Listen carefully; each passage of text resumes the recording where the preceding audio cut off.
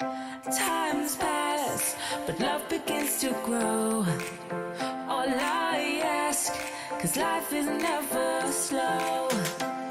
Can you walk with me? Can you walk and face the world? Let's dream of paradise. Dare anything, just build the flame. How fast journey won't feel the same. And can you fight with me? And can you fight and save the world? Whoa, right now. It's time to walk and face the world. It's time to fight right now. It's time to fight and save the world. It's time to fight right now.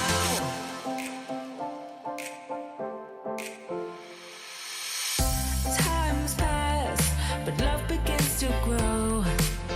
All I ask, 'cause life is never slow. Can you walk with me? Can you walk and face the world? Let's dream of paradise. Dare anything, just build the flame. How fast journey won't feel the same. And can you fight with me? And can you fight and save the world? Whoa, right now. It's time to walk and face the world. It's time to fight right now. It's time to fight and save the world. It's time to fight right now. It's time to walk and face the world. It's time to fight right now. It's time to fight and save the world. It's time to fight right now.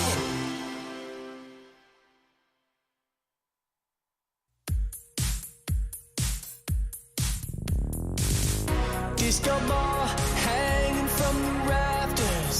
A good time is all I'm ever after. Chasing happy, chasing bliss, chasing wings. To stay sane, drink champagne, benzocaine. Little moon hanging from the space line. So much fun, it feels like a big crime. Running laps, don't take naps. I go tap, tap, tap. On the cake, don't make me beg. It's a big goose egg. Central Park moon. We dance and we groove. Central Park moon. We dance and we groove.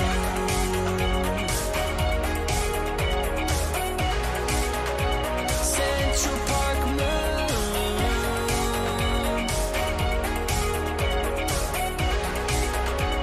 Central Park moon. Flashing lights, double blurry vision. Having fun is always the mission. Big lapels, three-piece suit, and low-hanging fruit. Bust a move, brand new shoes, no way I can lose. Blowing smoke out the window in the kitchen. Vinyls on, headphones just to listen. Do the dishes, feed the fishes, blast the television. Bodies moving and I'm choosing to keep grooving. Central Park moon. Dancing we groove. Central Park moon. We dance and we groove.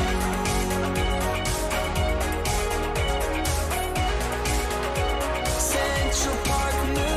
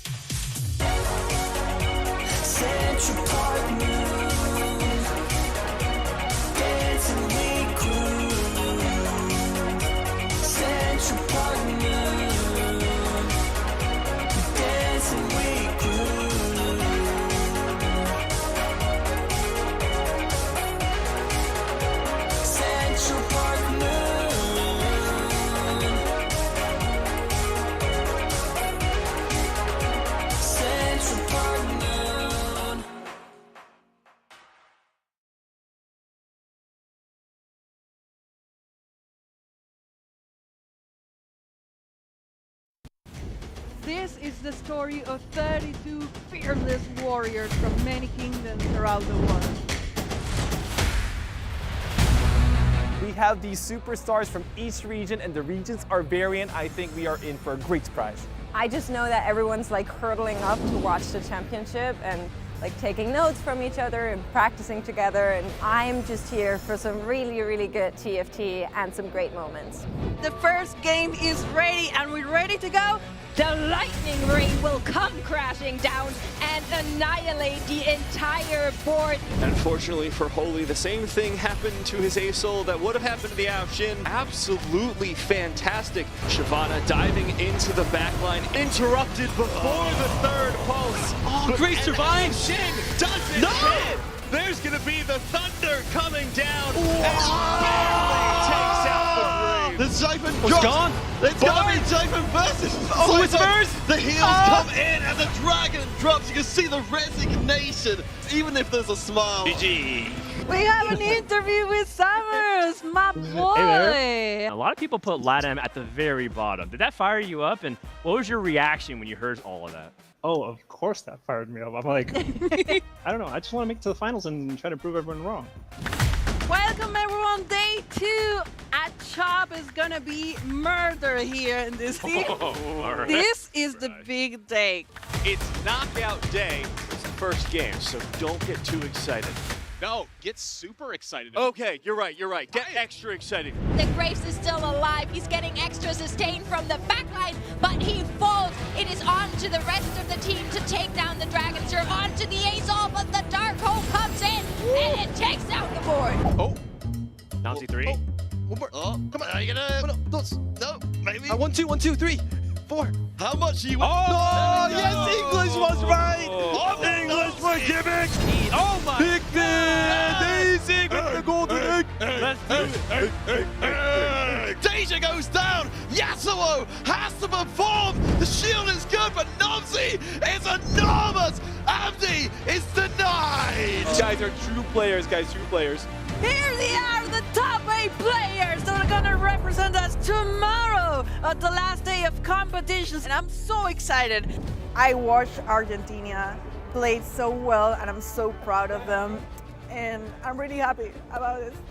Muchas gracias, de verdad. This is the time where they can actually say they are the second best region in the world with 2 Latin American players making it through. Something that's really, really cool about our top 8 is we have Rain, first female TFT player in the World Championship, and she's also the first trans for NA. Frankly, I've never played in such an important event ever.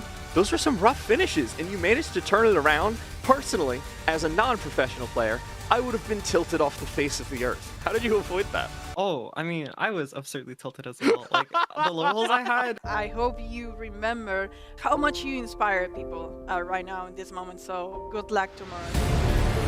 Welcome everyone to the great final of the TFT Dragonlance Championship. These are the best players in the world right now. If there's ever an angle we've never seen, this is the place for it. Shyvana drops in the middle to flame breath all of the opposition. Aesol uncontested, but now Kaisa fires away. Potentially one less ultimate. This Aesol goes wide and falls. Dongle! Staying really composed and calm. He has so much HP to play with. In fact, he can chase more than Ice. Oh, there it is! There is an Ice 3! Life is bad coming in already. Strongest board in the lobby. 100 HP Soraka ready. He actually will be able to continue his win streak. Can he do it? Can he do it? Can he do it? And Dongle says no. Here he goes down. Title gets second, and that's 18 points. This is what high-level TFT looks like, since none of these players are making any major mistakes. We have, of course, got to take the bait to buy a little bit more space, but it's not looking good. There is the black hole that will swallow your soul. Gunly on the win streak takes the title. They are your Dragon Lord. China does it again 3 times in a row. I think this is definitely a turning point for TFT as a whole. It has just been absolutely incredible, and I think this is just the start. Thank you so much for joining us, and we wait for you on Monsters Attack. See you on that.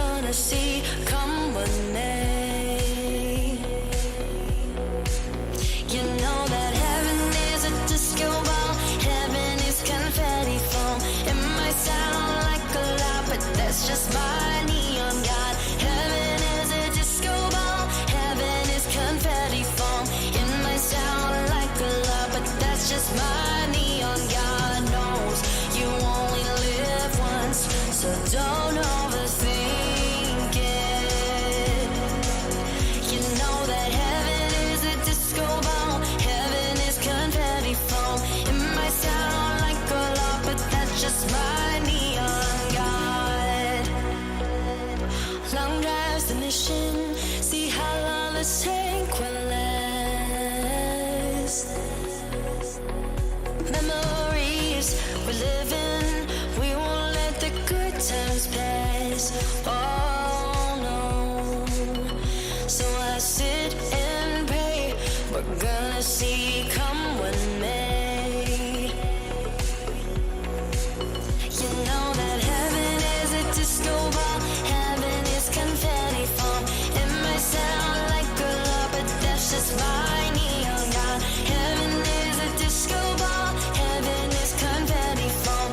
It might sound like a lot, but that's just my neon god. Knows you only live once, so don't overthink it.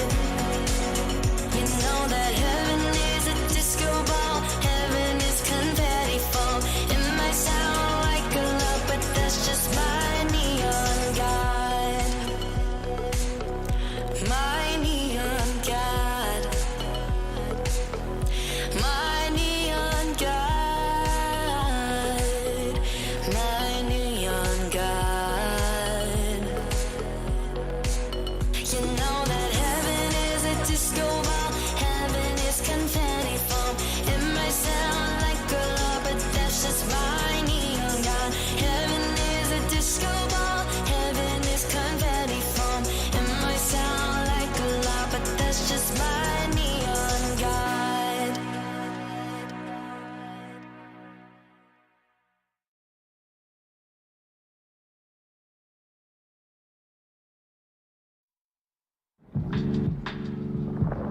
It's that time, my fellow night owls.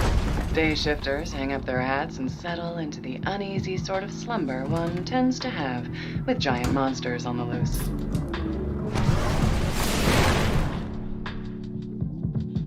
Spatulopolis is the city that sleeps with one wary eye wide open. But this radio hour is for folks burning that midnight oil. Hero, civilian, construction crew, doesn't matter. Dusk is ours, and everything east of it. Let's gather round and unravel the day so you're ready to fly by moonlight. You're listening to The Late Fight, and I'm your host, DJ Nightshift. Tonight's Rubble Report is brought to you by Built to Spill Scaffolding Co. No crying over crushed concrete.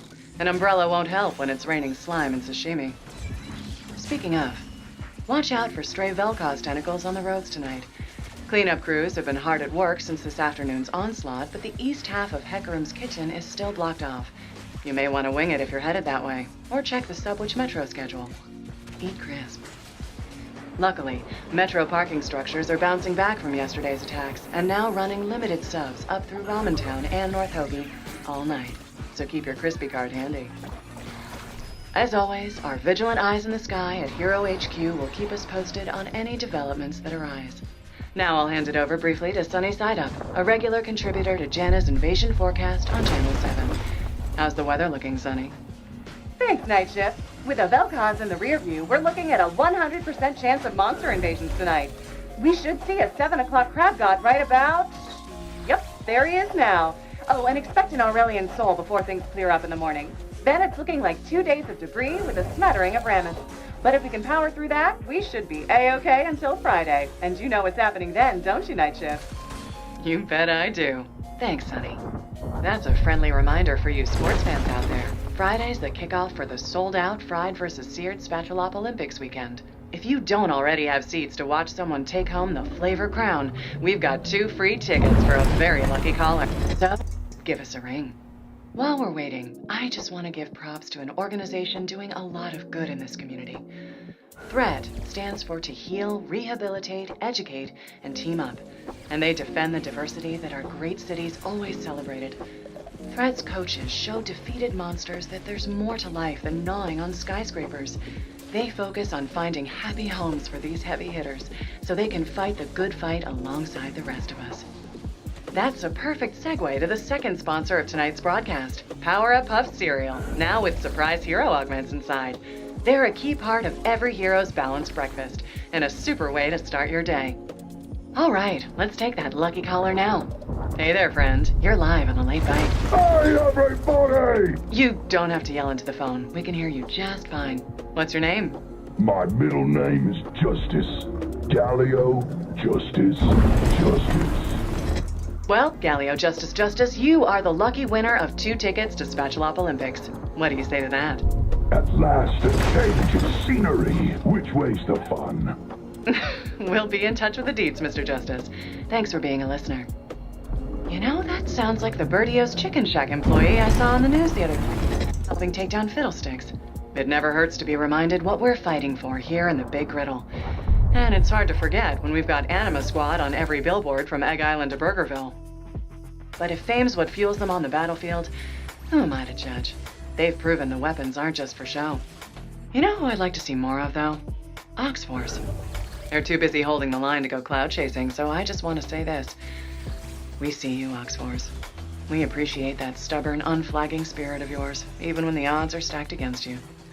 Never lose that. Of course, it's easy to never lose in a game where you're writing the rules, setting the stakes, and keeping the score. For every cause, the admin program's got an equal and operative effect stuffed up their cybernetic sleeves.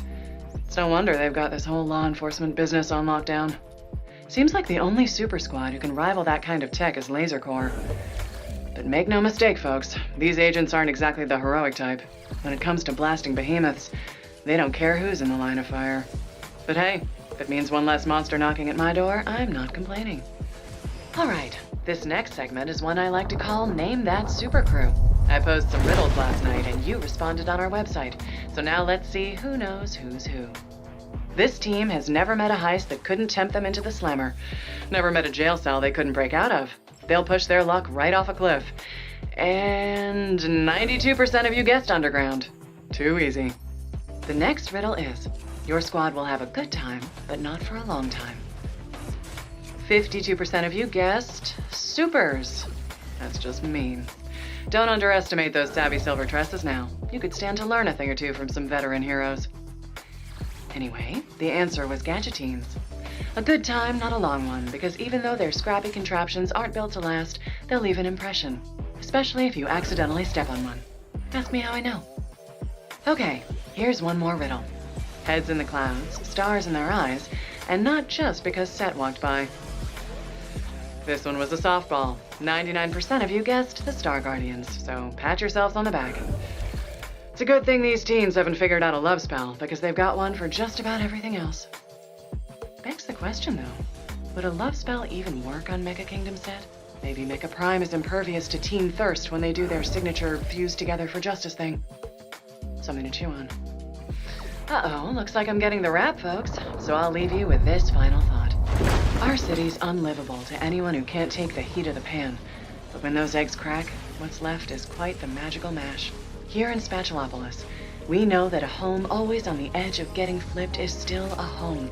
And that doesn't mean we can't find some comfort in the constant rhythm of demolition and reinvention, and knowing that life here is never dull.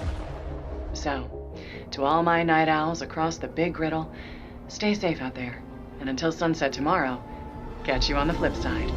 This is DJ Night Shift, signing off.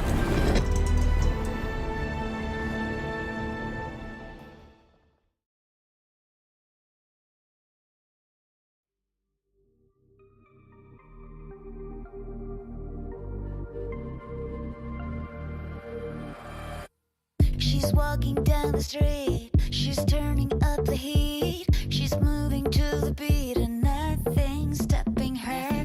She's walking down the street, all guys they wanna meet, thinking that she's sweet. I'm not so sure about that, 'cause when you think you're getting her attention, it hits you with a bang. She's way above your league, you better understand. It's like that.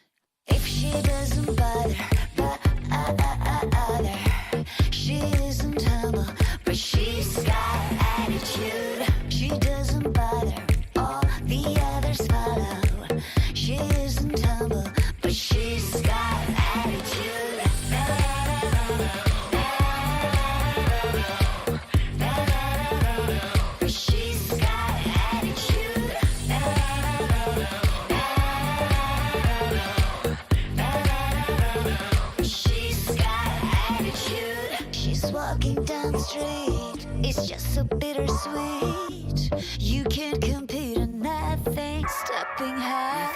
Walking down that street, turning up the heat, moving to the beat like no one ever used to. 'Cause when you think you're getting her attention, it hits you with a bang.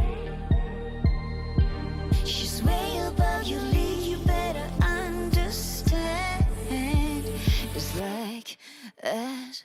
If she doesn't bother,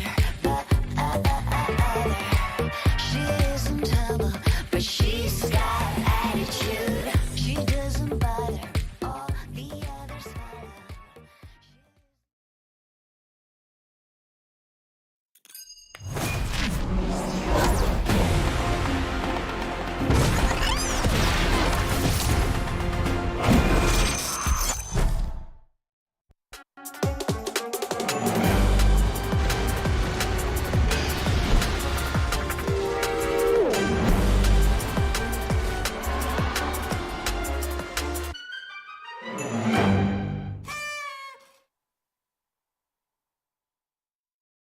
It's time to party! Welcome everyone to the Monster Party. We're here with the first show of set number 8. My name's Niberia, and I'm joined here by Makes and Impetuous Panda. Guys, this has been so exciting for me, but also I've been keeping like gamer hours. In case anyone's not aware, I do still live in the United States, so I had to get up at 7:30 after waking up at noon for like 3 weeks. This is a quad shot of espresso. I am thriving though. We're having a good time. We're excited. How are you guys? Is it even a party if you're not bringing a triple shot of an espresso? I don't know. Not my kind of party anyway. Yeah, exactly. We're really happy to be here. It's going to be fun. Especially for this tournament today. Very fun format, very new format. Going to test the waters and see how it works out. It might be a disaster, but hopefully it's going to be a really fun time for us, for the viewers, for the players as well. Yeah, I'm super excited, but of course, we had a little bit of a break, guys. So much like an elementary school teacher, I'm going to ask very condescendingly, so how was your break? What did you guys get up to? David, how have you been? I've been good. New set means a lot of grinding to learn everything on the verge of GM in both the US and NA, so definitely been putting in the time. But Niberia, more importantly than anything that goes on with LP, is a fact that I now am a proud owner of a Chibi Panda Annie skin. And this is especially important because I played League for maybe, very little time, for maybe a week or two, but I only ever played Annie mid. So it's like coming together where it's the champion I play the most, the skin is a panda, everything's perfect. I'm so happy. You can hear LS across the ocean just nodding and saying, yes, good. Very proud of you. Max, what have you been up to? I mean, honestly, a lot of work. However, if David is allowed to flex with his Annie Panda skin, then I'm gonna flex with having a Bun Bun and a Bun Bun Arena, because I spent some boxes and I thankfully got it. So I'm very, very excited about that. And I love the lunar event, honestly. Yeah, as for my part, I spent the break doing a little bit of travel. Yesterday, I went upstairs, and that was very exciting for me. Not often get to make that trip. So I've been having a grand old time here, but of course, we need to give people an idea of what they're watching. We know this is Monster Party, but do they know what Rising Legends is? Do they know what we're all about here? And Makes, I understand that you do.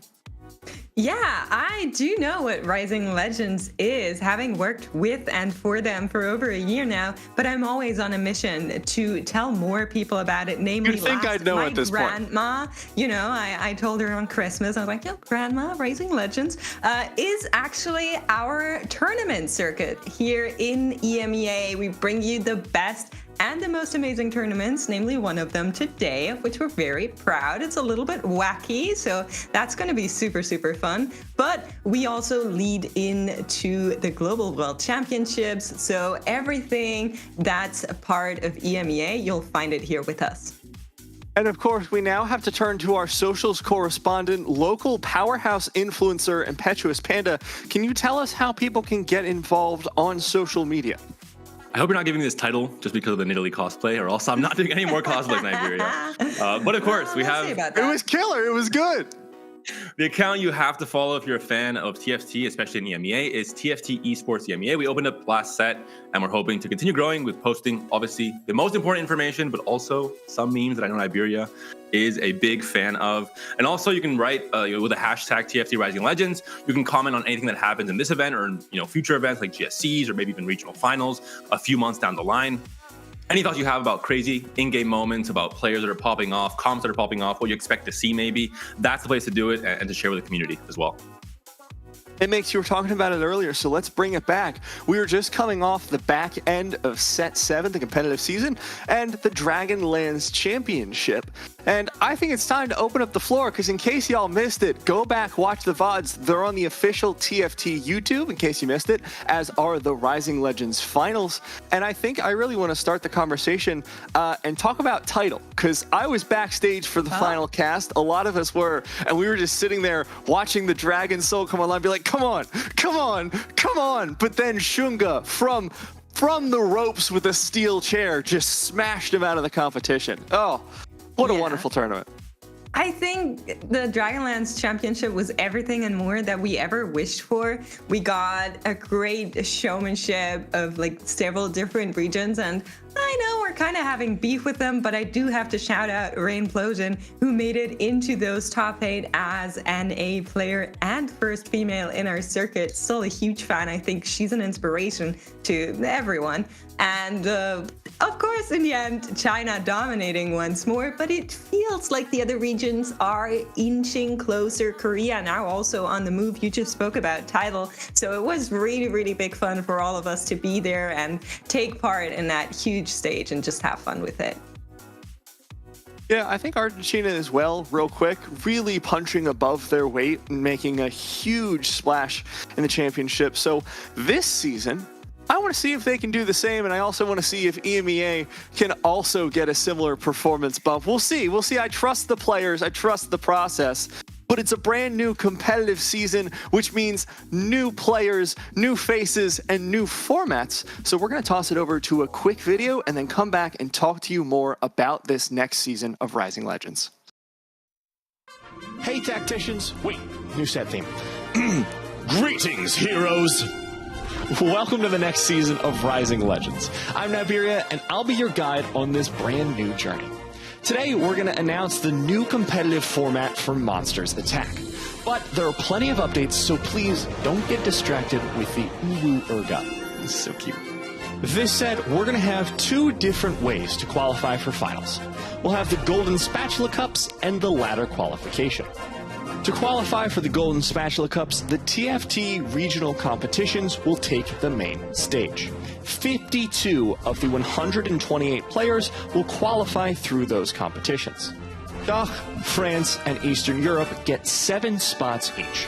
Poland and Turkey have 6, rest of EMEA has 5, Spain and Northern Europe get 4, and MENA and Italy will have 3 apiece. The remaining 76 tacticians will qualify in 2 ways. Lots of numbers, I know, bear with us. 32 will qualify through the open qualifier and 44 from ladder. So don't miss the opportunity to compete in your regional TRCs to have the chance at winning a spot in the next Golden Spatula Cup. This time around, we won't have a point reset when the mid-set update releases, so no more cramming for finals. Every game of Monsters Attack counts. All that in mind, only 32 players will qualify for the Rising Legends finals. The 3 winners from the Golden Spatula Cups, 21 point leaders from those cups combined, and the top 8 point earners from the ladder snapshots. Let's talk Super Brawl. Super Brawl is now a unique competition separate from the Rising Legends circuit, which means the winner won't automatically qualify for the Rising Legends finals. 4 players from each TRC will compete to be crowned Best of EMEA and take home the trophy. Oh, you don't know? Oops. Well, you heard it right. This set, we're going to have a trophy for Super Brawl. That's all for now. Thanks for watching, and remember, you could be the hero of Spatulopolis. We'll see you in Monsters Attack.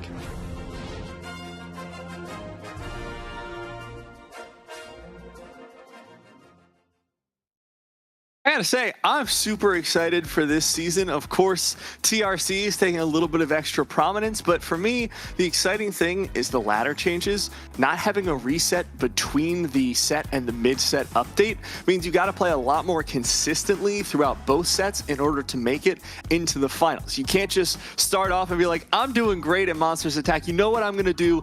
I'm just gonna chill out until the finals. No more. Whole time, grind it away. So excited. And this graphic is perfect as well. Perfectly explained kind of the importance of that kind of the bottom layer, which is the base of the entire circuit, and then moving up. So pyramid graphics, good. Pyramid schemes, not so much. But Iberia, you were talking about ladder. Can I show you some makeup, David? The biggest difference that we're going to have is that there's less spots for ladder. Obviously, TRCs are taking some of those spots from the snapshots. So the top end of the ladder for players that are trying, to mainly qualify through ladder, if they think they're very good at it, like Solika Sang, it's going to be that much more competitive. There's going to be less spots, and it's going to be much more of a grind, but going to be very interesting to watch player streams on those days of the snapshots as well. Important to note on that matter, though, is that the TRCs do take precedent over the ladder spots. So if you're looking at the ladder and you're just looking at the top 26, there's like 20 people in there that have already qualified over their local tournaments, then those spots are going to move down. So it's going to have a lot of math and kind of figuring out who already has qualified over each of the other regions. And I feel like that's going to bring us a little bit more closer together anyway. Yeah, I'm really excited, but of course, new competition also comes from a new set.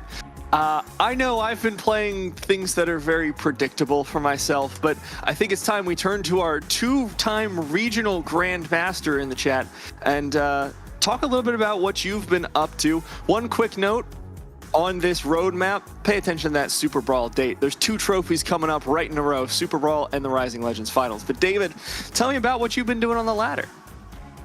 Well, I think I've been doing what everyone's been doing, which is playing a lot of Set and Misfortune this patch. Look at the bigger picture, though. Reroll was a little bit all over the place, even for players that enjoy pressing D maybe a bit too much in terms of the tempo. The lobbies was just way too fast. Everything shifted compared to the last 2 or 3 sets. But now that's changed a bit. I think it's become more of a balance.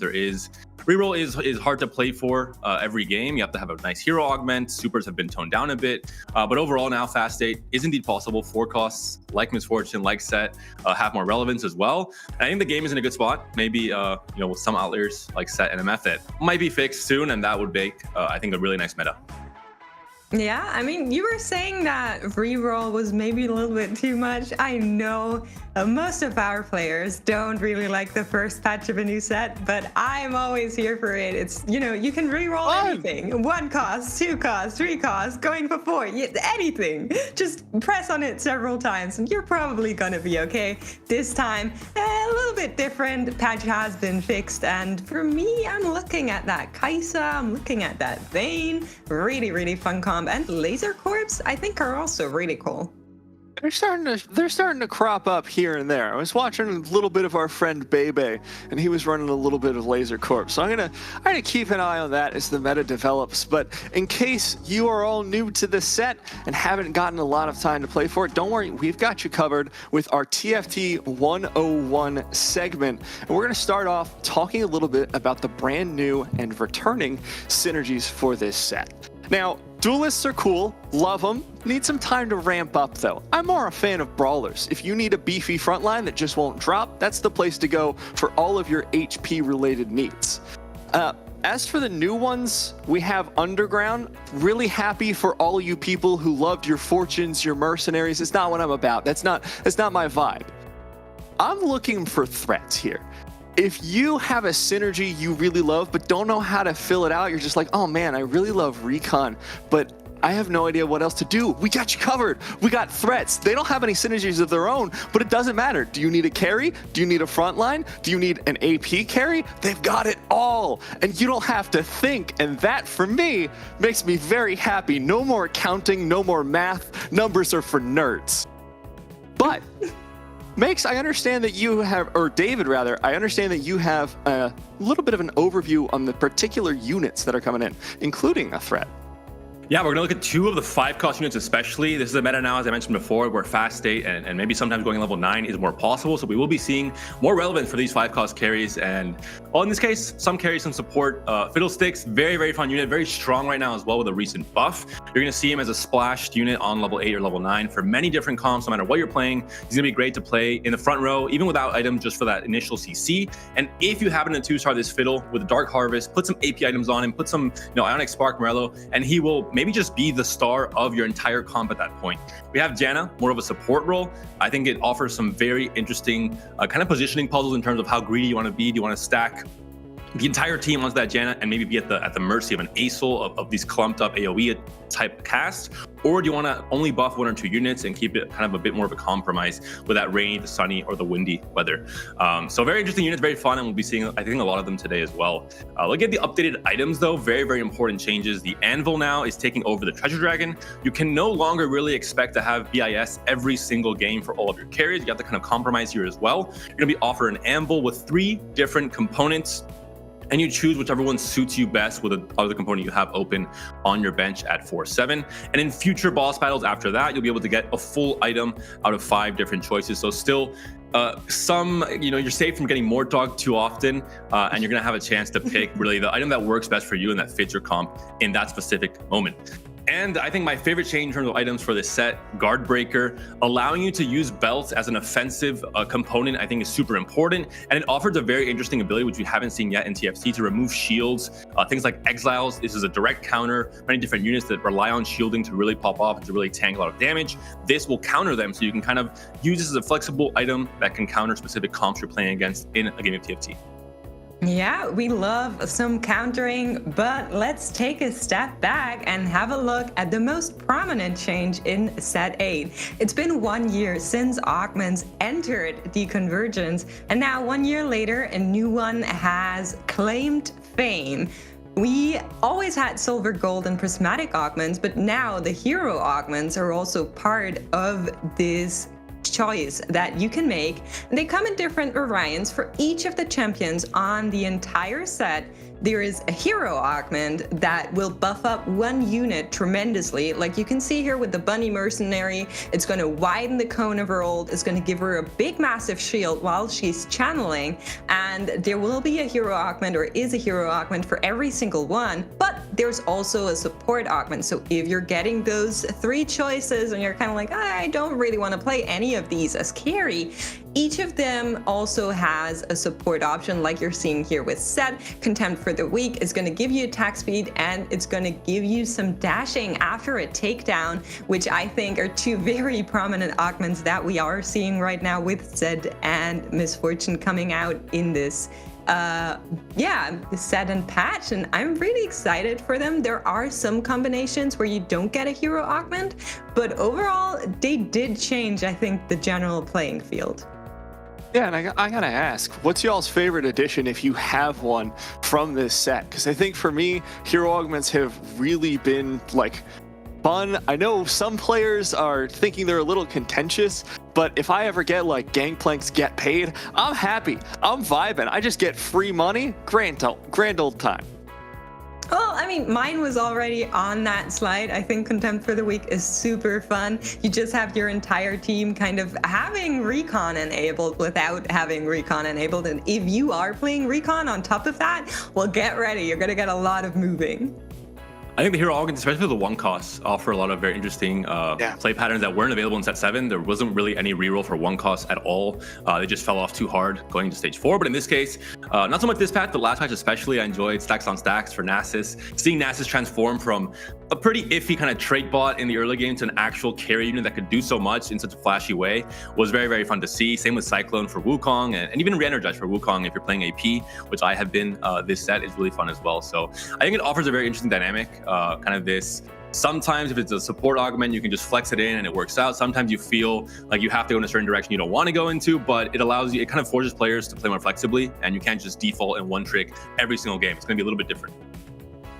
I really enjoy the hero augments, especially for those 1 cost units, because it always feels like the, unathletic kid in gym class getting picked last. It's just like, yeah, you're on the team, but you're kind of here just because you have Spell Slinger. don't think you're actually going to do anything. But if you have, you know, Lux's particular hero augment, suddenly she's there for good reason. She's buffing up your units, giving them AP, and she's a huge part of your composition. And like you were saying, David, also the 1-cost rerolls. Lulu, last patch, actually got to come into her own as a carry. So it's really nice to see that all along the spectrum of costs, there are units who get to stay relevant throughout the game. And that's something we haven't really had before. Yeah, absolutely. And I think coming into the set, it's a little bit of a challenge, especially for players who kind of, you know, opt into TFT once in a while and they're kind of just like vibing, not really pushing for those ladder spots like our players here, of course. So I would just say take the plunge, figure out what's kind of fun sounding, what you feel like is going to be great, and then just play around it. You might be surprised. David was just mentioning the Nasus augment, the stacks on stacks. I saw that one recently and I was like, this is so fun. Just having that Nasus. No, but like, don't play this patch. Avoid. You can. If you just want to have fun, if you're not going for a win, then I think it's really If you want to lose. I don't play TFT in that way. Sorry, Mix. I cannot understand. Well, I was saying I'm not talking about players like you, so. Video games aren't for fun, they're for winning. And that's why we're going to talk to a winner right now. We have an interview with Solo Gasong. Solo, I believe you're on the line right now. How's it going today? I'm fine. How are you guys doing? Thanks for having me. I think I'm doing good. Everyone else, how are you feeling? Let's sound off a little. Good. Good. All right. We're all doing good here, Solo. So I'm glad you're doing well as well. We were having a little chat coming into this one about like our 1-cost units. Are there any 1-costs that you think are actually good right now? Or are you on David's side of it just being a lost cause? Oh, I can't tell. No, but Silas and Taylor are pretty strong right now, I think. Like, okay. Like Ashe is okay, and Lulu got nerfed quite a bit, but there's still some. I mean, you can still play a lot of comps and set, but you can play a lot of comps. You wouldn't say so. No, we figured that one. But so I want to ask you something. I know you're like very prominently known for making these big spreadsheets, and especially in the German-speaking community, teaching a lot of people what you know. And I wanted to ask you how you figure it out. So how do you approach a new set like set 8? Where do you get that information? How do you figure out that set is really good or that NASA stacking is maybe not? Oh, I try to I don't really interact with anyone. Don't have friends close to me. No girlfriend and parents. Like my family, I never visit them. Also, I rarely visit them. We only like video chat, so like I have tons of time to prepare. And so like what I do usually is wake up when I watch some gameplay in my bed, and then watch some more gameplay. Any particular gameplay that you're watching? Oh, I watch everything. Like I don't really care. Like I watch anyone from any server. Like it's, to be honest, like it's important to watch many different regions because every region has very strong players. Like I learn a lot from like Dishso, Setsuko. I also learn a lot like from Raiko. Like to watch him as well. I also watch some Noel. He's also participating today. Yeah, I just try to like watch everyone's gameplay because everyone has a different approach. It's just like chess, right? Like there are many grandmasters, but every grandmaster has a different play style. Like some play more aggressive, some more tactical, and so on. So yeah, I try to get as many ideas as possible from as many different players as possible. Yeah, thank you so much. I love that. I think the ideas you're getting are definitely working out, Solo, because 2 accounts in the top 10. You've been smurfing the entire start of this set. I think, by far and away, everyone agrees you are the top player in MEA right now in terms of ladder results. I also used your comp sheet the first month of this set, so very grateful for that. It was very, very helpful. Thank you for that, as always, Solo. But I wanted to ask you, new patch. I know you played a lot of Jax in the last patch. That was very evident for anyone that watched your stream. But coming into this new patch, Jax is no longer really a viable comp with 6 brawlers. What is kind of the flavor of the month outside of Set and Misfortune and Ace, please? Something different. Other than Ace. I should tell, not sure. I'm sure I should say what I would like to play. All right, we'll find out today then. We'll find out today. Yeah. We'll leave it a mystery. Let me think. Like besides Set, I mean, like MF Samira, obviously. Yeah. I mean, like that's the obvious one. And that was like the answer that everyone knows. Someone in silver, you ask them, that's the answer they'll give as well. But I guess we'll find out the rest today then. I'm very curious to see what your take on this meta is, because it is hard for some players to kind of get away from the very obvious stuff like set at the front line and just ace as a back line, just all the damage you get to execute as well. So very curious to see what you show us today on this tournament. Solo, I have a question for you. Now, I don't speak German, as anyone who's heard my accent can probably tell. So I had Max do a little bit of translating for me. Apparently, all of your stream titles are like some corny jokes. Her words, not mine. Where do they come from? Are you just like sitting there with a notebook every night going just like, oh, this one's going to kill tomorrow? Yo, I used to do that at the beginning.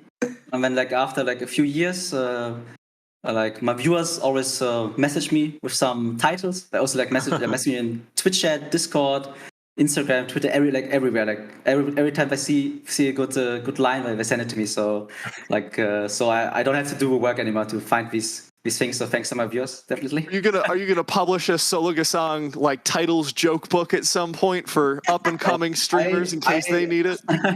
Maybe. I don't think so. But there's actually a list like in the Discord. Like I have a channel for it, and I just post it when I'm not online. Yeah, the comp sheet and now the joke sheet as well. I love it. We're going to send Niberia there to learn some German. I'm sure that would be really, really good. But looking at this set in kind of a bigger competitive viewpoint, last time, unfortunately, you didn't make it just into those finals. We would have loved to see you there. This time, how's your approach going to be different in terms of competitive TFT in order to reach EMEA finals, in order to reach Worlds, maybe? Yeah, I think last time I was in the finals, I just played really bad. Like my opponents were really strong. And that's why I got punished so hard for every mistake I did. Like, so like it was close. Double hands on. So this time, I just like need to do less mistakes. Like I've also written down like mistakes I usually like I do very often, like scout and position too much. Like. Okay, so this time less scouting? Yeah, less. That sounds like a dubious technique. The thing is like I try to like scout everyone and then like try to position against everyone, but that's impossible against good players. I mean like I can't outposition double and two other guys at the same time. So that's what I meant. Like try to like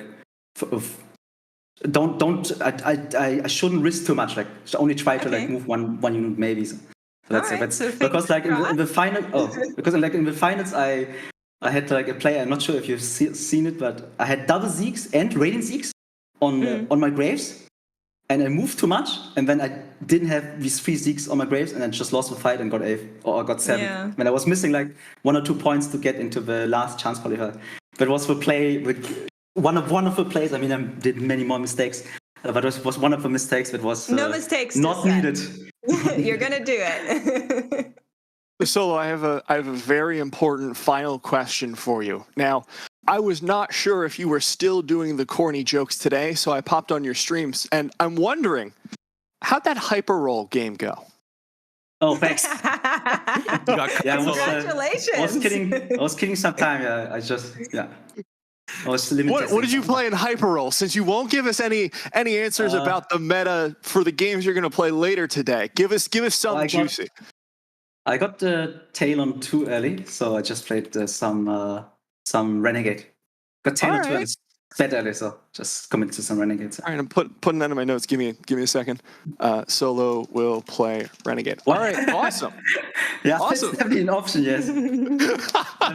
Well, thank you so much, Solo, for your time. We've really appreciated it, and good luck today. And of course, before you go, everyone at home, Solo is, of course, streaming right now. I'll do the plug for you, twitch.tv/SoloGasang, if you're looking for some German TFT and some truly corny stream titles. So thanks again, Solo. Yeah, thanks for having me. Thank you. All right, guys. So that was a lot of fun. That was a fun interview for me. But he was talking a little bit about the meta. Of course, we couldn't squeeze him for as much information as we would have liked, keeping the cards close to the chest. But what kinds of things can we expect for the players and the viewers coming in today? I know Set has been on the lips of pretty much everyone, both on and off the desk all day. I guess if we're not going to mention the elephant in the room or the mecha defender in the room. I mean, we can mention the elephant. I mean, it's right there. But the rest, I think, Recon we'll see a little bit of. I think it's a great comp. You can top 4, but you have to be playing from a kind of a high roll spot to really do better than that, in my opinion. It has to be uncontested, especially you're playing for reroll, you're trying to get Kai'Sa 3, Rammus 3. If you're contested, it's going to be a little bit harder to do so and to spike at the right moment when players start getting very, very strong with their 4-cost carries. But also Duelist. Duelist continues to be a very good top 4 comp. If you get a good start for it with Locket, with 4 and 6 Duelists, it's one of the strongest traits, I think, in terms of spiking you in stage 3. So that's definitely an avenue to stay healthy all of stage 3 and slowly bleed out stage 4 with kind of a subpar comp compared to the rest. Yeah, I would really like to see some laser corps, the other Z, not the set, the Z. We're going to have a lot of fun with these in the next month, I'm sure. Yeah, we have to be really careful about the pronunciation. Sure shots, I think, are also still a thing. Aphelios, Samira, you can see them pop up every once in a while with that Aegis front line. I feel like that's still an avenue to explore. Unfortunately, AP comms have fallen off harshly. Yumi basically not clickable anymore, very much to my disappointment. But I think Oxford's Viego can also still be an option, and I'd really like to see that comp as well. The long and short of it, of course, I'll mention the elephant and then sum it up. There is going to be a lot of Set today, and behind him a couple of aces, usually the misfortune. So, I mean, I guess keep an eye out. You don't really have to. It's going to be right in front of you all day. But remember, reroll kind of on its way out. 4-cost carries the name of the game, as my co-analysts have mentioned. But of course, it's not just us on the show. We have our 2 wonderful casters, Counterfeit and Weta, waiting in the wings for us. So guys, for the first time, kick off the party today. Take it away. All right, thank you very much, Matt. Yes, the party will begin here. My name is Counterfeit, alongside Witter for these first 2 games. Winner, maybe on the chance to talk before this really started. How are you doing this season? I mean, this season so far, we don't talk about my ladder performance. Don't go and look up me. Don't look me up my lol chess or any other servers if you choose to do that, because that is not going to be a good look for me, right? But in general, I think that this set has a lot of really fun angles to pursue, right? You'll see angles opening up with hero augments into 1 that wouldn't be possible otherwise. Like overall, I'm doing quite well. Like the overall upgrade to the TRC system, all these things coming in, right? Like there's just a lot of good things going on. All right, so before we get actually started today, of course, we've got to cover, we're talking about elephants in the room. We've got ourselves a big old change up in what we're doing here today. So let's talk a little bit about the format. We can see on here that the point system is only one of the things that's very dramatically different than a regular event. Yes, so we are going to be trying out something a little fun, just a one-off here, called hex charging. So at 2 points in the game, the game will be paused. The players will then be able to choose whether or not they would like to hex charge.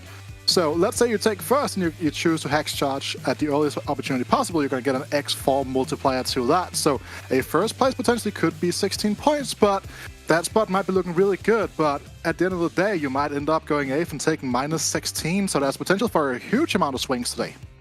Yeah, we just don't know how our players are going to end up approaching this. So again, we'll be having our pauses after the first augment and after the third augment. Those are the places where people can choose. If they choose on the first, it's a ×4. If they choose on the second, it's ×2. So we'd expect by the time we get round to the third augment choice, our players should have a pretty good idea if they're going to first or not. Yeah, that's the thing, right? And also, especially after the second one, I think it's going to be a little bit easier to really digest your position in the game, right? With the meta right now being very heavy around a 4-1 roll down to figure out like which vertical way are you going. Are you going into the MF? Are you going set? Are you potentially looking at something like a Sejuani frontline instead, right? There are options right now. It is very much dominated by that set too, but that could be the overall big swing, right? You're going to have a pretty good idea about how the game is going at those moments in time here. Now, look at all our lovely, lovely players here at Counterfeit, right? Like, we have some all-stars from all across our lovely region, from Bricks to Solo Gesang, we just spoken to Brank, former world's competitor in his own right. There's a lot of talent on display tonight. Absolutely. I mean, everyone here is from the EMEA region. As I said, already talking to Southern Design, of course, we've got our EMEA champion who did come in 10th at the World's Dragonlance Championship. Lelouch up there in the top right-hand corner. So this, I think, will be a really great taste test. Even if the format is very different to what our players are used to, we know every one of these players has got a huge amount of potential to make this season their season. Absolutely right. Again, Scapeus is another player, right? This is one of those sets where a player like Scapeus could actually end up shining, right? Because when a lot of people go back and look at Scapeus' VODs, they're like, why does this work for Scapeus, but it doesn't work for me, right? And we saw a lot of that as well in last set, to be fair, well, in tournaments, where it's like, Scapeus, he doesn't really want to conform to the norms of what people think is the meta, right? So maybe he's the one that has that meta breaker out there tonight where he's going to be looking at and being like, hey, this spot is actually pretty cool. Let me try to play from that instead.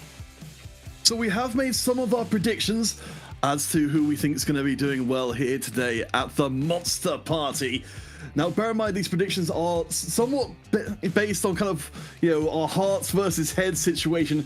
You see, of course, myself and Matt both going out for bricks because we just like them so darn much. But we know that there's plenty of other players who are going to do almost certainly very well. I don't know if you guys have like any sort of like building project going on, right? But like those breaks could be applied to that. But I've chosen to go with Skippy, right? Like, and again, Skippy, as I was talking about, reason pretty self-explanatory, right? The guy, his brain works in wondrous ways, and with a format like this and the state of the game where like you can run with like very funny things on 2-1 and be like, okay, cool, I'm gonna go Lux reroll this game because I got the Lux augment, stuff like that, right? Being able to see those out there lines is gonna be super important. And of course, if you ask the players themselves, they, for the majority of them, have said they think Lelouch is going to be the one, which is hard to argue with considering the Lelouch's tournament performance. But again, we've got a chance, particularly in such a volatile format, to see a lot of players coming through. I think a big question to kind of bring all this together is how our players are going to approach this first game. Because as you noted, there's a huge amount of volatility in this first game.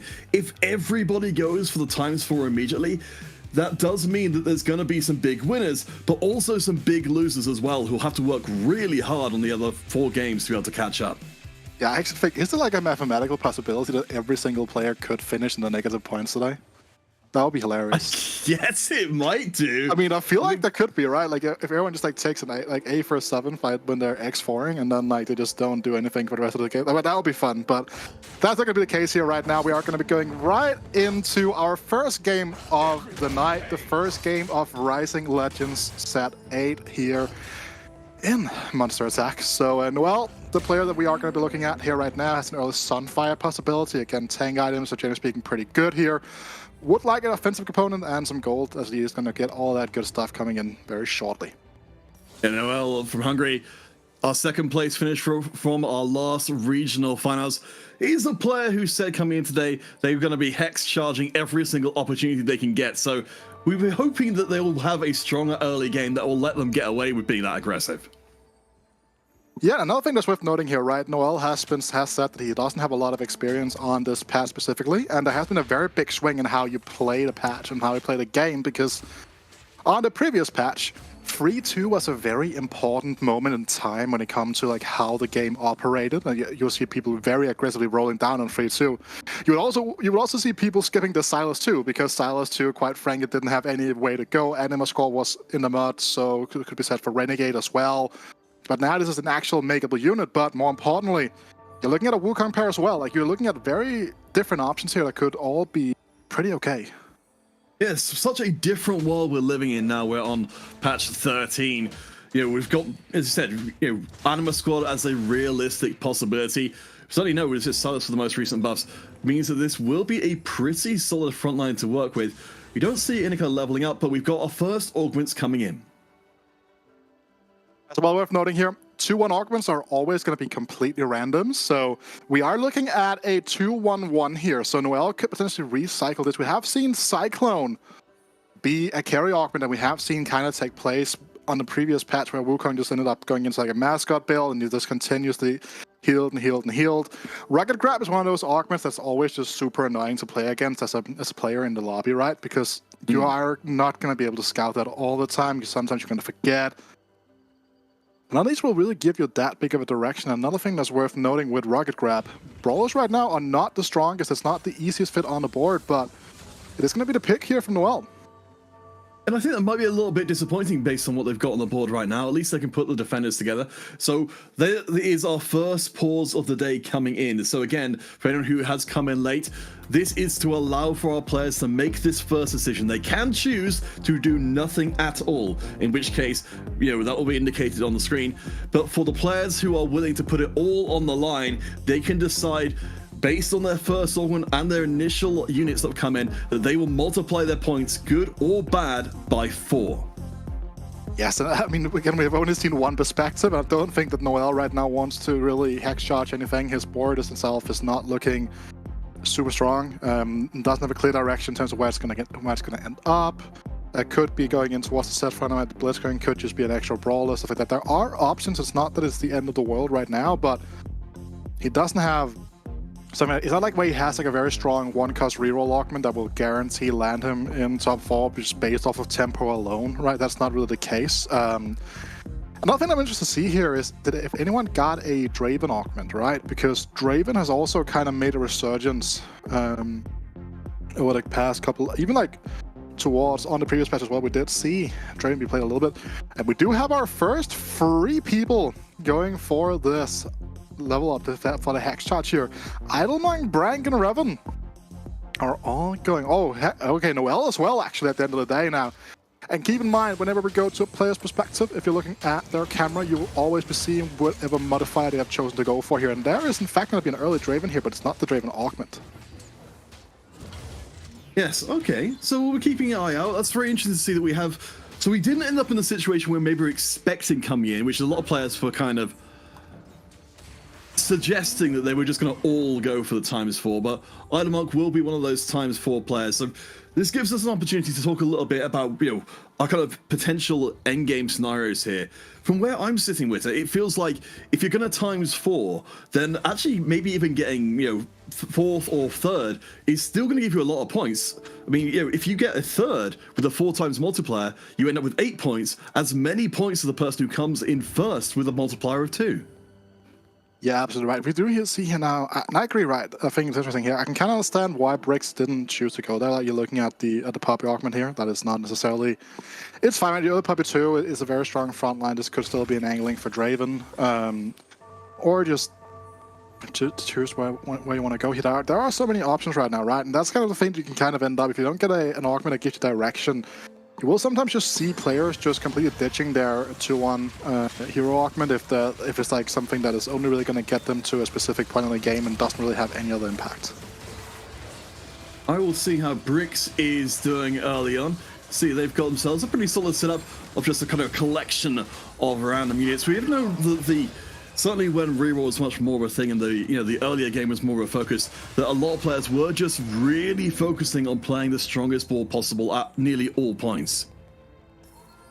Yeah, absolutely here. So, strong opener from the side of Brank? No, that's not Brank. It's a burst from Brick, sorry, with the duelist angle here as well. What are your favorite thing to play? Like you're not allowed to say set, Peter. That is just that is not I don't allowed. like to play things which are remotely good. I will like trying to dig into the set and trying to find weird stuff that'll work. I mean, one of my favorite comps in the previous patch, at least, was trying to get the Wukong reroll working. But of course, that's not really possible anymore now that Wukongs are being harvested by all the players who want to play set instead. Interesting decision here as well. We see here Brank being very aware about the fact that this hook is in the lobby, and again gets rewarded for his positioning here as well. He could try to start to build up a loot streak, but with that early Poppy 2 as well, like a lot of other tools, you can't necessarily guarantee a loss streak. And you can see just how tanky this Poppy is in the early game. In combination with that redemption, right, is another item we've seen a lot of use of on a set, to be quite frank, right? But that is going to be the name of the game for most of what we're going to see today. Is just the fact that set is going to be the premier frontline right now. I have seen a lot of people have a lot of success with going for something like a Sejuani in these other centric boards, but earlier top 5, early level 5 here from Brix. Also interesting to note, right, it's just about trying to put as much damage into these players, because something that I have found, right, is that even if you do stabilize on, let's say, a 4-1, a 4-2, etc., sometimes you just find yourself in such a low HP pool if you had a bad opener that 1 or 2 losses is all it's going to take for you to go out, right? So just dealing as much damage to your opponent in the early game is super, super, super important. And again, remember, as you can see on our little scoreboard up there, or at least, no, sorry, you can see the augments up on the choices there. So we've got ourselves actually a couple of friends Yasuo's in the mix, as well as Revan picking up our friend Vi, and Lelouch actually going for the Silas support augment. Fascinating. Yeah, Silas support is one of the ones that, you know, kind of is a representative of the metagame right now. And the fact that, like, it's just, again, like, this you would have seen this on the previous patch, right? Like, now Silas is actually back to being a unit. He got a pretty big buff. And you look at the board here, it makes perfect sense, right? Like, you're looking at the startings of an enemy squad. You have the Renegade already going right, so this Silas is going to be doing a lot more damage, as it is probably going to be staying alive for a longer part of these fights. But, Peter, we have an Underground on our board. Yes, and that means trouble for absolutely everybody else. I mean, Matt was talking about, you know, the comparison to Mercenary and things from previous sets. Of course, with the Underground setup being as it is at the moment, you're getting stacks whether you win or lose, and you get to choose when you cash out. So for Scapeus, they've got an incredibly high ceiling in this game, and bear in mind, they are one of the players who've gone for the 4 times multiplier. So if they get a first, they'll have a massive lead over everybody else. That's a massive lead, right? But again, Underground is one of the things, like, especially when you have them in from 2-1, which, what is that, that's free. They say he has that in since 2-2, right? That is going to be an important thing to look out for here. That's it. He's going to have it now. He'll be able to make a decision here. And something you will see, right? Sometimes people will just take the first cash out and then get out if their board is reminiscent of something that can transition here.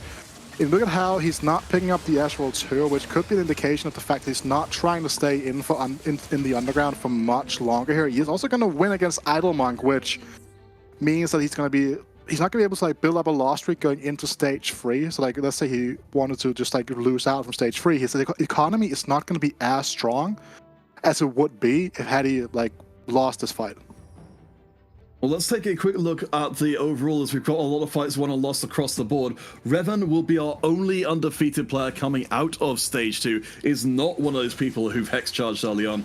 Idlemonk, Seligasang, they're both down at the bottom with 68 health respectively.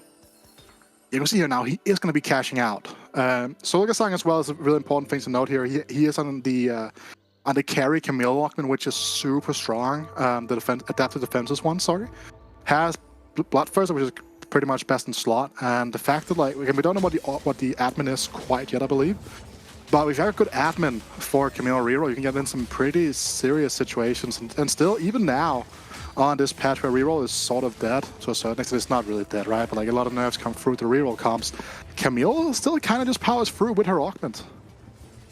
Yeah, it would be fascinating to see where this one ends up going longer term. A small note, of course, about... Oh, there we go. There's the AD to back up the healing. A small note, of course, about for later on, rainy weather, so our Janna will be spreading mana around the field once that becomes a bit more relevant. We'll come back to that, but from what Seligasang's got going on, we've got ourselves a deep loss streak. You know, when do you think Solo's going to try and turn this one around? That's going to be an interesting thing, because it kind of comes naturally when you hit your Camille's, right? It's even like rolling a little bit on level 5 just to try to find, you know, Silas, Talon, these other units that you might be wanting to reroll, because we saw a bit of a transition in terms of how you were playing those reroll comps in the previous patch, especially when it involved supers here. But again, Noelle, very early misfortune. Not necessarily the strongest early game unit, because again, she does need a lot of time here. But as long as you have one mana gain item, well, that's going to be a Rage Blade, Spear of Shogun primarily. She is going to be a pretty strong unit, but again, the first ability here not doing a lot of damage here now, so he's still going to be taking a loss. It does seem like here, this board from Scapeus. Very strong, did go level 6 as well, just like Noelle did here on 3-1, but Skip, he rolled down very deeply and had a stronger board. That's a set in the shop and a prismatic here. Ooh. A lot of decisions for Noelle, because he's aware of the fact that there is that set in the shop ready to start the transition process. Yeah, this is really fascinating, given that we had the very early hero augment, so we have more early game focus boards. Now to have the prismatic thrown into the mix as well. I mean, we have, you know, we saw the misfortune before from Noelle. I'm sure they would love to have, the extra anima in there to potentially go for 7, but it is going to lock you down that one path and announce to the rest of the lobby exactly what they need to do to grief you. Apparently, though, that's not an issue. Yeah, so now, again, something that's worth noting here as well, right, is that Vertical Anima Squad, while it is a nice bonus, is not necessarily the greatest thing here. Lelouch now, decisions to be made here has gone for the double Ancient Archives here. Prankster Emblem as well as Oxforce. Looking at the bench here, looking at the units. Very good setup here for something like a Viego composition here. Extra Prankster Emblems are always really nice because what this could allow him to do is he could go into the Viego set duo carry that we saw so much of when this set launched, right? Super strong. You have that extra Prankster in there to even go to free Prankster if you want to. With Viego, Zoe, Viego, Echo, and Zoe, right? So a lot of possibilities here right now for Lelouch, and another thing that's worth noting here is also cannibalizing Solgasang's Camille's, and that's another thing that we really need to look out for here because Solo had to pick up that early Camille. He doesn't have that extra Camille lying around on the board. All right, as we check in with Revan, they remain undefeated coming to the midway point of stage number 3. So bear in mind, we are looking at the Vi setup here. This is not the traditional boxing lessons Vi, which gives a health across the team, but effectively an augment that will give Vi another Titan's Resolve on top of the Titan's Resolve and Bloodthirst that she already has. Yeah, and also it's worth noting here that like he picked up the high roll augment, but I do believe he's yet to he's used all of his dice and he hasn't really gotten any closer to hitting, right? I think that is another thing that we need to keep an eye out for here as well. Good seven from Solo, yet again here, slowing down the primary aspect of the damage here over the side of Revan, and with the Camille 2 now fully online, good item setup here. And somewhat time to ramp up. This is going to be fine for now. I do believe, again, this Vi, like when you have the Vi carry augment, her shields become pretty big as well as her damage output. So another loss for Solo here going into the carousel. Has that Chain Vest right now on the bench. Is going to be lining up quite nicely for a Titan's Resolve, one would assume. So, wait then, talk to me about Brawlers here, because of course coming into the patch, Jack's got some absolutely massive nerfs to his power. His base power, losing about 100 damage or more than 100 damage off of every third hit he was doing. People were assuming that it wasn't going to be the comp to go with, but it's working incredibly well for Revan right now. It is working incredibly well for Revan, right? Again, this is due to the nature of the fact like how strong his board is right now in terms of the power level in of itself, which is going to be super strong here. The Unrelenting Force doing a ton of work,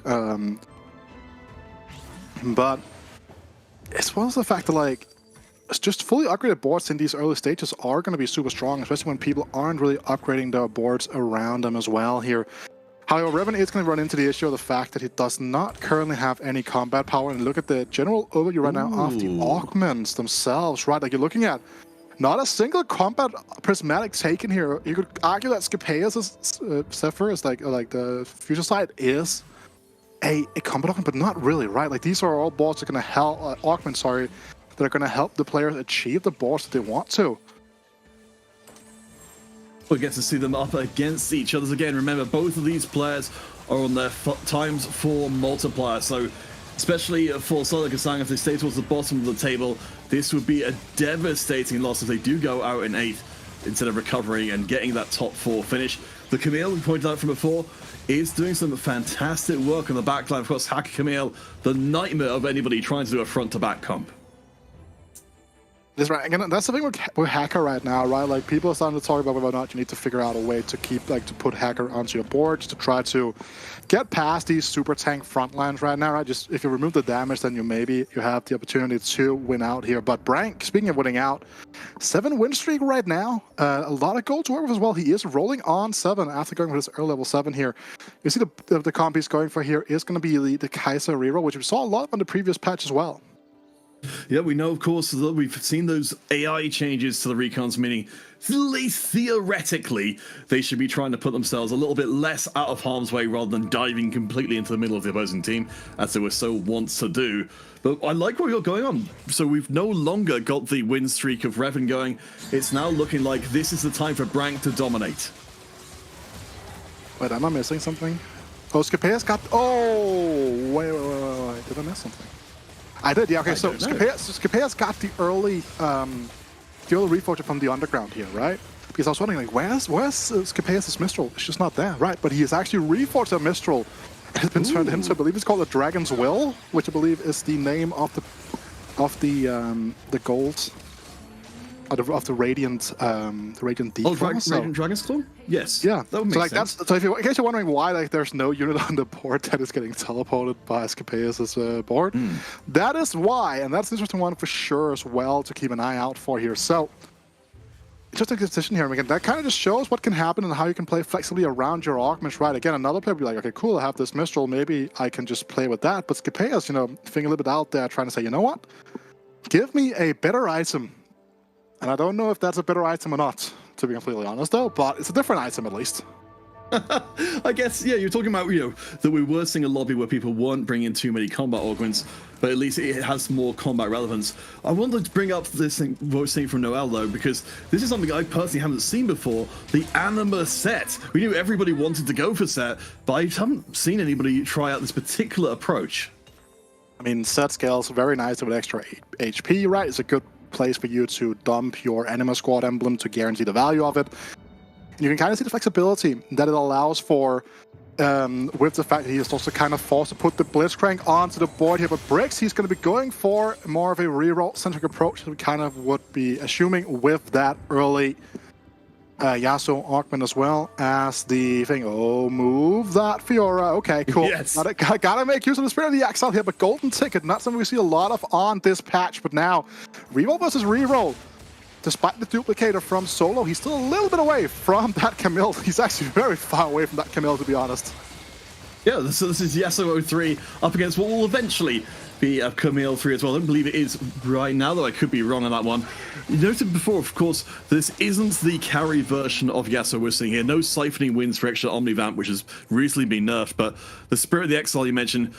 So instead of getting a shield, getting attack speed across the team, and that seems to be enough to enable the entire duelist squad to really hit very hard despite the recent nerfs. Yeah, but again, you're talking about here, right? Like, no sustain is a big one as long as this Yasuo has to be a primary carry, because Spirit of the Exile also means that you're kind of limited in what you're able to do positioning-wise here. Jewel Lotus, Battle Mage, and Knives Edge. There are, you know, cases to be made for all of them. But I do like the fact that we're going to be going here with the Jewel Lotus instead. It's just better. It just provides more damage in the long run. So will that set potentially as well.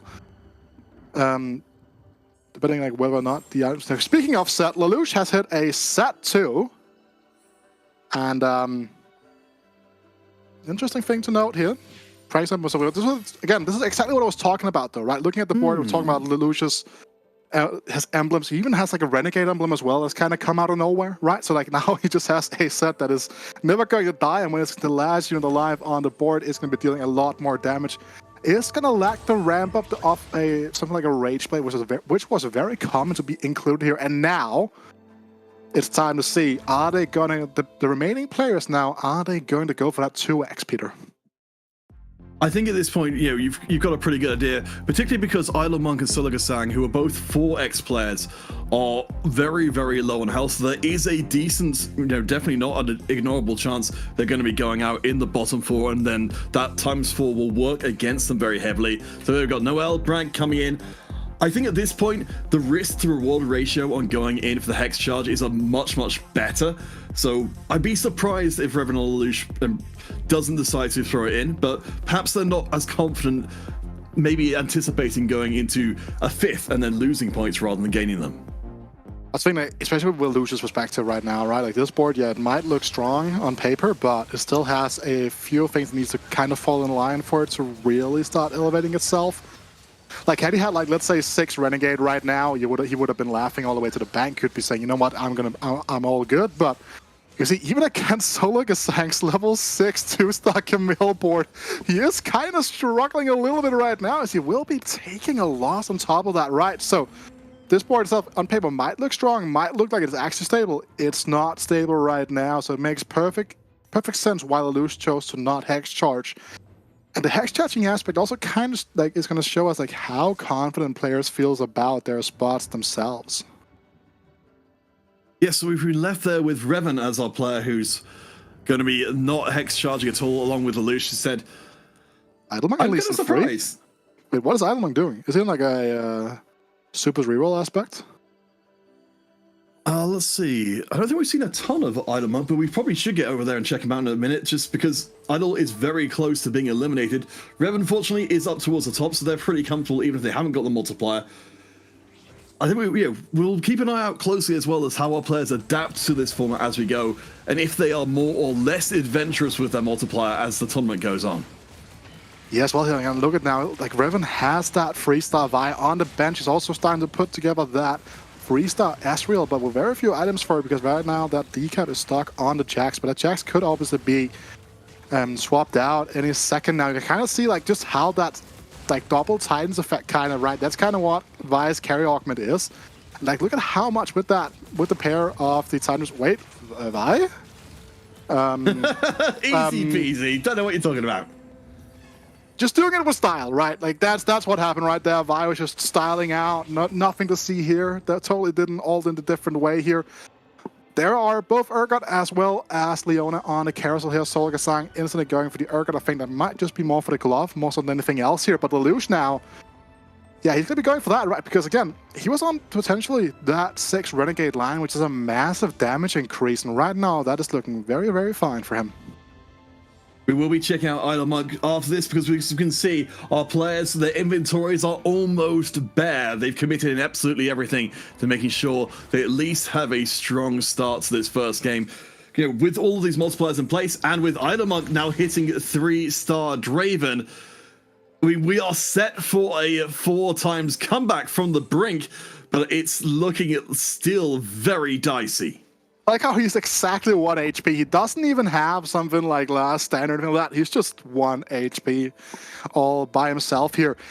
And we've kind of seen people kind of start to forgo the supers aspect of the Draven line, just because like how strong Mech has been, like a lot of other pieces you can kind of pull together here. But this is not going to be a significant damage increase here. But speaking of significant damage, brings us board here with that Yasuo freeze. Going to get a very good lineup here in terms of the CC effect as well, but look at the person that Draven as well. He's taking pretty much everything apart, right? He's taking a lot of damage, but it's not past the threshold we need to see for Idlemonk to fall down. We saw the Draven go below half HP, but yeah, as it turns out, for Idlemonk, hitting that 3-star was just about good enough. And we can also see that we've got some more 3-stars threatening to hit as well. We've got the Wukong 3 potentially to come in to make Draven stronger and the supers multiplier even higher. Nothing I want to highlight here, right? Re-energize is the augment right now that is kind of allowing Idlemonk to do this, because it really does help. Okay, you're talking about, there it is, right? That's going to be another additional 3% damage here from the Super's trait. That's going to be a very nice bonus for Idlemonk, because he kind of was struggling for like, he's even on like Malphite 1 still. But the re-energize augment from Wukong means that he's going to be giving 75% of his mana back after the first cast, which means that in rapid succession, he's going to be able to get those 2 early casts off, especially with being the primary frontliner of the composition on top of that as well. This is really fascinating. You know, as much as a lot of other comps are, this is very much an eggs in one basket situation. The Zephyr will not hit the Draven though, so it's going to be Draven carry versus Camille carry. Of course, we know that Camille will be able to disarm the Draven for a not insignificant amount of time, meaning that he's going to struggle to get all of his healing off. And Idlemonk, with a 4 times multiplier, goes out in 8th. That's a minus 16 points immediately. They're kind of like, now we start to see how the format is kind of going to throw everything that we know and think we know about competitive TFT to the winds, right? Like, that is going to be something that is super interesting to follow. But this Vi as well staying alive forever now, but you can kind of see that once these remaining boards get at least a tad bit stronger, this Vi is not going to be standing there for forever, right? So we need to find ways to elevate this board. Same thing goes for Brix. He's kind of got level 7 here, stock rolling as well now. With Idlemonk going out of the pool, this GP now is suddenly an angle that might open up itself for the 3-stars and going into potentially an 8 duelist angle on level 8. Well, yeah, so talk to me about where Brix is at the moment. We can see we've got the 1Z in the mix, but I'm spotting a lot of low-cost duelists in here. It seems like Brix's board has still got a way to go to be a potential, top 1, top 2 kind of board. It really does here, and I don't even know which component you would like to take. I mean, Sword is always just kind of a good catch-all one for sure. Lelouch is someone we need to be keeping an eye out, though it's, again, worth noting that Lelouch does not have a multiplier in place, but Solo Gasang does. So if Lelouch does go out in 7th or 6th, it won't be as devastating for their tournament performance as it will be for Solo. Definitely true. And now this is the board we kind of were talking about, right? Prankster in, 6 Renegade in, 4 Ox Force in. These 3 emblems here, while like the opposite is not a combat augment, due to the fact that no one really picked these prismatic combat augments, he's not really losing anything here.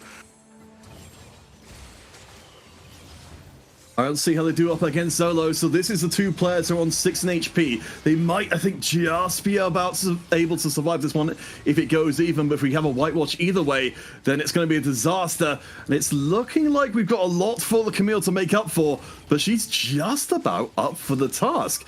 We have got a couple more casts left in the bank, but Camille is proving to be too strong.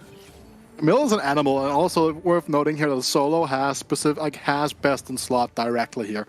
Like, he is on best in slot Camille, like he is just living life right now and chilling out here. Viego 2 being found for Lelouch, but all of his items are nowhere to be seen on this Viego, right? To a certain extent, he might want to drop some, let's say, free Renegade, but he can't drop something like the Silas because the Silas is his hero augment right now, and he kind of needs that supportive effect coming through. But well, talk to me about this comp then. You know, what is this good against, and why is it not functioning the way it should be?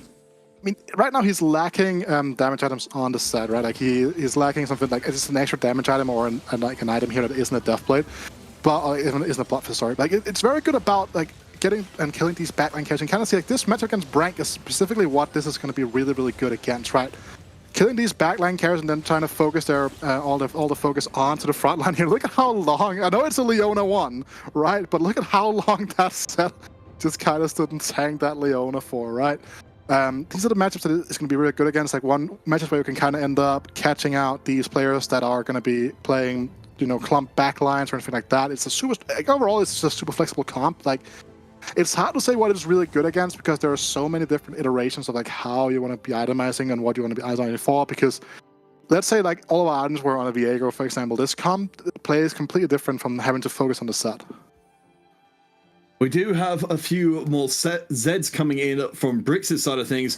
Brix Skipes in the around 30 HP or so, making up our mid-table. The top rank, Revan and Noel, all pretty comfortable. Solo and Lelouch still both down there on a single life each. Solo will be risking all their points here up against Skipes, who's currently middle of the table, but has themselves a pretty tasty-looking Urgot in the back line. He does, but again, Urgot is not necessarily a big damage carry here, but now the lockdown on that Camille for a while here is going to activate that shield, but it doesn't matter, right? Because best in slot Camille level 3 with this is just such an absolute animal, right? Like, it just tanks for it, just deals so much damage and the healing coming through over and over and over again. I mean, Solo Gasang has a very good case for winning out right now, especially because of the fact that he can just kind of forego these backline, or these front lines, sorry, with that hacker. So, you know, if we're in a situation like this, it feels like we've kind of got a question hanging over our heads here, which is true for Set and it's true for the Camille. And I suppose it was true for the Draven for a little while. You know, when you've got this one big unit that can just kill more or less everyone by itself, what do you actually do about that? I mean, you lie down and cry.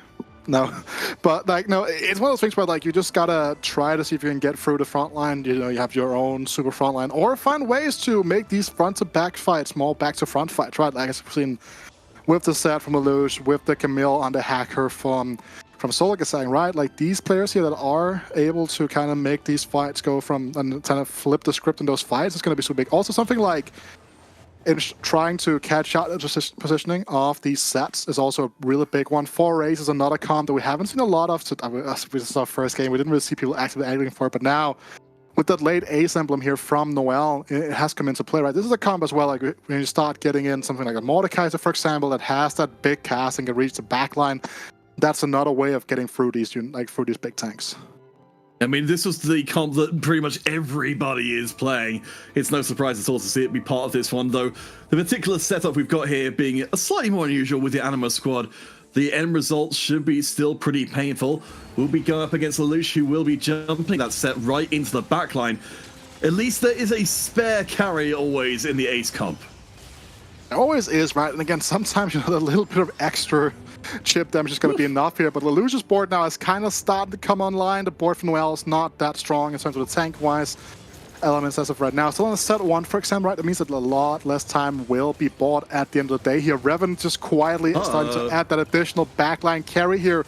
But it has been enough to take out Solo. This is a big one as well here for Solo, right? Like, you're looking at minus 12 points off of the back of a very strong Camille setup here. Now finds that one bad matchup, and then all of a sudden, he's been sent packing now. Scapeus finding a Sejuani 2 here to kind of help elevate his board. Meanwhile, Brix with that golden ticket, looking for that same entry here. Not going to find it. Does have a 2-star, two-star Fury to switch out here instead. You can then lock for a Fiora path, because that's kind of what his life is right now. Gotta start scouting for that Zephyr on the Vayne, though. And of course, if any of you folks watching aren't familiar with Brix, our Tunisian representative, looking to try and build out the MENA scene, will be going up against Lelouch, so we will be seeing one of these players being pushed out. Bear in mind, Brix is one of our 4x multipliers against Lelouch, who has just the 1 time, so this is still a huge problem for Brix if they lose. Yeah, now kind of start to see it. This is a huge problem for Brix, right? And you can kind of see, he's still alive. Like, Lelouch is the one he has to beat out, right? If Scapeus beats Noel here as well, like, Brix is not necessarily in a much better position, right? Like, at the end of the day here, Scapeus wins. Noel versus Brank, like, this HP totals from the early on in the aspects of the game are still holding strong.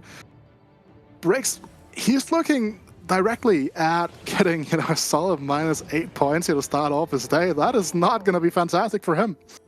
No, not at all. Especially since we know Brix, you know, really caught our attention since coming through the Western LCQ and playing incredibly dominant. To take a first round L in such a devastating fashion will be very crushing indeed. Looking towards the top, though, Brank, representing Team Easy Dream, currently doing extremely well. The only player up there in the 40s. Yes, and he had a very strong early game. Right? We saw him be 7 streak with 96 HP at the start of stage 4. Like, he's been living life, to be completely honest, right? Like, he's just doing what he can to play for best placement here. Okay, now decisions has to be made, right? Because you want another frontline item to help your frontline stay alive for longer.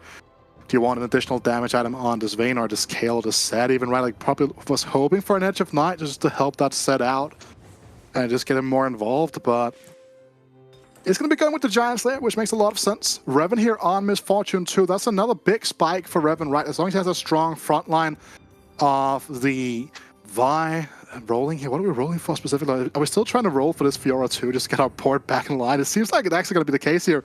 He is going to find it, but is that going to be enough, though? That's the big question. Yeah, we've seen, as you said, from the side of our score table, the board's getting stronger and stronger. Brank, one of the potential opponents who has just hit Kaiser 3, and they'll be deploying it in this very round. Bad news for Brix. They've got to try and survive the absolute onslaught. The Kaiser, of course, will just keep getting stronger and stronger through the round. I think the DPS shouldn't even be close. The set is still titanic, and it wasn't even close. Brix goes out in 6th with a 4x multiplier. You can kind of see, you can see it on his face, right? This is the laugh of, like, this is, okay, this is my life now situation going on. And it kind of is like a building situation, right? Because you kind of, when you go X4 in the first game, you kind of have to hex charge to 4 again in the next game just to try to bring it back, right? It is going to be one of those things where you kind of have to build into that. Now Noel here, he has been winning a couple of fights back to back. Now finds that ever important set 2 frontline upgrade. Meanwhile, we see Brank here rolling for it. Rammus Free has pretty much just primary frontline online in the set, has that Zephyr as well to kind of neglect and get by some of the other frontliners here on that Fiddlesticks, new and improved Fiddlesticks even, right? So a lot of things going on here. Very, very aware of where he wants to go here. Good strat from Skippy, lands all over Noel's backline. All right, we'll see if Noel has got what it takes. So the Misfortune is sitting pretty behind the newly 2-starred set, which is, yeah, if you thought it was hard to get past before, with the Anima Squad health coming in, the extra damage, it's seemingly just going to be an absolutely massive shield.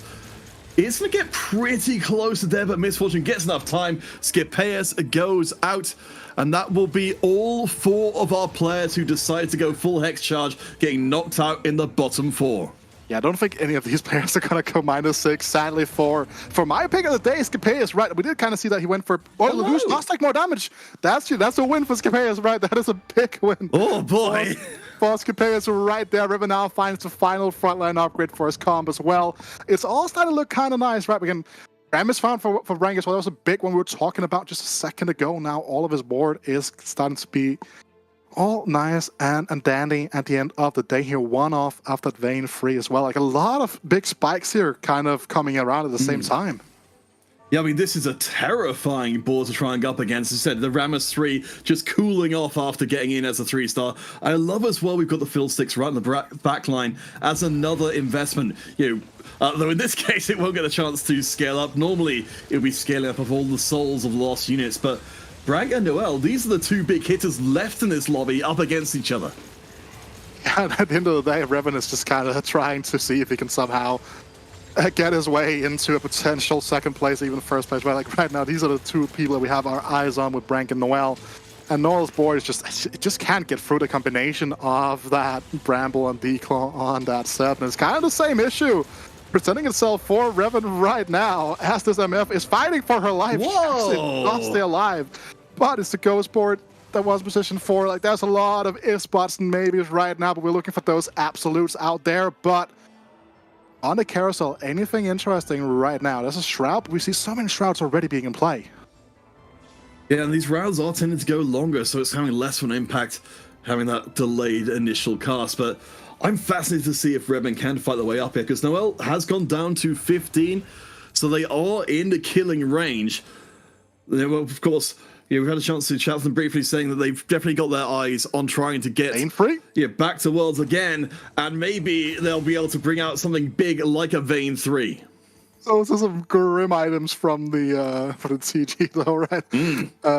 I love myself some Morello Vayne. Oh, it's fantastic. Best thing in the world. I build it every game. I mean, do you even like just frontline it right now just to get maximum value off of that Thurrott Paul, just to kind of gain more time for your Kai'Sa? But goes for the backline. Zephyr here has Revan foreseen that it's going to be... It does go off correctly here for Revan now. This MF is going to be super big here. A lot of HP across the front line off Brank right now. And of course, David was talking about in the pre-show, the guard breaker coming in there, so the extra bonus damage for 3 seconds after hitting his shield. Of course, fantastic when the meta is a big unit that shields itself all the time, but it still wasn't good enough.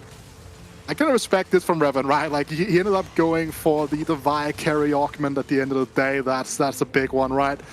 And again, now he's only going to be at 2 points, but at the end of the day, right, he might have played differently. He might have felt under more pressure had he gone for a Hex Charge situation instead. So, he is. So at the end of the day, 2 points is pretty good, which sounds very weird to say after a game one. It's like, okay, 2 points is very good, but that's just kind of life we're living right now. Speaking of 2 points, we got 2 players right here on our screens, and well, there is a big common denominator right there.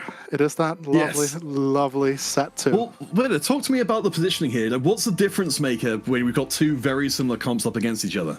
Right now, it's just about dodging that Zephyr, right? Like, that MF can never get Zephyred. That is a very big one here as well right now, and you can see Zephyr lands onto the Samiras right now. Again, getting this set in front of the MF of Noel here is also going to be a very big deciding factor in this fight, because this MF is going to take 2 free casts even just to get through the front line. And we don't have the scaling up of an Archangels or anything similar, so Set is absorbing an absolute ton, but falls down. Noel is taking a lot of damage from Misfortune. She's too slow to turn. I think this could be the end of our first game, and it will be. Brank takes the #1 spot with a 2 times the multiplier, sitting very pretty up at the top.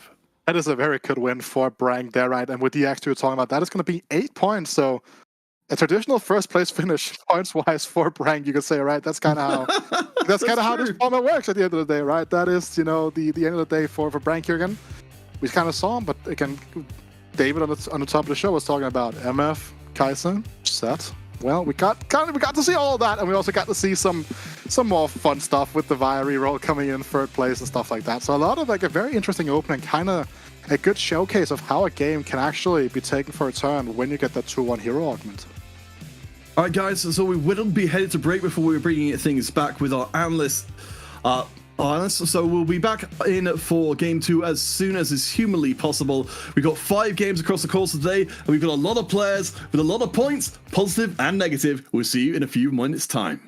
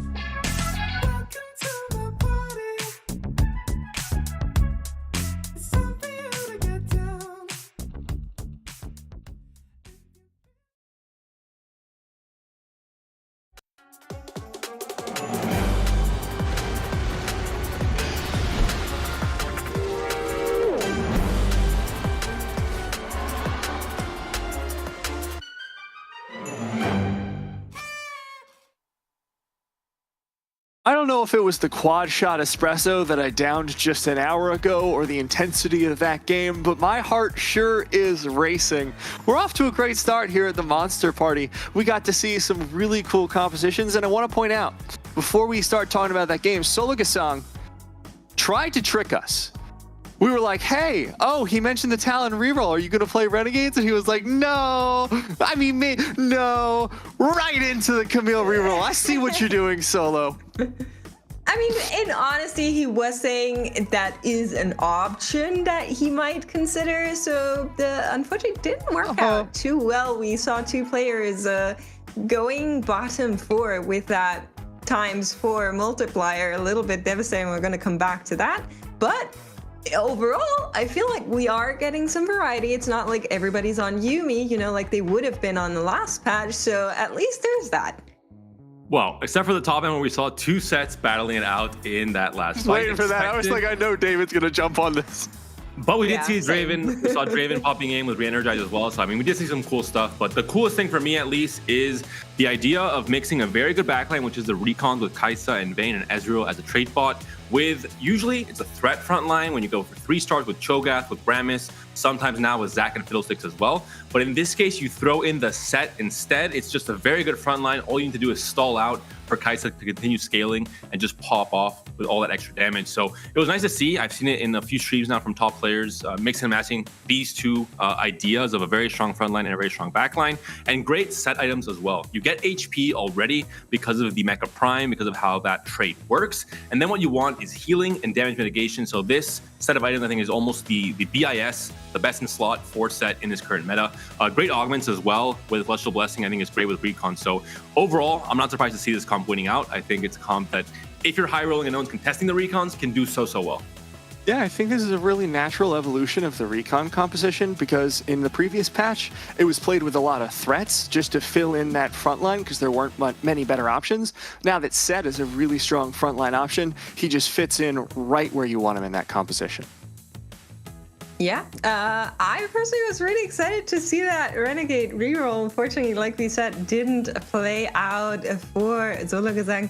Brix also on that duelist angle, also not the best comp for him, but I feel like with hero augments coming in the 2-1 augment selection, that kind of took the whole lobby for a spin. And of course, this is our first tournament with the new hero augments, so it's kind of very exciting to see how that locks players in. And I know you were really excited about the comp that we are seeing right now with that Vi augment coming through. Yeah, I think this is like really the optimal place to play her. You need that hero augment for her to function as a carry, but it's sort of like a super Titan's Resolve. It gives her AD, AP, all kinds of resistances, so when you stack it with actual Titan's Resolve plus a Bloodthirster, she just lives and heals forever. Third item, you want some kind of defense, so I really like the redemption there. And with the speed of the lobby, like you mentioned, 2-1 Prismatic, or 2-1 Hero Augment plus 3-2 Prismatic means that Vi is going to last into the late game and still be a massive carry. You can see in some of these rounds, she's just straight up 1v9ing. Just absolutely one of my favorite comps to play every time I get that augment. One thing to mention though with Brix and his 8 Duelist, usually 8 Duelist is one of the strongest verticals in the game, and you win out, or you almost guarantee top 4 just from the tempo you have in stage 3. But it was a weird 8 Duelist game for Brix. He was carrying the Yasuo, he had no lockets, which is really the best item for 8 Duelist because it stalls so much, trade itself to skill every single one of your units into just killing machines. So it was unusual. I think most of the time we're going to see a duelist in the tournament today. It should mostly be a top 4 as long as you have that combination of a locket and a very early 6 and then 8 duelists as well. And we're looking at the standings here, and Makes, we're going to get to something very important in a second, but I do want to point out anyone who missed it. Sologasong, once he fell down with that -12, he was giggling like an absolute maniac. Oh, yeah. So his mental's still in place. If you're a Sologasong fan, don't worry. But if you're wondering what all these numbers mean, don't worry, you're not alone. Makes, I know you were noticing some people were confused. Let's clear it up for them. Yeah, absolutely. So take your notepads out, chat, and have a look at these standings, because players can hex charge in these games, and that means at 2-1 they're allowed to multiply by 4, and then if they didn't do that at 4-2, they can multiply by 2 if they feel like they're gonna top 4 in order to get more points on the overall, since our points are ranging, as you can see, from +4 to -4. So as soon as you place bottom 4, the multipliers also apply to that. We can see the receiving end of this for Sologasang and Idlemonger on -12, -16, just very rough here, but there it is, the format explainer once more. So keep that in mind. It's a little bit of a wacky format coming your way, just to have a little bit of fun with that new set. Yeah, I'm personally having a blast with it, and of course, our top 2 players, Noel and Brank, were going for that ×2 multiplier. They knew it 4-1. They're like, we got set. We're good. We're going to have a great time in this game. I think that's the safe game plan. Definitely go for the 2x multiplier, unless, of course, you have a godlike augment at 2-1 and a very good start where you have multiple 2 stars maybe. Then go for that high risk, high reward game plan. But I mean, this is a learning experience for some of our players. -16 is not the place to be. Just and go now ×4 every time. Exactly. Easy. That's Just the only it's way out dominance, now. So right? There's no more choice. I was watching Zulu's stream, and he was saying like, we have to assert dominance, so we're just gonna like ×4. You gotta go head strong. It's a mental game. You gotta show them that you're in it to win it, and I feel like that's what he's gonna do, and I'm here for it.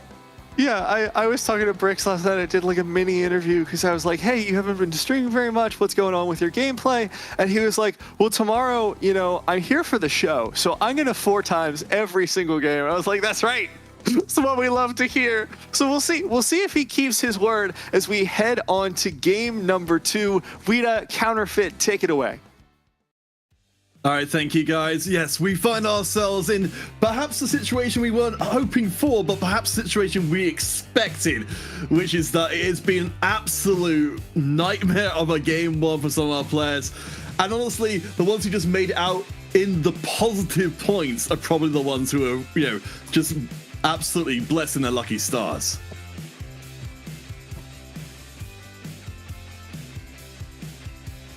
It wouldn't be a Starlight Rising Legends season without someone being muted. Right here we are. No, but you're talking about how those points would be good, but no. You're looking at the situations going on here, and sure, like they are obviously very happy about their position. Someone like Brank specifically, right, to be very happy about the spot, but again, like Brank could go say, you know what, I'm gonna hex charge to 1, I'm gonna go, and then goes 8th, right? Like then he's back down to -8.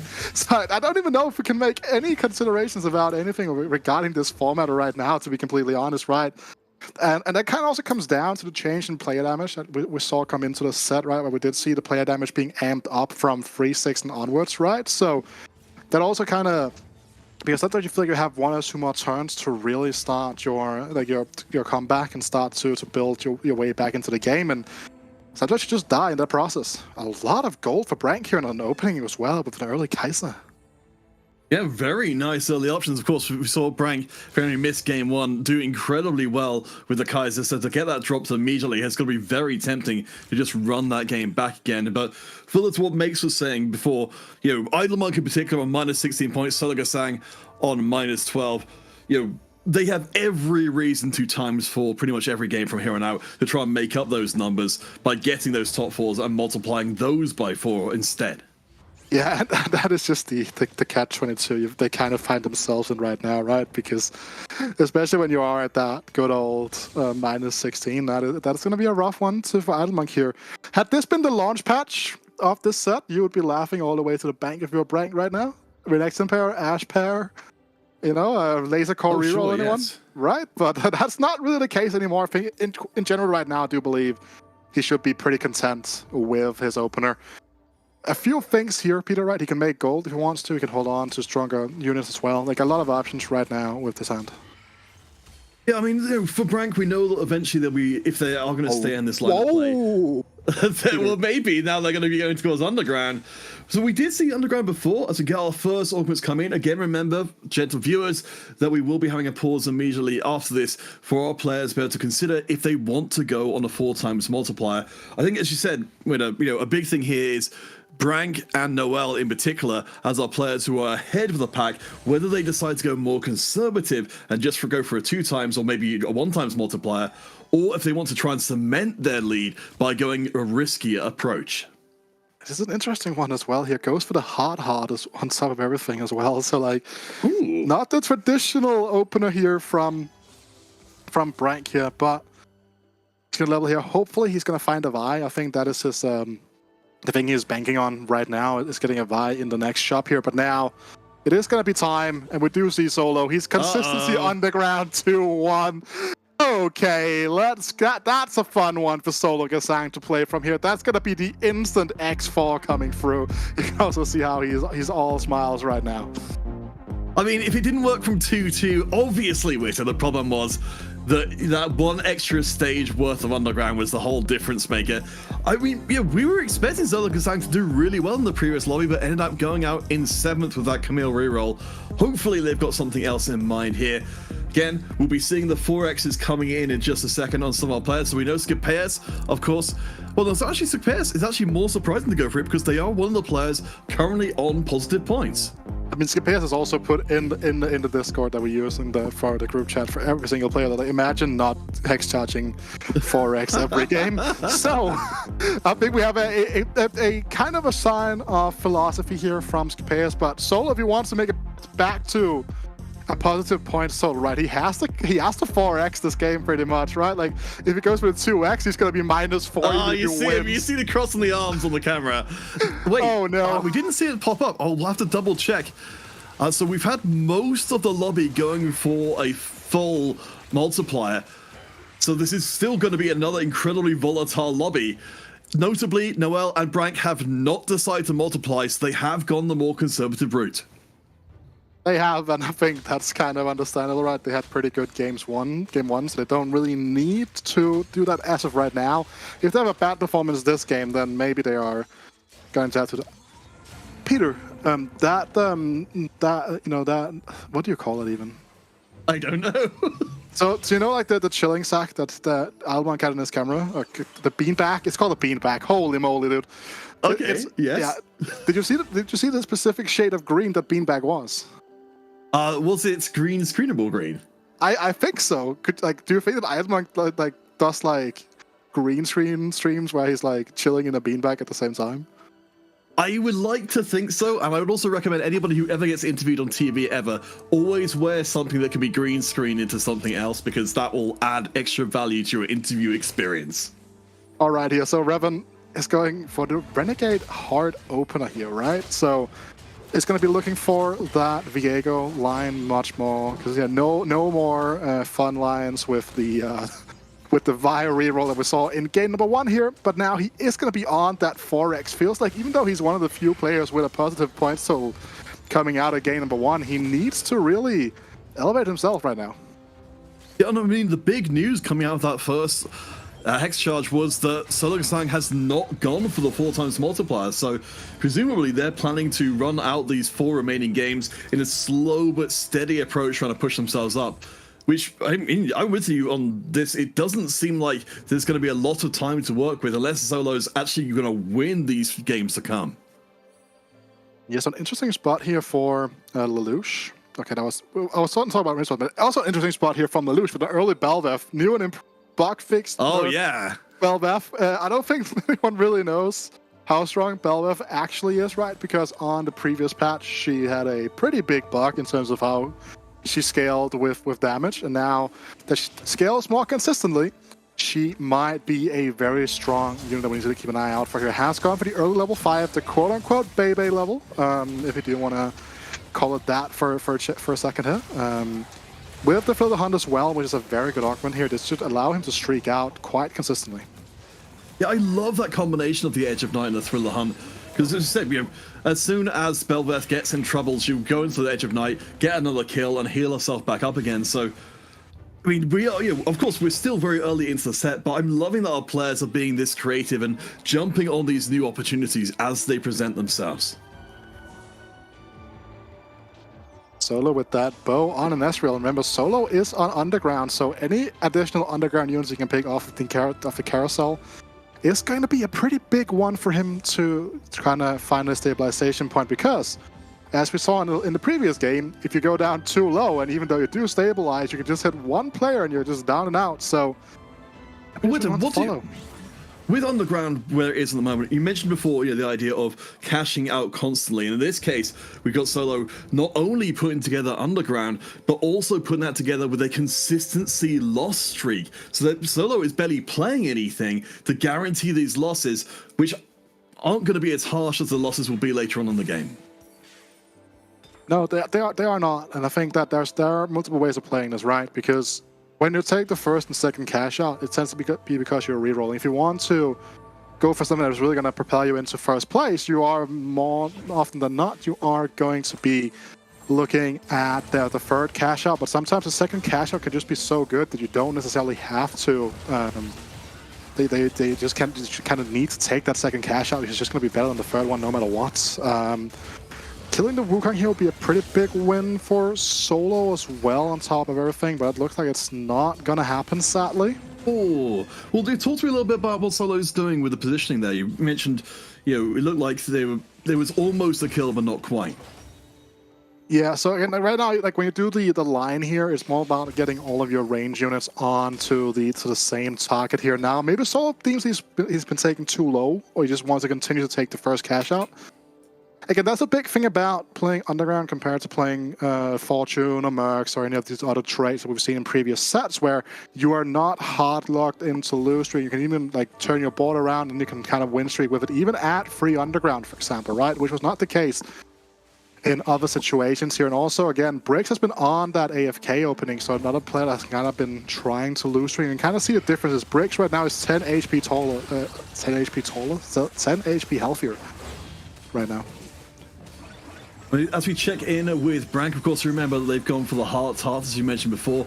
We've got a couple of Sonas and a LeBlanc who are going to be able to pump out a ton of AP. Of course, gaining extra AP each time these heart units cast across the team means those Sonas are going to hit very hard, as Scapeus takes a hit as well. Solo Gasang is down below 60 already. And that's a big one, right? That's such a massive loss for Solo. Again, he wants to continue losing for the consistency aspect, but again, being at 58 HP means that either he's going to be going free 5 for a massive turnaround, or he's going to be trying to go free 2 to be a little bit more stable. Also, Scapeus here, right? Okay, Spear of Shogun on Samira. I think Scapeus is well aware about the fact that this is not best in slot, but again, this is a placeholder for him so that he can put this on to a Misfortune once that Misfortune has been found. Yeah, I mean, we know how incredibly powerful that will be. Even if we still got to see our players find a definitive solution to the set, I imagine if there was an easy answer to this incredibly strong late game front line, that we'd already be seeing the players playing it en masse. Interesting option here. Do you ever just slam a TG? I guess you're lost streaking, so you're not too concerned about tempo if you're Scapeus. His economy has kind of seen better days, but he also is holding a lot of very expensive tools here as Viego enters the shop, and that's a big consideration all of a sudden, because Misfortune plus Viego is also a comp that we've seen people play a lot of, but the issue is his economy is kind of in the gutter. To transfer items to Viego, he will have to sell his Camille. It's going to be very far off of the Renegades as of right now. A lot of decisions to be made here for Scapeus. So, of course, do remember, guys, hopefully it will come up again a little way down the line, but if you want to join in the conversation, there we go. You can use the hashtag TFT Rising Legends, especially, if you want to be able to comment on what this is going to mean for you going forward, looking at the competitions to come. Of course, this is not part of the main Rising Legends circuit in an official capacity. There are no points being earned to get through to our regional finals. However, the Golden Spatula Cup 1 will be on the first weekend of February, and that's when the competitive circuit really begins. We can kind of see here now 2 players here, Brank and so Idlemonk, sorry, and wait, is it Brank or Idlemonk? It is Idlemonk, okay, because everyone is using the sprite, so normally we kind of have something to go off of, but not necessarily the case right now. So Trade Sector, Fill the Hunt, or Loot and Sector. I really like Trade Sector Free 2. I think it's actually very good. The additional gold boost helps out quite a lot, but again, on this patch, may or may not be the case. Really could even see the case for a reroll, but if we are going to be seeing that last hero augment come through at 4-2, not having a reroll available when you are playing a pretty flexible line, which is going to be the case right now for Scapeus, is going to be a pretty difficult one to kind of edge out, but he is going to be going for the Loot and Sector, going for some of that combat power we've been talking about. So you can see like how people are going to be spiraling. We see Idlemonk rolling down for like Senas, we see Revan going level 6. A lot of players here trying to just find ways to start fighting back into the game or stabilizing it. We'll see me a Solo going for the very, very deep roll down for the Recon Kaiser composition here. And it's a comp that, if it stabilizes, can do really well. So the consistency could even start becoming, a consistent win streak as well, on top of everything as well, on top of that. Yeah, that'll be a huge amount of extra money on top of the money that we saw being acquired early on by Solo Kazang. We can see, of course, from the gold totals in pocket for Solo, they've spent a lot of that early consistency gold on getting this board online. Even with the trade sector, there's a lot of units they're going to need to buy to be able to bring this board to full power. He's 20 gold right now. Like, it's not like he's in an economically difficult position at all. A Kaiser 2 would be a pretty big hit for him just in general, I do believe. Another thing here we need to keep an eye out for is going to be the itemization choices made by Solo, as he is just slowly but surely almost being able to put double 2-star threats on the front line. Because the thing about Recon is that for Recon, the abilities can crit, but if you want to go and itemize for a Jewel Gauntlet, for example, then you can kind of drop something like the Ash, put a different frontline on the board, like this second 2-star Cho'Gath, for example, would be a great example of something you could just put on the board. So, very interesting to see where it goes here, because he has a sword open up right now. Well, yeah, I'm interested, as we see Skipes and Solo-San going up against each other, very much on opposite ends of the table in the overall standings. See, Skipes, their board's pretty reasonable, but I think, yeah, Solo has been spending money like crazy. Said they're relying entirely on their trade sector to keep the rerolls coming in, but they're back on their losing ways again. Perhaps still quite a way off of pushing this board up to full strength again. Yeah, so this is kind of what happens when you are in a lose streak with consistency and you end up winning on something like 3-1, for example, right? Because you solely are prioritizing Giant Slayer, it makes perfect sense. Is that you can't continue your loss streak. You rebuild it, but then you're down an augment, so to really make use of his augment, rebuild that economy and be able to try to match the tempo once 4-1 comes around and people are going to be hitting those massive set spikes, stuff like that. You have to just rebuild your econ. And when you look at the board from Solo as well, like, you're looking at such a strong front line. You're looking at everything you need to be here. Because he breaks now, going level 7 here. This is the 3-5 roll down we kind of been talking about here. Just finding ways to stabilize here with the Sure Shot emblem in play as well means we're looking at a 4 Sure Shot angle for the Samira setup. But right now, any 3-star upgrades are going to be massive. Any 4-cars are going to be the Sejuani, for example, is set here. We see now as well. It's going to be such a big spike here for Bricks to try to stabilize. He's at 32 HP, and player damage is starting to ramp up now. It's getting into the more dangerous territory as we look across the augments that did get picked up there. We did see a laser core press. In fact, we'll see it now for Lelouch coming in, being added honor to that Bell Vest from before. We know it's certainly that she's a unit who does get to attack an enormous amount. I believe you can get up to around 2 attacks per second, but it's not good enough to go face to face with a set. As well, here you can kind of see two different philosophies meeting, right? Lelouch, level 6, 50 gold, just chilling, doesn't have the pressure of being forced into having to roll on 3-5. With the way that Briggs has played this game, with the AFK, etc., a lot of that early gold coming through, he needs to be able to just like stabilize right now. That's a huge upgrade. I was saying any upgrade like a set 2, for example, is going to be ever so important right now, because the big things to note here, Bricks might not have to roll on 4-1. He can slowly but surely just pick up a stray Samira when it's found in the shop, stuff like that, because 2-star Draven as well as that 2-star Samira in the backline are going to be able to put in a ton of work. I always love seeing the Sure Shot emblem and other ones like it, just to allow you to bypass the need to bring in a 4 or bring in a 5-cost unit to complete the composition.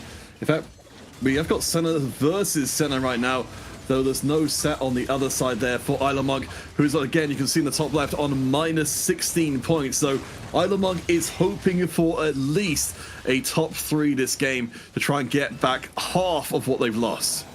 That's like how difficult this format can be, right? Because the difference between going... There's like a 4-point difference between like each placement or something like that, right? It's crazy at the end of the day just with how this works, but... Bricks wins. That's been the achievement. That's been the goal for what he's been trying to achieve so far. Here, finds that Sejuani can make it just a straight up unit upgrade. Depending on what he wants to do here, because like the only real natural spike you could see would be 2-star Sejuani and 2-star Zac. And while he does it, the Zac pair sitting on his bench right now is probably not a very likely hit. Again, just a little background note about Bricks, as mentioned earlier, that we're looking to try and grow the MENA TFT scene. Of course, For any of you folks who might have been catching any of the world's broadcasts, Slooper for Brazil being the player who kind of brought TFT to prominence there after a strong showing. Brix looking to try and be that for his region as well. So big hopes for Brix for the rest of the season. For right now, though, the big hope is to try and get out of the negative, -8 points. Yeah, now you can kind of just look at the sidebar here, right? Brix is just sat here just chilling because he does kind of have everything that he needs right now. Nothing too major here. His hero augment of choice is going to be a bit of a mess, though, right? Looking at all the trades right now, but within each of these trees, he will have some very significant upgrades to look out for, regardless of what's going to be the case here. So, Brank now finally picking up that Lee Sin from the hard from 2-1. It's just going to be looking at trying to stabilize here with a 4 admin setup. Not a setup you see quite that often, but fair few upgrades across the board here. Could potentially see that Soraka being made into the carry once it hits 2-star. Yeah, the admins and the hearts being brought together for an incredibly potent combination. Of course, we didn't see a ton of the spell slingers being brought out as of yet in the competition. You did get newly nerfed as of the most recent patch, but the hearts doing relatively okay. The front line isn't quite where it needs to be to allow the hearts enough time to scale up and take over. Yeah, I think that the good old saying of everything is relative kind of comes into play right there, right, Peter, at the end of the day, but no hero augment game. That is, it is what it is. So all these players have been trying to set up their game plans towards getting that hero augment here on 4-2. Will now have to reassess their position and how they're going to try to get out of that spot here. Very good pickup from Brank here. Makeshift armor is so good on the board. The natural synergy with the dummies as well. Yeah, I mean, we were talking about this, so from the heart side of things, they want to make the rounds last long. The makeshift armor, as I said, it's going to be applied across so many different units. That should buy a significant amount of time for this Sona to become a monster. That is the hope at the end of the day right now for Brank now. He has so much frontline, the Camille upgrade on top of everything to top it off here. But as long as Soraka is it's just 1-star and there's no... I think he was really hoping for a Berserk, right? I think that would have been a very good one for him. Would have been able to start aiming for the Soraka because, again, we're talking about these long fights. When Berserk triggers at 15 seconds, think about all the damage it does across the 3 targets here. But now, the big question is, Brank Noel Solo Gazang, it's time to figure out if you're going to be 2xing here. I think Solo doesn't even really have an option, right? Kind of does have to do it. Yeah, I mean, again, we're really surprised at the situation. That we weren't doing, we weren't seeing the multiplier coming in earlier on. So the decisions being made here, I mean, from Zola's side of things, they're going to have to work out really, really slowly. We'll confirm that by the end. We might have actually seen some deciding to not go for the multiplier at all. I think maybe also Solo is looking at the spot and saying, you know what, there's a chance that I might pot 4 again. And if that's the case, well... No one decided to 2x hex charge. Yeah, and again, just to explain it, right, the players don't have the option to choose whether or not they want a 2 or 4 exit. If they do it after the first augment, it's always going to be 4. If they do it after the third augment, it's always going to be 2, right? That's just, again, the basis of what is happening right now. Because I feel like if you could 4x at the end, after the third augment, that would be a little bit too good, I feel like. But good win here for Brank. His comp starting to finally come together against some of these weaker boards. The one from Revan not looking too hard right there, but finds a cheeky Urgot to put onto the board here. Drops down to free admin though.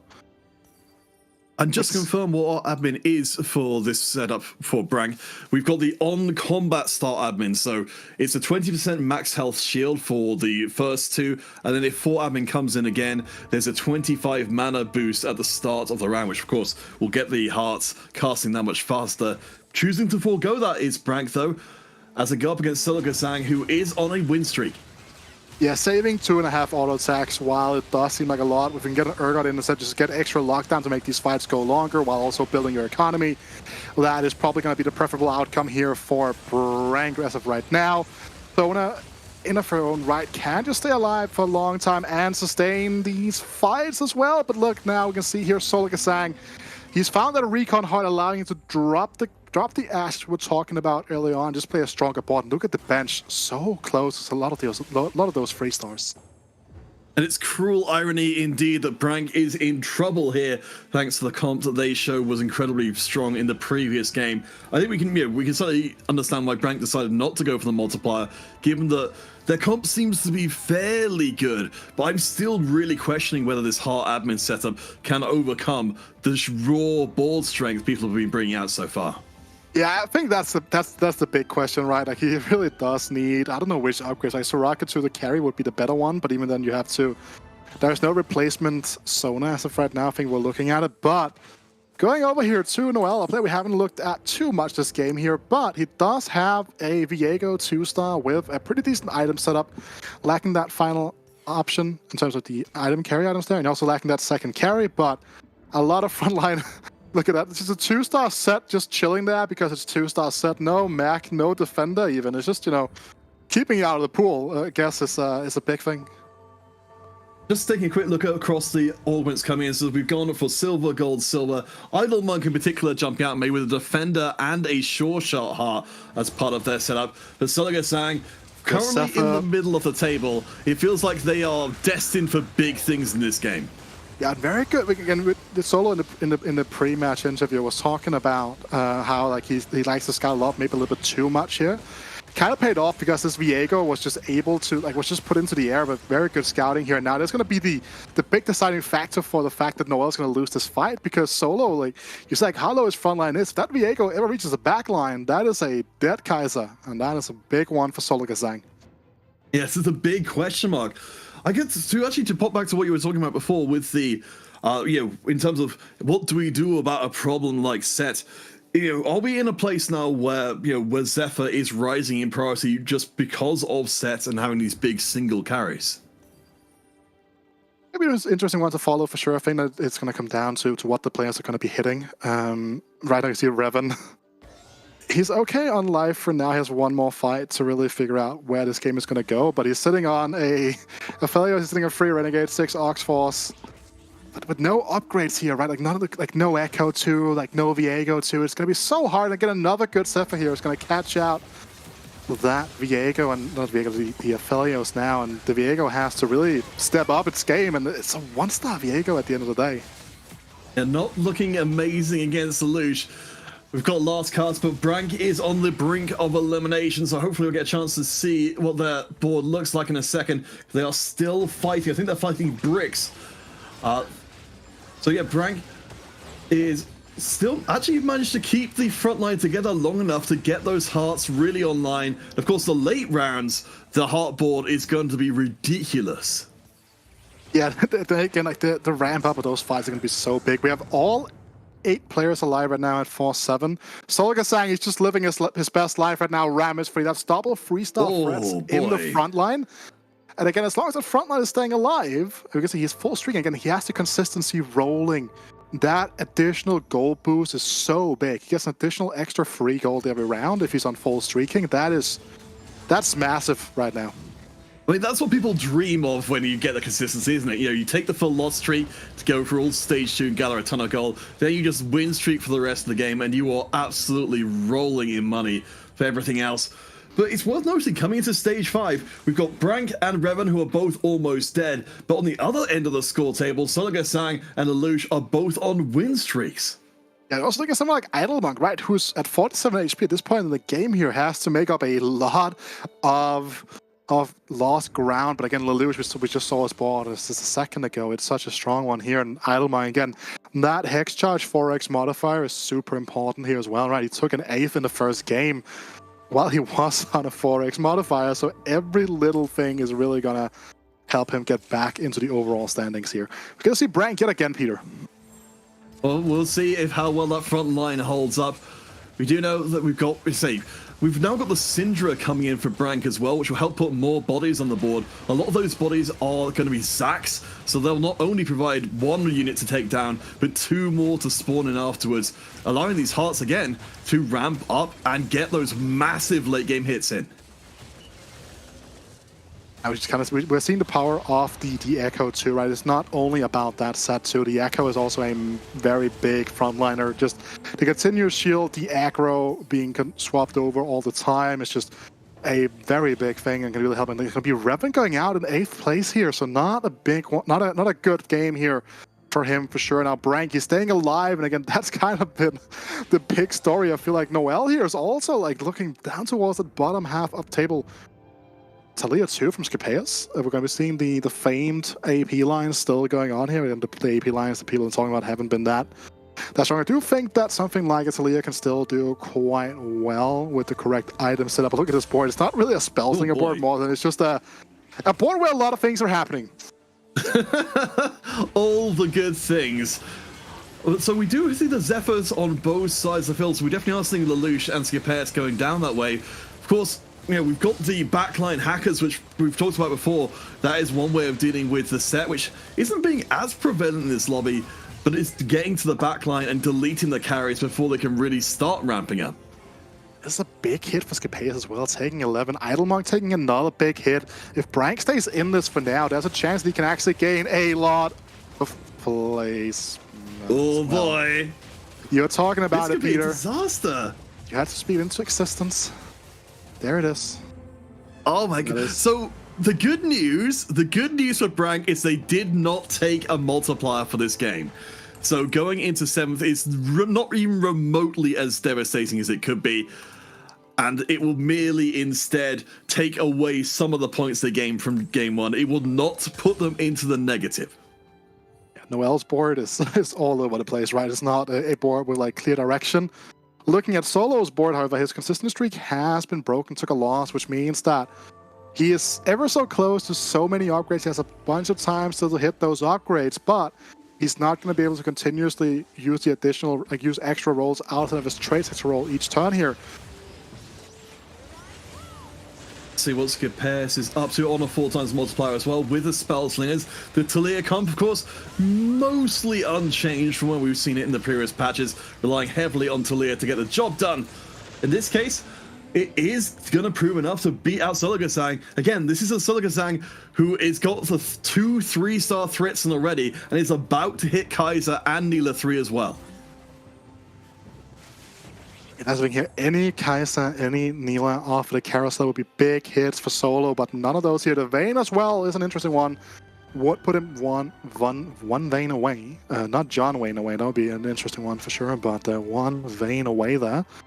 And not really not a lot of defensive options here, right? The 2 defensive options being taken away first things first here. And that's, again, can end up being a big case here. This Seeks for Solo is going to be big as well. Going to be able to get those Kaiser auto attacks rolling. Could even just be to get the fiddle pair rolling. He is even going to be reforging that, getting a death cap onto that fiddle stage. But as of right now, still no hits.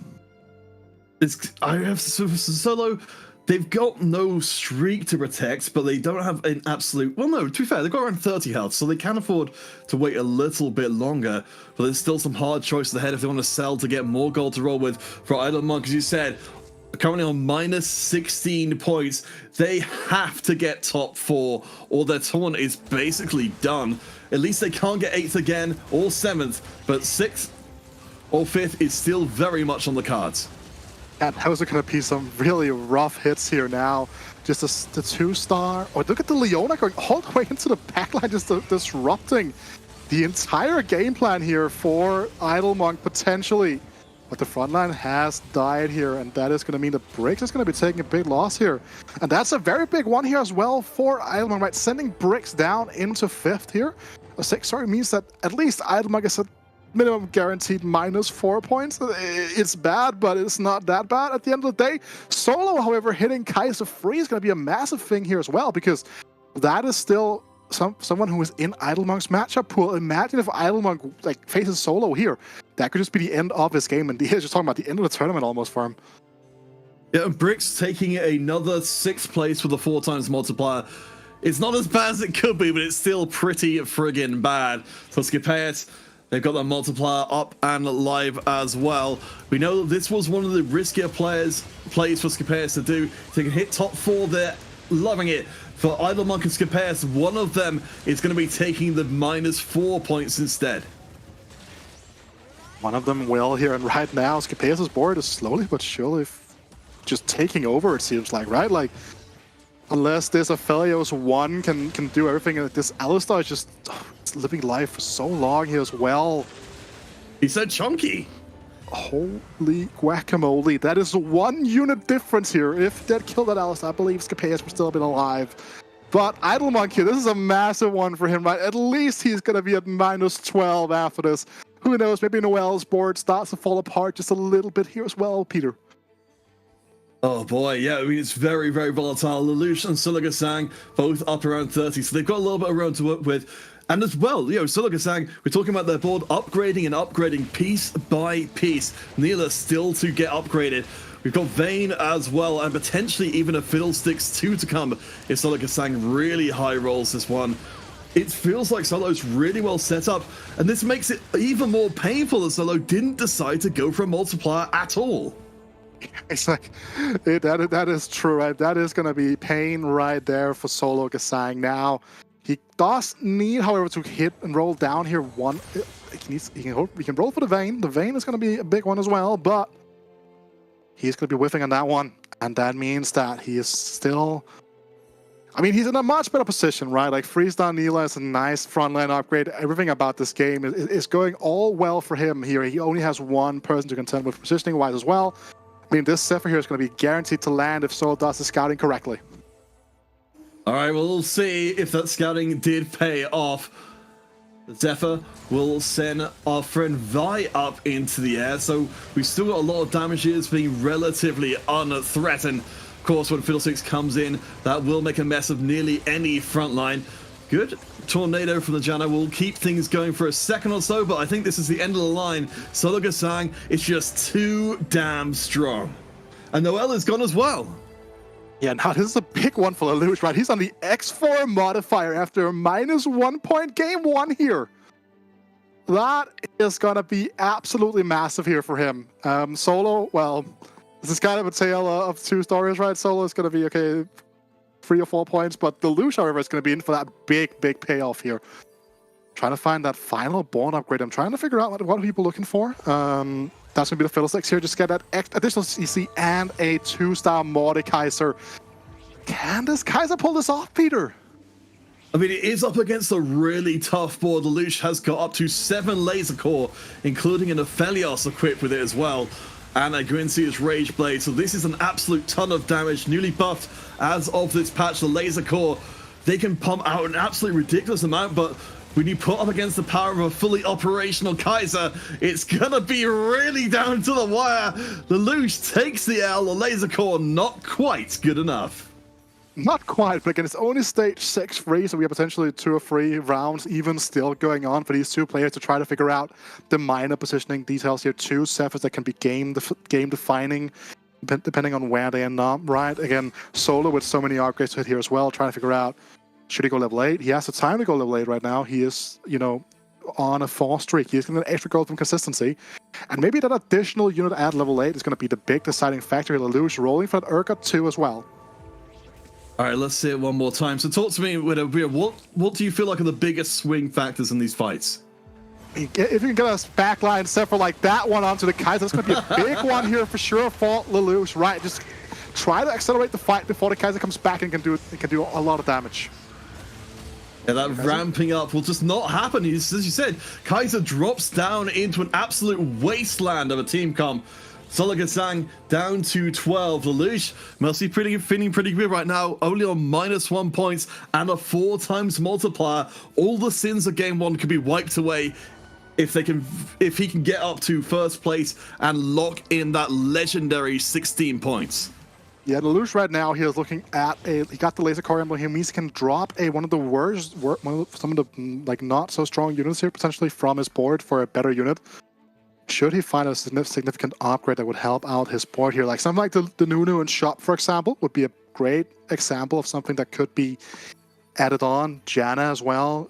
Leona is also a very good unit in terms of just trying to like burn down some of these mega tanks. But Leona 1 probably won't be able to do the work right now. And it's going to be a double Urgot setup here coming through from Lelouch. All right, let's go round at least one more time. So trying to hold on. Yeah, there's a knock up onto the Kaiser again. We know how this story ended before. Yeah, but now the Kaiser, at least, we can look at the double wave coming through here now, but the Kaiser has been kind of left untouched despite the Zephyr coming through here. Not being in the corner has been a big one for her, for sure, here in a second. Going to be dashing away now. The Aphelios leaving, loving life. Oh, okay, these fights are so close.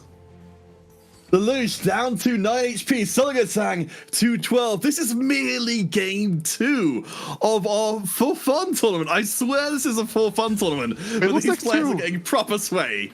Fiddle 2 for Lelouch is such a big spike as well, right? Just getting that additional damage, the additional HP, just additional everything here right now. And again, no refresh on the Zephyr for now, at least from Lelouch. Could be a last-second refresh coming through in just a second here. Double feels like in the front line. This is a massive fight coming through right now.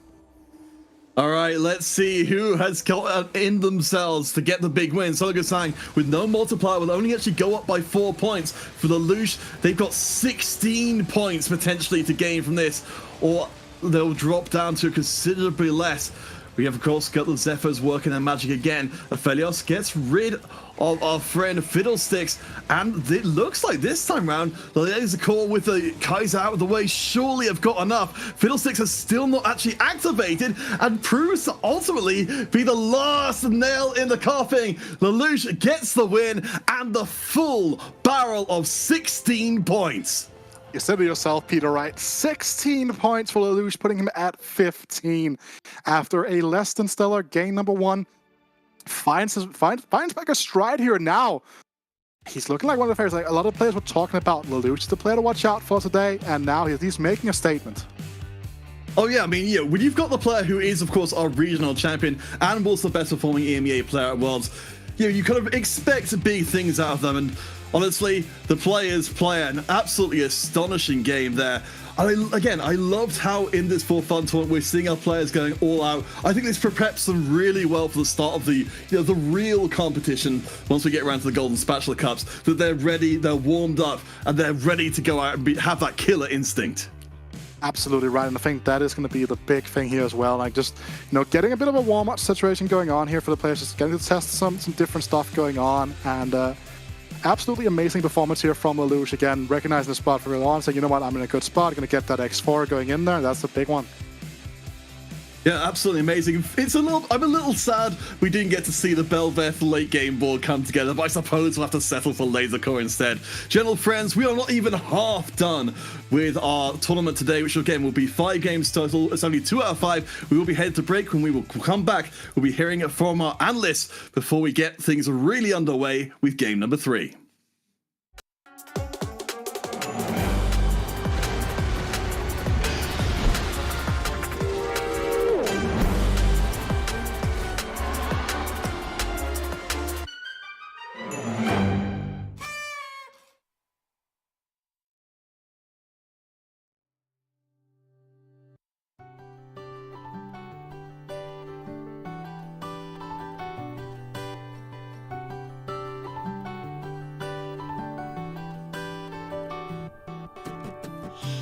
Try to make yourself remember, darling. Don't look for me, I'm just a story you've been told. So let's pretend a little longer, 'cause when we're gone, everything goes on. You were staring at the window, and I said I wanna take you to the sea. And when I'm better, we'll do everything. I gotta stop making promises I can't keep. But if I was gone tomorrow, won't the waves crash on? Is it selfish that I'm happy as we pass the setting sun? Someday I'll be overcast, but you won't have to cry, 'cause we'll do the grieving while I'm by your side. I said, don't try to make yourself remember, darling. Don't look for me, I'm just a story you've been told. So let's pretend a little longer.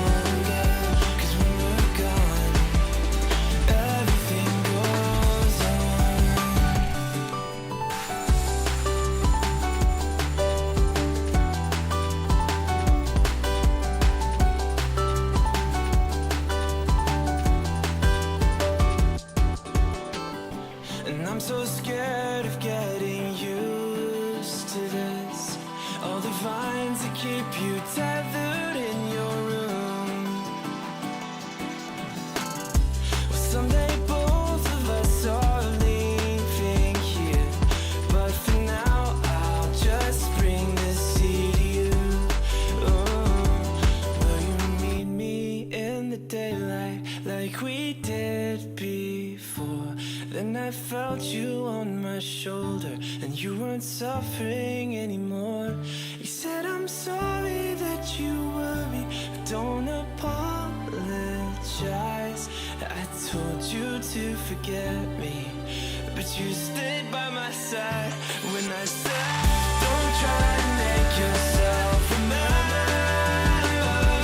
Darling, don't look for me, I'm just a story you've been told. So let's pretend a little longer. And when we're gone, everything goes on.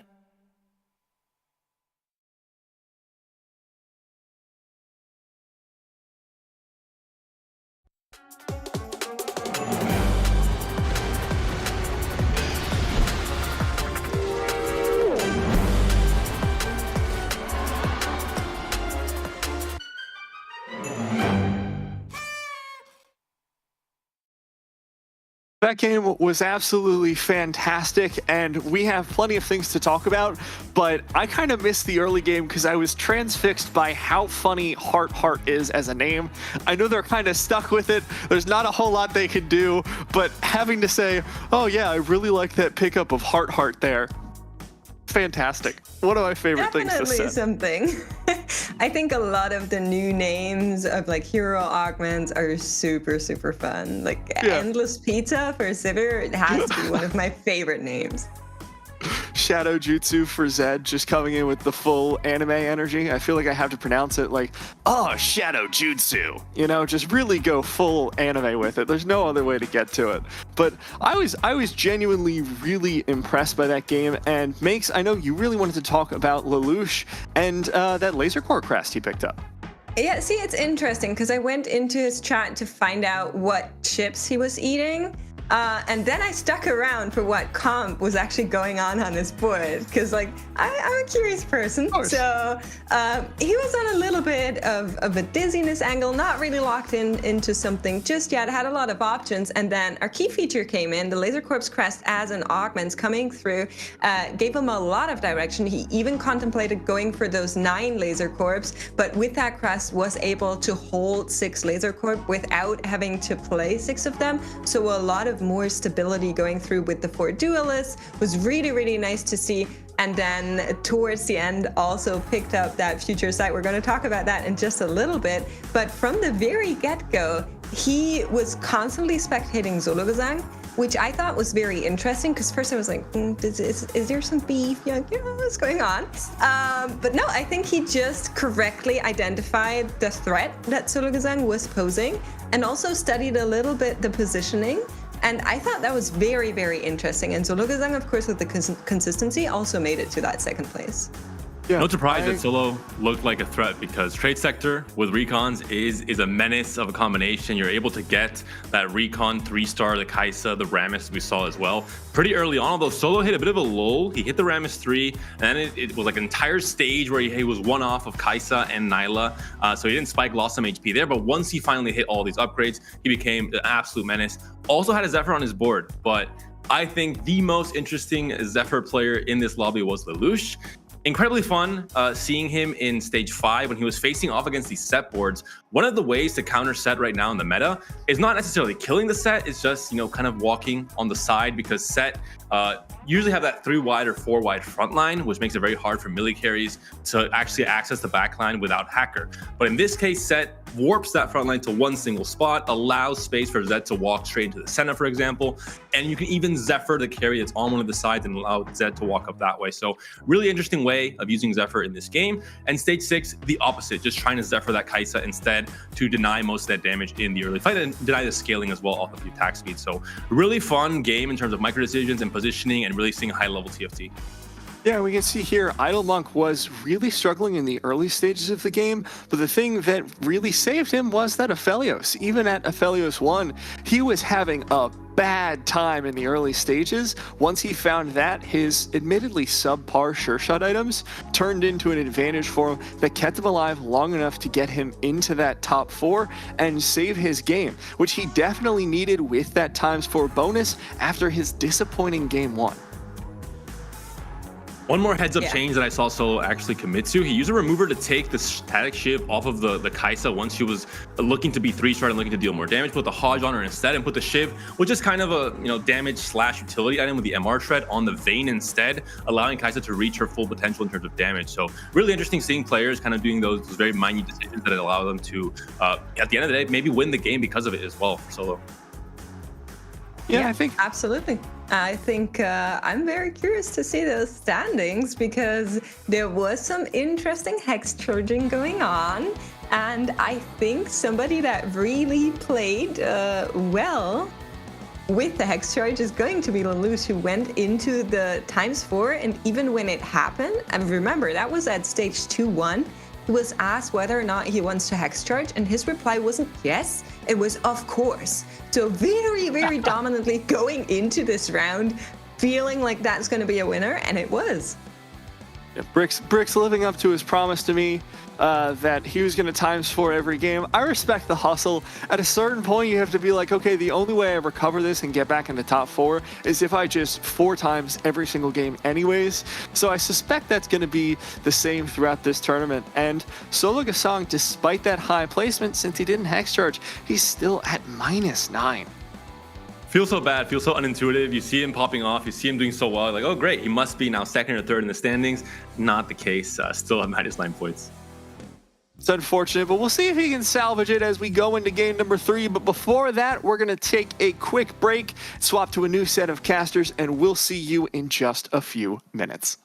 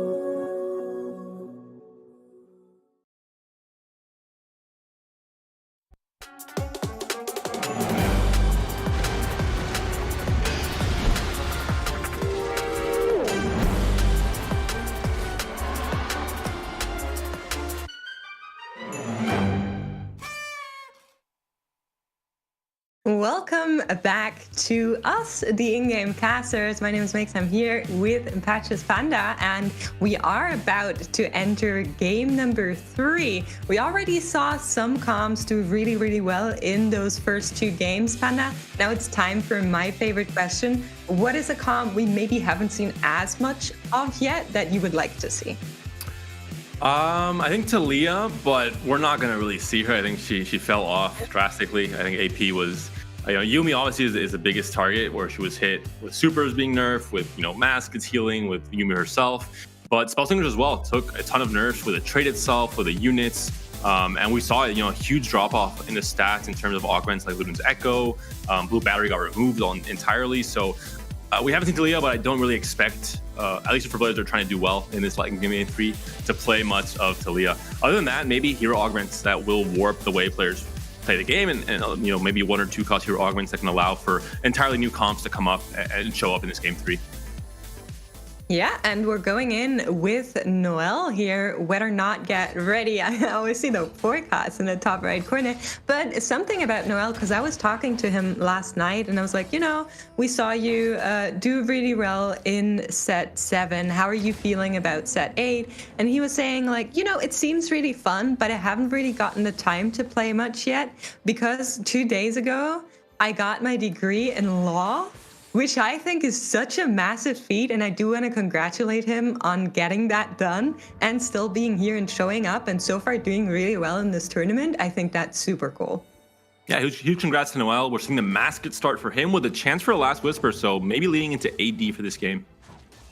Yeah, AD never too bad at the current patch. You spoke about Talia just now. We saw Scapeus with a very strong AD Zoe going through in the last match. Didn't really work out for him, but was good to see. And right from the get-go, we're going to have Hacker and Admin enabled here with the Zoe and the Blitzcrank. So what is it going to be, Panda? For now, it might just be this start for now, just holding on to the mascot. The Alistar especially going to be great this early on, and 2 pretty decent 3-drops. LeBlanc can do a lot in terms of targeting a single unit and getting it killed off when she casts, even for the first time without items. Very good at picking off units, kind of assassinating is her kind of style. Yep, that's 2 Alistars. A little bit too expensive to hold at this point in time. I think it's not really worth keeping for the most part with 3 stars or 3 costs, because it's a bit too expensive at these early stages of the game. We're going to see. He wants to sell off. You're going to pick up the Prankster emblem. So very good with Zoe already here. Going to hope to find an Echo later in the game. And we're also getting information on that admin. We saw the options pop up, but of course, as of right now, there is no real indicator to see it. So we have to rely on our observers. They are telling us it's the all admins gain 50 AP for the rest of the combat, which I think is very interesting, going straight into an AP direction here for Brank.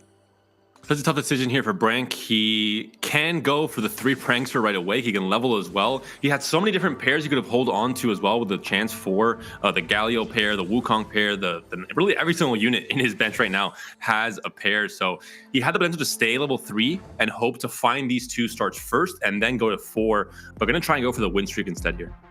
Yeah, and of course, you are seeing our players. This is not a mistake. This is intended. They're now being asked on whether or not they would like to hex charge, meaning multiply the points that they get in this game by 4. We're gonna go 1 by 1. You can see them, some of them looking pretty confident, some of them looking like they're still not very sure, because 2-1, of course, is very early in the game, but we're gonna see them come through. Lelouch already going for that ×4 here, coming up, and we'll see if anybody else is daring enough to pick it up. Very interested to see what Lelouch's board looks like, because I thought, this would be the one player that would try and only go for the ×2s, considering he has a massive point lead right now. And there's so many players some players even 30 points away from Lelouch because of the negatives in the past 2 games. So interesting. Lelouch goes for the ×4. I'm assuming he has a fairly strong start now for this stage 2. Yeah, we're seeing Skip and Idle also going for that ×4. Brix, of course, he was saying that that's something he wants to do in this tournament today to show it off. So I kind of expected the ×4 here from him, but that should be all. I think it's 4 players on the ×4. Yeah, Brix makes sense. He has the enemy visage on this Blitz 2-star and the Sunfire Cape, so very good early game items. And as soon as he's able to go level 4, he's going to have a chance to actually go for quite the win streak. As long as he has the damage to put up with this, because the tanking is there from the Blitz, but Lulu 1 with no items might not do enough here, especially against a Prankster with has essentially, you know, quite a few more units on the board for this stage 2 because of these, you know, extra Prankster spawns as well. Yeah, I think we're gonna get some more, maybe, but it seems like the Blitzcrank is going to go poor down. Blitzcrank, he's all alone. Before we get there, he was trying to stay alive, being the last defender of his team. It wasn't enough here, but Brank will find that Blitzcrank too, which is also gonna get him a little bit of extra board strength.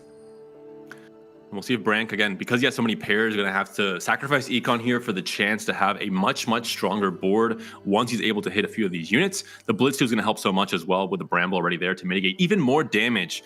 The ultimate itself from Blitz already does so, but even more when it comes to the extra armor you get from Bramble Vest. Looking here at this board for Noel, picked up Civilian Crest, a very generic emblem, doesn't necessarily tie you into any specific comp because it's just free mana for your entire team. And now Draven, with the Ace tag and with the recent buffs, is a unit you can decide to carry in stage 2 because he can do quite a bit of damage, especially with an item like Last Whisper.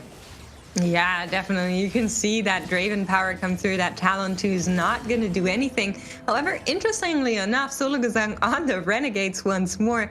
We've heard reports of him saying that he doesn't want to hex charge again after that devastating hex charge in the first game. So maybe his way through that tournament is just trying to equal out his points and hope that someone else blunders. We're gonna see. But for now, seems to be a little bit on a direction of another Renegade with the Silas in the background and the Talon 2 we just saw. I hope players are aware that the goal of this tournament is still to acquire the most points possible. Solo might think it's like darts where you have to end on 0. I'm not entirely sure. I hope he got the memo. This is still trying to acquire as many points as possible if you want to win this tournament.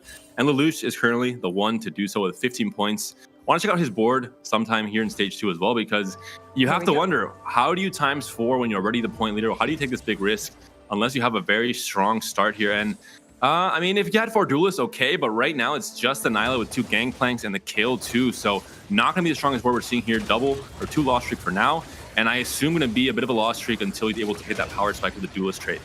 Yeah, I think the angle for Lelouch here has to be economy, right? He picked up that 3's company. He's on 20 gold and 2-3 already with another few units on the bench to hold on. And he's currently loss streaking. Of course, we're not in stage 3 yet, so the player damage, the legend damage shouldn't be too high. And I feel like that's his angle. He needs to get some extra gold. He's trying to go there. Yeah, over sometimes the econ. Three's Company does work as an econ trade. Sometimes you pick it, you see if it works, if these are 3 cost units that can actually carry stage 2. If not, you can sell them and just treat it as a risk at richer to some extent. You know, a bit different to True 2 because that just gives you immediate upgrades that you can try and win streak with. All right, let's see what we're picking from the carousel. Lelouch going with that sword. That's one of the benefits of the loss streak. I feel like since the treasure drake has been removed, it's even more punishing if you're just win streaking in the early stages because you're not going to get your items. And that could be a problem for you. Those anvils are not always nice. That is true. We're going to see Noel here on the 3 streak, has to try and defend this. Has a chance to do so while still having 20 gold, which is massive considering, you know, this is kind of the very efficient way of win streaking here while still maintaining a lot of gold. And with a unit like Senna with Last Whisper, it makes a lot of sense. She's one of the units that gets things done in stage 2 with that AoE cast as well, and just a great item on her. Yeah. Let's see how we go here. Oh, the early level 6 really pushing to defend this win streak. I like the aggressive, the tempo heavy play here. And whoever faces off against him in these last 2 fights, if it was something like Brank, maybe the next fight, it would be devastating to have to also maybe commit. Yeah, for the next fight though, because Brank's on 100 HP, if he faces Noel, he's going to be quite frustrated, I believe.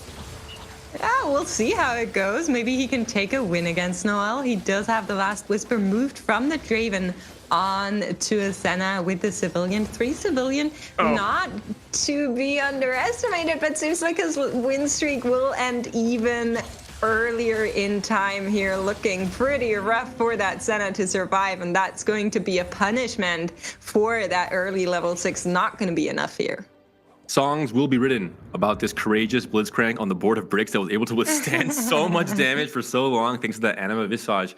And yeah, like you said, a huge punishment. You essentially put your economy in the gutter. You no longer can count on win streak gold to elevate that econ back up in stage 3. And it will be a bit of a tougher stage 3 for Noel, considering the risk he took and it not really paying off.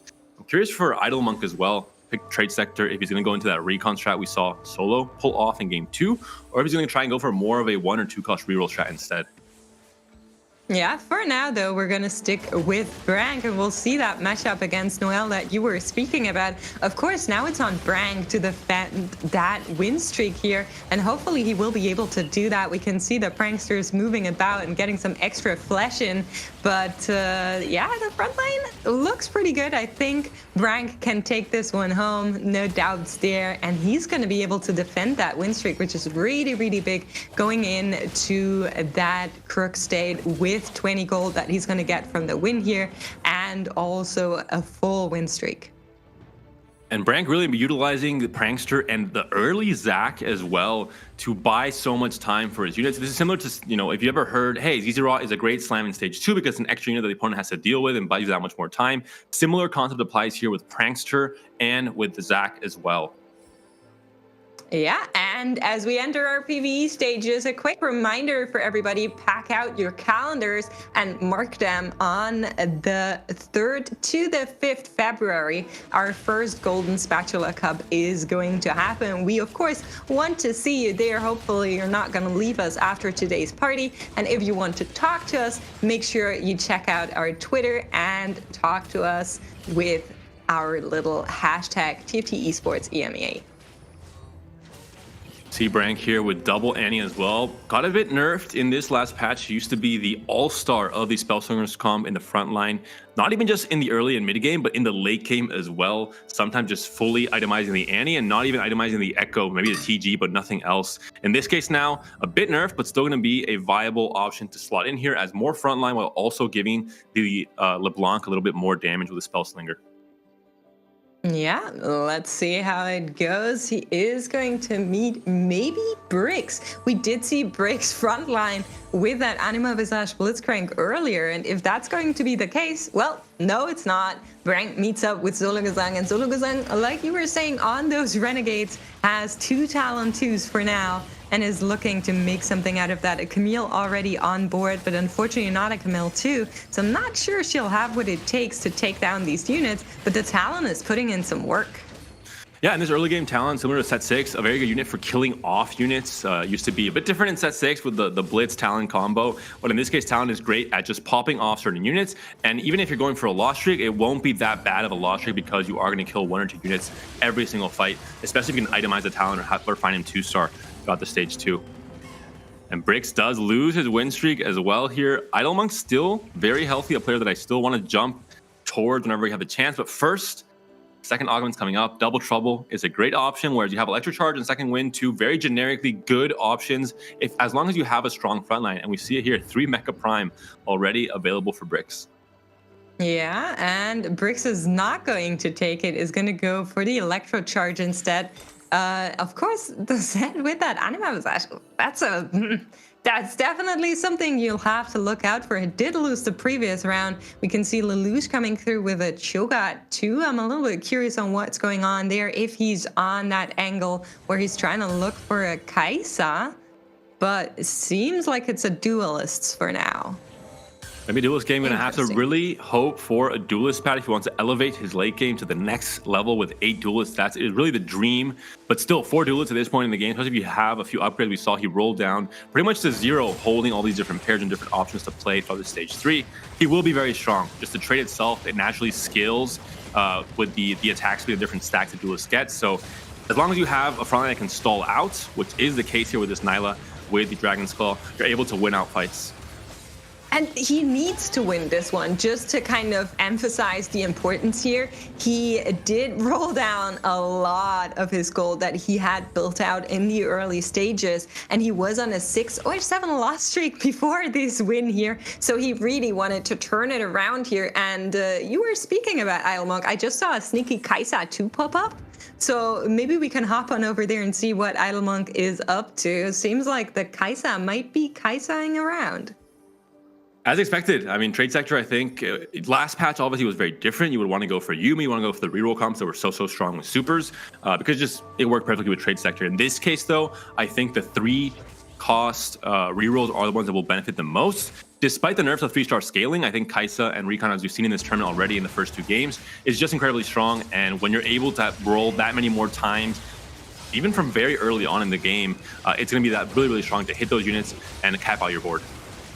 Yeah, and we were talking about this set earlier with the Anima Visage. Definitely has a lot of health to chew through, but it will be easy for the Vayne since she is carrying that Giant Slayer. She's just shredding through anything and everything, and that is going to be so close. Vayne can take it out before anything happens. It's going to be another win for Lelouch, which she desperately needed here. Unfortunately for Brix, he has only a cloak and a belt open, so he can't really slam the Zephyr on the set. He can't slam another tank on it, which might be the difference in terms of the set tanking more damage and allowing the Draven and the Lulu to actually get something done. So unfortunate, but hopefully here he can find maybe a chain to complete a Gargle, for example, or maybe even Redemption with a tier onto that set can definitely work out as well. That will be the case, yeah. Yeah, let's see. Scapea's looking for that BS sword, is not going to find it, redirecting here. Scapea's also had some very interesting comps in today's games. I would like to see him a little bit better than what we are seeing right now. He's currently 4th with 0 points, so whatever he gets here either is going to drag him down or push him up. But currently he's nulled out, had 4 points in the first game, -4 in the second game, and is looking to prove something here. Augment's coming in on the right side. We have Ascension for Brank, which is really nice. And Lelouch on that Thrill is something I also really like seeing. Idlemonk hitting the holy grail of augment pairs, at least after these first 2 choices. Trade Sector finds you all the Kai'Sas that you might ever need. And Double Trouble allows you to play 2 of them. And it's just going to be really explosive here because both Kai'Sas, the stacking works for both of them. They kind of work in synergy. So unlike other units that kind of, even with Double Trouble, just work on their own, in this case, there's a dual benefit to both of these Kai'Sas having another one on the board. So this is really the way to go with Double Trouble in this current patch. And I expect Idlemonk to easily find his way into the top 4 for this game. Yeah, I like how you said easily into the top 4. I was hoping for a bolder prediction of like oh, he's going to win for sure, but we'll see how that one goes. Definitely in a very good spot right now. You were saying it with the Kai'Sas, also has the statics build on her, which is going to be really nice for him as well. And it's just looking for upgrades now, which the Trade Sector, like you said, is going to deliver to him. Not just that, but great items, tank items as well. Currently on the Rel, but hopefully that will change out to a Rammus later on in the game, while still maybe keeping Star Guardian with Echo at later level 7. But this will be a different board than what you expect to see when it comes to Recon, because you can't fit all the units you normally fit. You want to play at least 2 Kai'Sas, maybe 2 Vaynes, depending on the itemization you get on the Vayne later on, and maybe even 2 Rammuses as well. So actually, no, not Rammus, because Double Trouble does not work with threats, if I'm not mistaken. It's only Triforce that does. All right. So let's see, it's going to meet up here with Sologzang, who has the Renegade still, hasn't found the Camille 2. Would ideally like a Camille 3, so a little bit off of what he was looking for. But maybe, just maybe, that Talon can finish up some of the smaller units to make it not hurt as bad. But the Kai'Sa is onto him, takes him down. Going to be another loss for Sologzang and another win for Idlemonk. Maybe let's check in with Revan, because 43 HP still fighting could be scary. I have to mention, I do love kind of the narrative storytelling whenever Talon faces recon boards, because it just seems like Talon just wants to hug everyone and everyone's just running away from him. And it's so sad for the Talon. Can't really get a kill while the Kai'Sa runs away there. But look at Revan now, as you mentioned. He has a decent frontline, has an early Zac as well, has an early Samira, but Samira 1 is really just miles away from the effectiveness of a Samira 2 when it comes to killing things off. And with how squishy she might be with any backline access, she could be in trouble. set has been found, and that means a set has been placed into the board over a rel too, because it's set. It's just one of the strongest frontline units in this current patch. Yeah, absolutely. Also allowed you to get a little bit of that gold back. We saw some rolling happening. There's a Syndra being held as well. But yeah, Trade Sector here coming through as well is going to get another reroll of these units, and still holding on to those rels. Finds the Zek2, another beefy frontline here to put in. But are you going to sell off the Alistar? Currently, there's two stars on the bench, just like Econ laying around. We would have loved to have more of a balance between the strength of your front line and the strength of the backline as well. In this case, only that Senna is upgraded in the backline. Samira is still 1 cost or 1 star. Looks like Guardbreaker will be this final slam here. I do like this quite a bit. Might have also scouted and looked at, what kind of units are shielding, what kind of front lines are being built now in stage 4, where players are almost certainly committing to what a final board might look like, and deciding that Guardbreaker will be a good item to build in this current lobby. Yeah, for sure. We can see the Guardbreaker do its thing, but it's only a Samira 1. Not sure she has the power to do a lot here. The beef is coming. Scipeos has built it out. Riven with 3 items is just going to be so tanky. And the Samira got stuck on her. Not ideal for what you were looking for. And we're going to go into hero augments here. That is going to mean for everybody in the lobby, they're getting 2 4-cost hero augment traits and 1 3-cost hero augment trait. So it's always going to be the same for everyone. We're of course going to go here right in with Riven on the Misfortune one, I think he picked. No, it's going to be a Extinction event from the ASOL one. Yeah, there we go. Trying to fit in some anti-heal into the board, I think is very smart. Doesn't have Sunfire built anywhere. Doesn't have any other way to get anti-heal online. This will work really well for this current board. And ASOL, I think, is an underrated unit.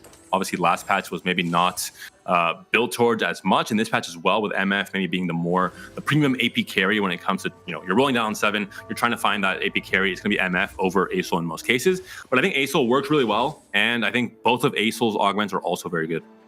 Okay, second time in the game. Everybody that has not yet hex charged gets the chance to go ×2 with their points here. We're looking at Reven, we're looking at Brank, we're looking at Noella and Sologazang, who haven't invested yet. They don't have to. They can say they don't want to multiply at all, or they can say they want to multiply by 2.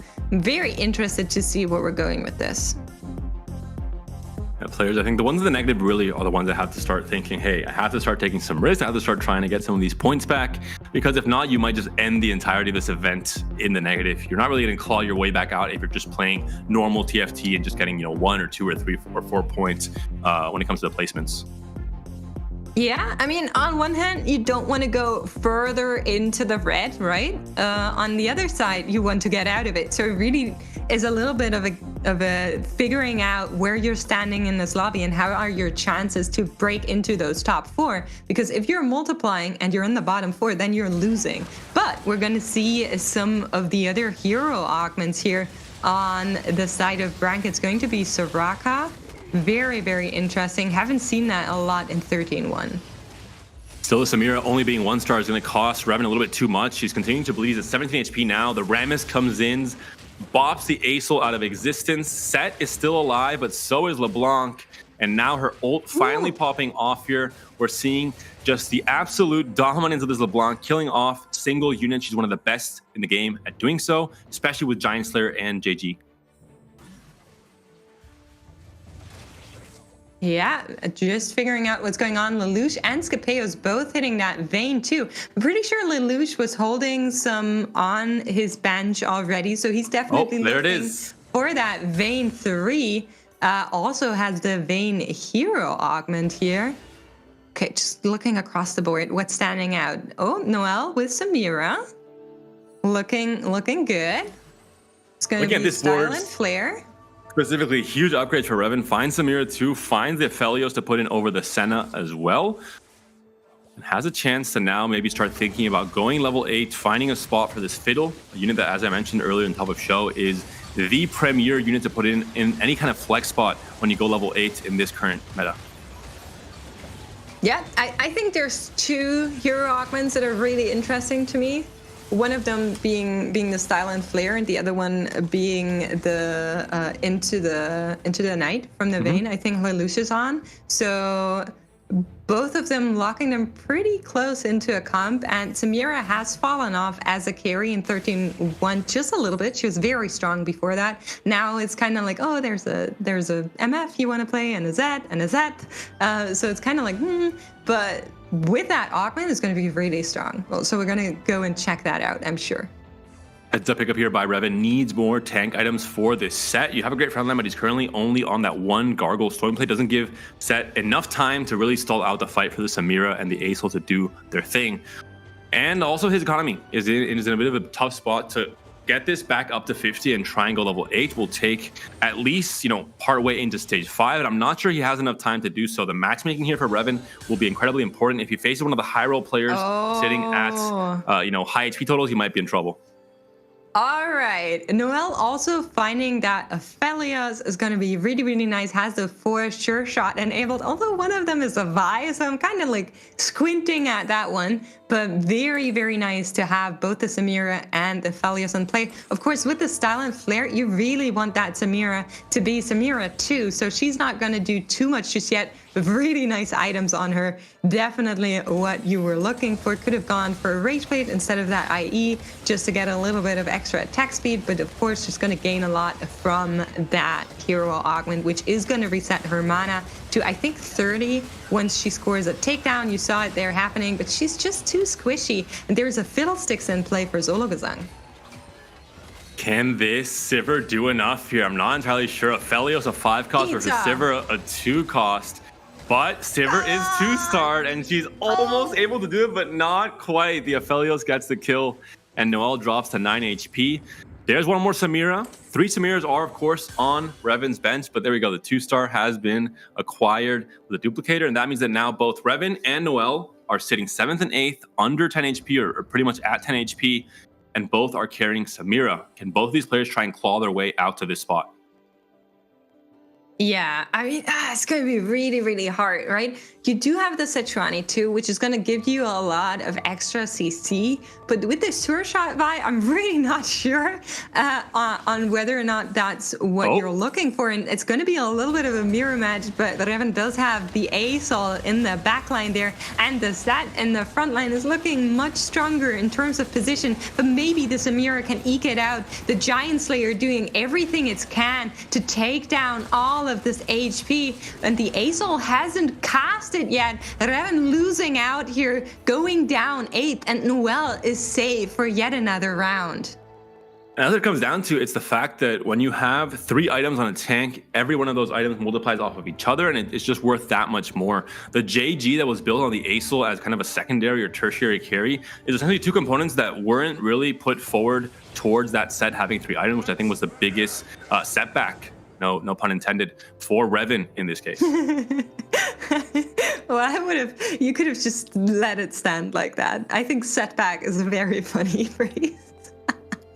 Oh no, now I'm gonna hear this every tournament now from you. Oh no, yes. I should not have opened up that can of worms. All right, let's see what we get. It's gonna be an anvil for sure that's gonna drop here. I think at this point it should be full items as well, as Acel is one of the bigger monsters that is threatening Spatulopolis.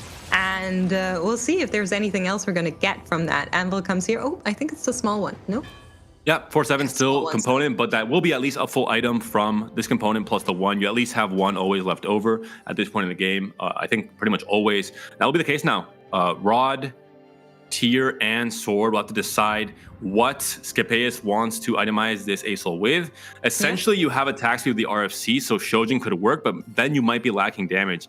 Maybe 7 Animal Squad will help with that. You have, of course, a whole lot of stacks built up here already for Scapeus, who has been playing this all throughout this game.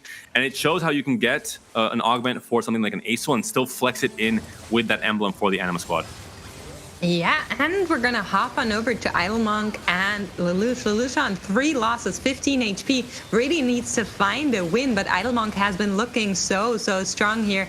But looks like Lelouch finds that angle, is on to the Kaisa, last one standing, takes her down and turns it around. 1 Vayne away from that Vayne 3, which really he's looking for right now.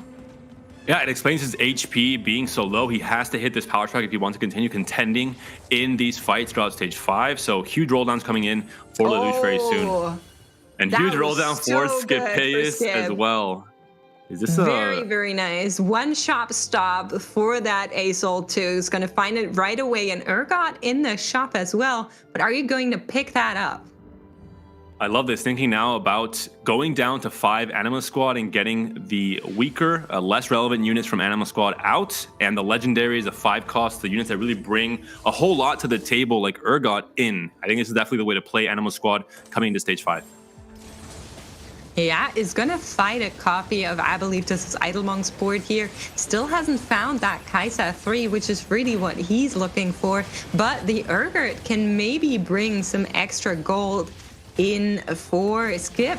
Noelle is going to find a win here against Lelouch. Lelouch just barely ekes out here 3 HP, and they're both down there, single digits, then a big gap. Zulugazang with 23, and the rest of the lobby looking a lot closer to each other. And Lelouch will have a few more donkey rolls to try and find that Vayne 3. It looks like it's not going to be the case, unfortunately. Thinking about selling the Kaisa just to have a few more chances to do so. Yeah, it's not. Well, he found work, the Sona though. 2-star in shop, but no Vayne. Oh, and that might be the hurts. end of the road for Lelouch. Some last-minute scouting has to come in. We're going to see a Fiddle come in as well, trying to sell off units to gain some extra gold and marginal benefits, but not enough there to find the Vayne, unfortunately. So we have to hope he hits maybe one of the weaker players, but hits solo in this case. The Viego going to be very dangerous if it jumps onto this Vayne. Yeah, it's a battle of the fiddlesticks as they're coming out here. Both of them just walking around, taking some extra damage. And this looking really good for Lelouch, I want to say. The Talon is onto the Vayne, but she won't get down there. And now it's only the backline that's alive. The Vayne can eke it out, and he's safe one more day. So is Noelle. Both of them alive and making it into this carousel. Yeah, a bit fortunate that the Viego jumped into the range of Vayne right as she was switching targets, and then was able to just get shot down by the Vayne in the process. Some sure shot emblems could be interesting for the players that were carrying Samira, trying to go for 4 sure shot if they aren't there already. That will be the case for Solgasang, it looks like. Picks up the Leona with a sure shot emblem in that sense. And then also maybe for Ace, it could work out really well if you're playing a 4 Ace board, because you usually don't have space for an Aphelios. But this allows your Samira, if she is the main star of the show, to do that much more with both the Ace trait activated and the sure shot as well. Yeah. So Skip picked up the Gunblade. I kind of want to see where that one's going and what he built on that Asol. All right, we're playing with 2 Asols right now, and looks like we're looking for that Mordekaiser too, because that's a really big unit to have together with that Urgot. Is going to sell it off here, trying to find items, trying to get something out of this. Do something with that rod. Yeah, there we go. Rabadons. Nice. Runs has been built. Yeah, the chance to put in Fiddle over the Urgot, depending on the matchup, Fiddle might work better than Urgot in terms of the CC. If the board is more spread out and Urgot can't hit anything with his undertow, Fiddle might do a better job when it comes to clumps, for example. But we're gonna see the Asols now trying to pop off. I think something that we're gonna see players doing a lot throughout the tournament circuit this set. When you have a hero augment, it doesn't necessarily say that you don't get the effect from only one of those units. You can play multiple of them and get that hero augment effect multiple times, as we're seeing here with the Asols. It's close, but I think it won't quite be enough. The Asol doesn't cast there, and this last one gets taken down. Skipeus down to 5 HP. Lelouch was able to find that Vayne 3, which I think is going to be a big important factor here. Of course, with the thrill on top of the augment is going to give her so much sustain. And there's another Asol, could be the second Asol too, if that's something Skip was looking for. And it is double Shoshin though on that Asol. So a little bit of a repositioning for Idle. Very interesting here for Idle playing one of the maybe 3 variants that there are for the front lines for recon boards. It is, in this case, the Riven variant. When you're rolling for 3-star Kaisa. She's a 3-cost unit. You want to try and get more 3-costs because it just works well with the level 7 roll down. That's the case usually with Rammus and Cho'Gath, but in this case now opting to go for the ribbons instead. Yeah, let's see how they square up. One of these players is gonna get knocked out here. We have 4 of them on single digits, and it might just end devastatingly. The Kaisa is trying to do what she can, but on the other side, there's 2 ASOLs, and they just keep on casting, taking out nearly the entire front line. There's only 1 unit standing, and I'm not sure it's gonna be enough. Another cast comes through, and that's going to be it. I think Idlemonk gets knocked out here, and Skip survives. Lelouch coming in 6th, and Zologazang just barely hanging on, now also single digits. And Brix, it feels like, has just been cruising through this lobby, still 40 HP, unaffected, unbothered, just in his lane flourishing. What's going on here? He also has an ASOL online, so ASOL, I love it. Finally getting some respect from top players, putting them into their boards. It's the case here for Brix. It was the case for Idlemonk as well, or for Scapeus rather as well. I love to see it. The meteor shower is really fun to see, and also gives the players a chance to maybe make a wish with all these falling stars. You're so cheesy. You are not allowed to blame me for cheesy jokes anymore. I am revoking that permit from you. But let's see what Brix takes out of this anvil here. A few different options. You have full set items already, so it's going to be the Shojin for the MF instead. She is the singular ace on this board. She is 2-star, and she is going to do a whole lot of damage. You have both the blue buff and the Shojin, so very early cast. One of the biggest downsides of MF is if you have no mana items whatsoever on her, sometimes she doesn't even cast. If your frontline just melts fast enough, she just does absolutely nothing. So in this case, Brix making sure she's casting as many times as possible.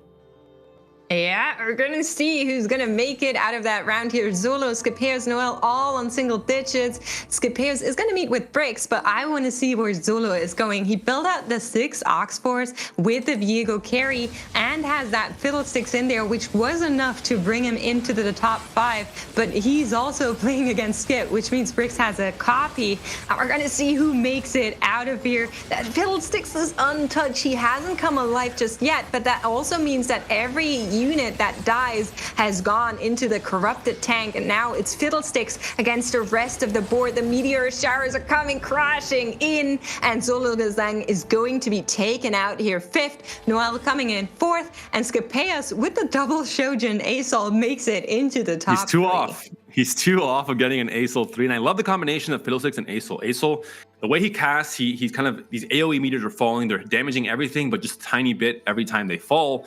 But Fiddle, it does the same thing. So when you pair these 2 together, you're able to get Fiddle to reduce the HP down to maybe half on some of these units, and then ASOL can clean them up with at least 2 ASOLs casting simultaneously. So very, very heads-up board being built here by Scapeus, and really no player can clump their units in this meta and in this lobby right now, because there's ASOL, there's Fiddle, there's Urgots, there's Viegos as well. So much AoE damage coming through.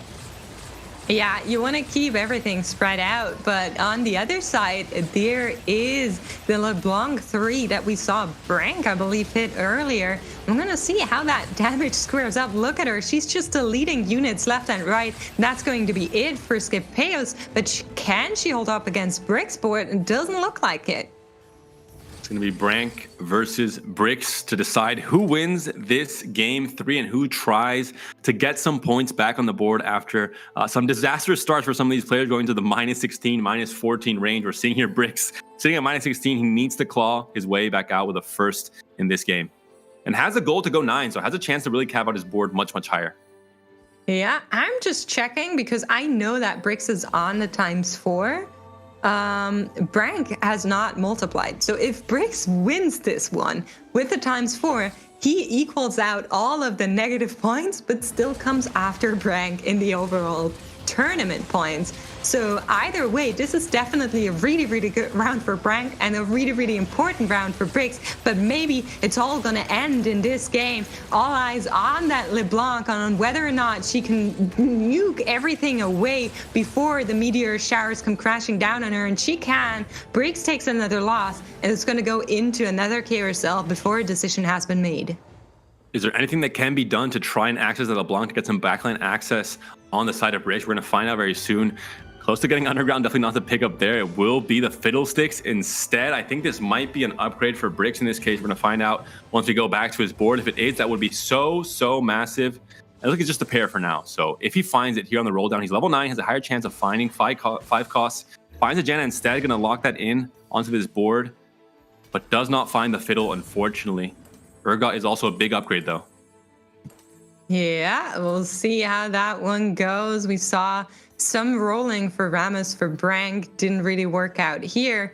And I believe it's sunny weather, so that's going to mean that everybody that's around that Janna is going to get a health shield of 400 HP for 10 seconds as we move into what once again could be the last round here. You can see those massive shields. They're going to be so important for the nuking of the LeBlanc on the other side of the board. But once more, she's untouched. Nothing is on her. She can just free cast, and that is so big, so big for Brank, who can find out yet another win.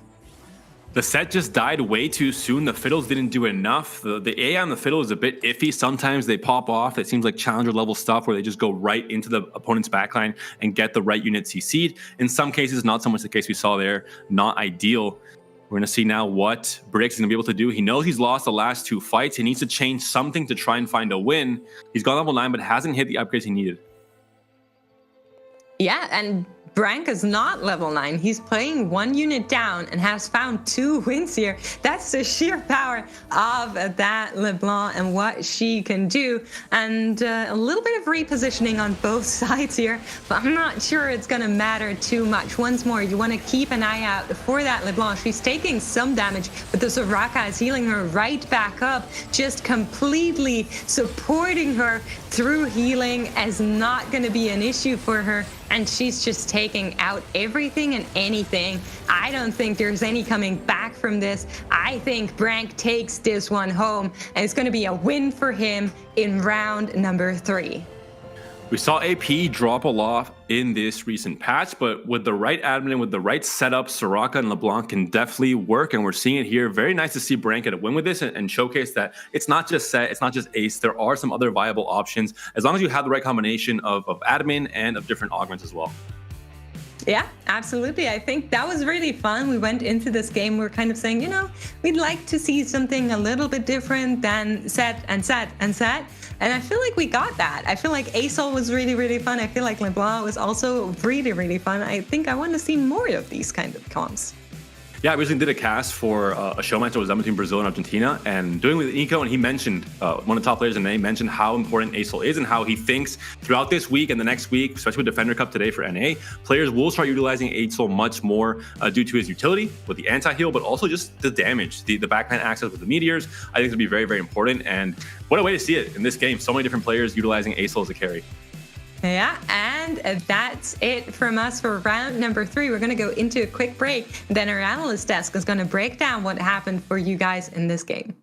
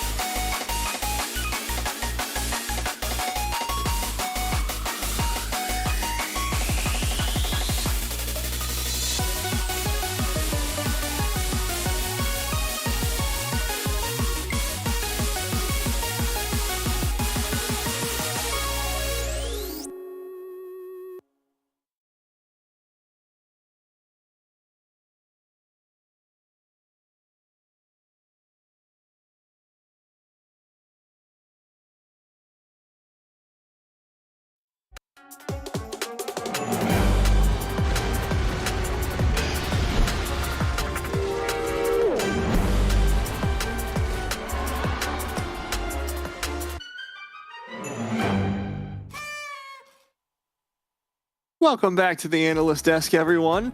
I am really excited about the variety of compositions we are seeing here today. Sure.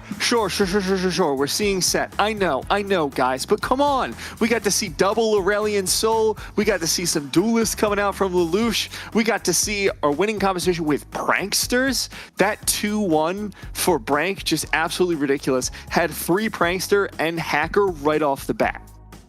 I love that Brank even saw that angle come in. It's such an incredible way to start the game. The Brankster himself, I hope we get to see a whole lot more of that coming forward because, you know, having those 1.5 second stuns 3 times over in the early game, when the board is so small, you're almost stunning the entire opposing team.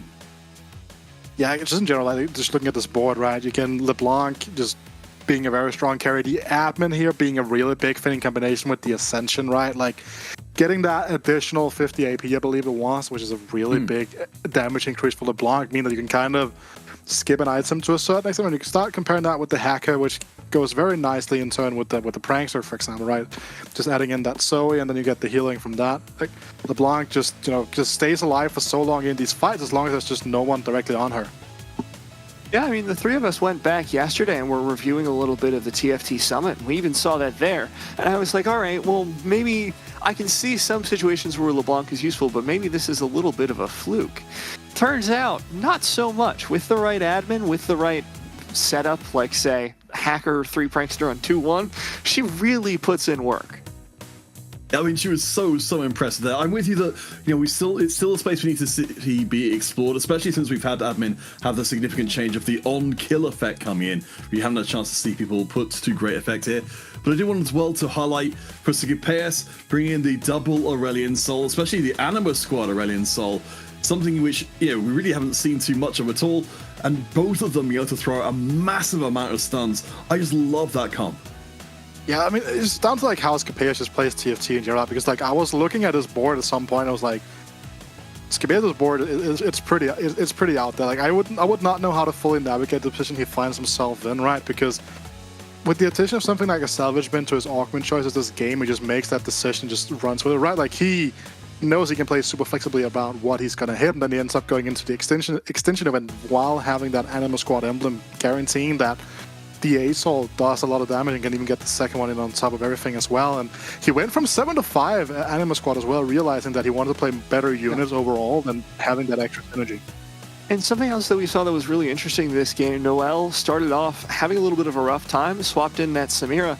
She wasn't really doing too well. Eventually he hit the Samira too, but I think the big difference that got him to this top position in the standings was the fact that he went for 3 civilian plus style and flare. Samira's biggest weakness in my mind is how slow she is to cast. She does basically chip damage until Ace kicks in, but with 2 casts coming out in quick succession, the entire board starts melting really quick, and that secured him that top 4 spot. We take a look at our overall standings. Yeah, I mean, this is just, it's wild because coming out of the previous round, of course, we did see the top 4 all very close together. One round further on, that's pretty much remained the same. Our top 4 players are, you know, within 1 or 2 points of each other, whereas everyone else, with I suppose the exception of Bricks, is very, very far behind. Bricks taking a swing.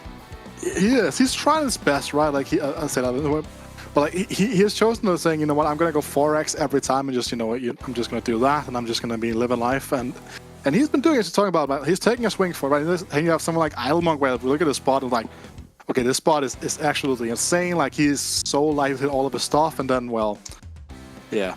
Wait, don't talk about what happened next. Didn't go great. Didn't go. Look. There's always next round. There's still a couple rounds left. He can maybe pull something out. I don't expect him to go too high. I don't think there's a mathematical way to go first. But in my heart, there is. He's got this. He's got it in the bag. I'm sure of it. I'm really excited to see, you know, our players coming into the last 2 games, you know, really swinging for the fence with absolutely everything. As you said, Bricks has made a great recovery to be back in at least with a potential difference. I think Lelouch decided to go for a 4 times multiplier in the previous game, where we were of the opinion that if you were ahead, you really didn't want to do that, has really opened up the field for everybody. Yeah, and of course, we're going to see how this resolves in the next game. We have our casters ready to go with Impetuous Panda and Makes to take it away in game number 4. Thank you so much for that, guys. I am a little bit in shock because I just found out that apparently everybody in our green room doesn't use plus as a replacement for yes. So if you're asked something, you do not just use plus to say like yes. I don't personally, but you do you Mix. We're not going to judge your use of different symbols to signify. That's literally like gamer language. What do you mean? I'm waiting Mix for you to ask me what I want to see this game. Okay, what do you want to see, Panda? Oh, sorry. It just came to mind something that I love to see visually, but also in terms of, I think it's actually very strong. A recon emblem on a Belveth. We got to see one of the 4-cost threats, Asol, pop off last game. I think Belveth needs some time to shine. We saw it in game 2 where Lelouch was able to carry a Belveth all throughout stage 2 and 3, picking that up very, very early on. But I would love to see Recon Emblem, someone playing Kaisa, and then finding that Recon Emblem at 3-2 and slotting into Belveth. I think it's super, super fun, and it really makes for a fun show to see as well as a Belveth dashes around. I absolutely agree. I think generally I really, really like seeing emblems on the threat units. I think if we're like going for an archives augment, a prismatic one, then that's kind of what I have in mind for it. I think that would be so fun. Even like a duelist Belvis does so much. Now that she correctly scales with 80 items, definitely a force to be reckoned with. Chance for early mech here for Bricks and a very early Vayne as well. For stage 2, I think it's fairly easy to assemble a strong front line. You want to go into maybe brawlers, into maybe defenders, but having a good, not even a backline, just a single unit that can get things done in stage 2, I think is the most important. And Vayne is one of those units, just does true damage, able to slowly pick off the front line and get access to the backline throughout a fight. Has a bow as well, so very, very important for duelists, and a Wukong too, and an Ashe in the shop. Good start for Bricks. Definitely. Very, very nice start. Has that front line, can go into the defender. Even there's a Poppy on the bench or in the shop that he might be able to pick up depending on what this PvE round gives him. And the recon with the Vayne and the Ashe already enabled. Really, really nice. You'll love to see that. Possibly one more component coming through. A chain would be absolutely fantastic to get the Sunfire onto this Wukong right away. Yeah. But Last Whisper is also very, very good with Vayne already on your board. Usually if you're going to recon, you want to itemize the Kaisa more than the Vayne. But in this case, we see a Poppy too also in the shop just for a split second. And that's going to be massive for Brick. Did he actually pick up the Poppy from the... Oh, he didn't. He still has the Blitz and the Jax. He couldn't. Oh, that's unfortunate. Because he would have needed to sell the Blitzcrank, and he didn't do that. But right now he's staring at the augments here, and it's going to be Pandora's, right? Ooh. Not something you see very, very often, but it will be the pickup here. We'll see if Bricks wants to sell the Jax to level, fit in the Poppy, have Defender for the Wukong, and still be able to keep the second Poppy and the Ashe on the bench. Yeah, he's thinking about it. The Jax, I'm sorry, but I think this is no longer your patch, and you will be sold at 2-1. It would be unspeakable to see this on the last patch. Anyone selling a Jax at this point in the game is just inting their LP away, but in this case, I think it is the right decision. Yeah, you could see him think about it, just like clicking him consistently. But this pause is intended. Don't get scared. We're going to go into our hex charging round as players are asked whether or not they want to multiply their points for this round by 4. So let's see how it goes. Of course, looking a little bit at Idlebonk, who has been hex charging every single round, is currently at minus 24 points, but Scapeo's on 8 points with hex charging every single round. So really, it is all about where you're going with this, whether or not you can eke it out. Players are getting asked one by one. We'll see them pop up on the screen if they so choose to multiply by 4. One thing we saw there right before we switched over to seeing our lovely players on the screen, Bricks actually built Guardbreaker instead of Last Whisper. I do like this very much. I think Guardbreaker is a great item to build in this current patch, but also a more generic item. It can go on both an AP or an AD carry, and that allows him to stay still quite open to playing different comps and have to lock himself into Last Whisper, which locks you into AD for the most part. Something like a Vayne, something like a Samira later on in the game. Okay, I just had a little peek because I think something with the overlay is not right, but there are definitely players who are hex charging ×4. We're going to see that reflected in the overlay in just a little bit, and it seems like it's the same players that have been for the first 3 games as well. So Idlemonk, Brix, and Scipeus seem to have chosen to go for that ×4 hex charge one more time. We're going to see that in just a second, of course. But windy weather for the Jenna, we should get one later on. It's definitely something to look out for. It's going to give a little bit of attack damage and ability power, increasing every 5 seconds. Really nice. And I'm just looking at Brix Pandora to see if he's going to get something out of that. It's not quite working out. He wants to try and find the Ash pair and the Poppy pair. The upgrades has not found them just yet. I like buying the Sona here, trying to maybe gamble for a Kai'Sa off of this reroll onto a 3 cost. Very, very good idea for Brix in this case. And this is one of my favorite openings in the game right now. You play with a Wukong defender frontline. Wukong, reminiscent of Darius in set 6. I love kind of this kind of AoE ability. We want to position him to have the opponent's units wrap around him to get the maximum use of his ult. I think it's really, really cute now in the early game. And Poppy as well, just a great unit, great at tanking damage. Yeah, absolutely. You can see it. It's just so good. If a team doesn't even lose a unit here, is going to have a full-on win against Frank, who's going to take a little bit more damage here now that all of the units are alive. But Zul'Guzang at Brix still at 100 HP. Skip has the chance to also, be at 100 HP. So we're looking at them to see who's going to break that win streak. Oh, we saw a Puppy upgrade there for Brix before we left his board. But looking now at Solo's board, 4 Defender online this early with a unit that gets things done. That is going to be a Kai'Sa with a Rod. I'm going to hope to make 10 here, but also a very strong spot here for Solo. No upgrades, though. That's the only downside on this front line. Yeah, Lelouch on consistency and Idlemonk on preparation. I think 2 very interesting and also volatile augments. We saw the consistency play out really nicely for Zul'Guzang. Preparation with kind of the change to 13-1 feels very scary for me right now. I think the only comp you want to go for would be the Kai'Sa Vayne comp, right? I think prep just overall, I'm not a big fan of re-rolling for 1 and 2 costs. And even for Kai'Sa, it's maybe a little bit difficult because of the maximum usage of prep after the nerfs coming in from set 7 to set 8. So I'm not a huge fan of prep right now, but I think maybe that's a playstyle issue for me as a player. I don't like locking myself into re-roll so early on. Just play strongest board stage 2 and then maybe stage 3 decide fully if you're going to play for reroll Kai'Sa, for example. But one thing to touch on, Brix, when he built that guard breaker earlier on, there's a big chance he was scouting the lobby and scouting his opponent's augment pickups because Revan picked up Exile. So immediate counter with that guard breaker anytime that Brix faces Revan throughout this early stage of the game. Yeah, so many spats really, as well, really mate. Nice. I was going to say there's 3 spatulas in this carousel, and seems like players are not going for them. Noel has kind of the pick of the litter. Either he's going to go for the bow, or one of the 3 spatulas, and Brix and Skip are just left with them. Interesting. I mean, Skip is a player that I think likes playing for kind of transformative emblems. We saw it in the last game with the Anima Squad on the Acel, so I think he's going to definitely find a use for that spat.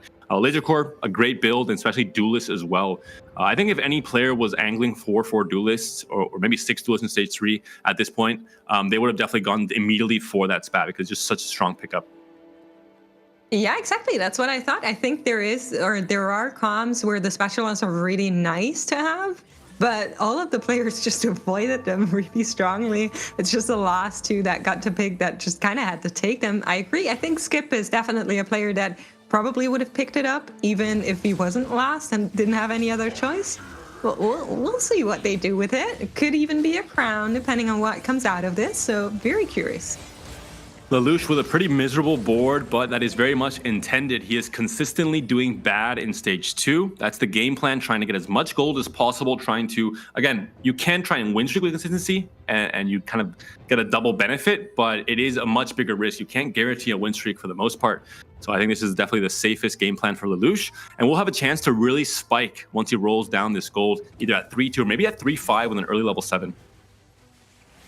Yeah, no, finds the Lee Sin too. Nice little upgrade for him here, as he is very likely to meet with Brix, and one of them will probably break that win streak now. Before we go into Crocs, could potentially go for 20 gold, selling off that Volkos and finding yet another win. If not, maybe also selling off that Camille if that's something he would be inclined to. He did pick the healing admin, so every 5 seconds he's going to get a little bit of HP here coming through. So a lot more sustain, and it will be the fight of the 100 HP players. The Duelist Poppy, the nightmare unit you never want to tell. I'm not entirely sure how strong it is, actually. I've never built this spat on a Poppy myself. But Rammus is very strong. He comes in from above, from the top rope. Huge CC, one of the best units in Stage 2 because of how just powerful his kit is overall. And because most of his power resides in the unit itself and it's not really dependent on the traits you build at this point in the game.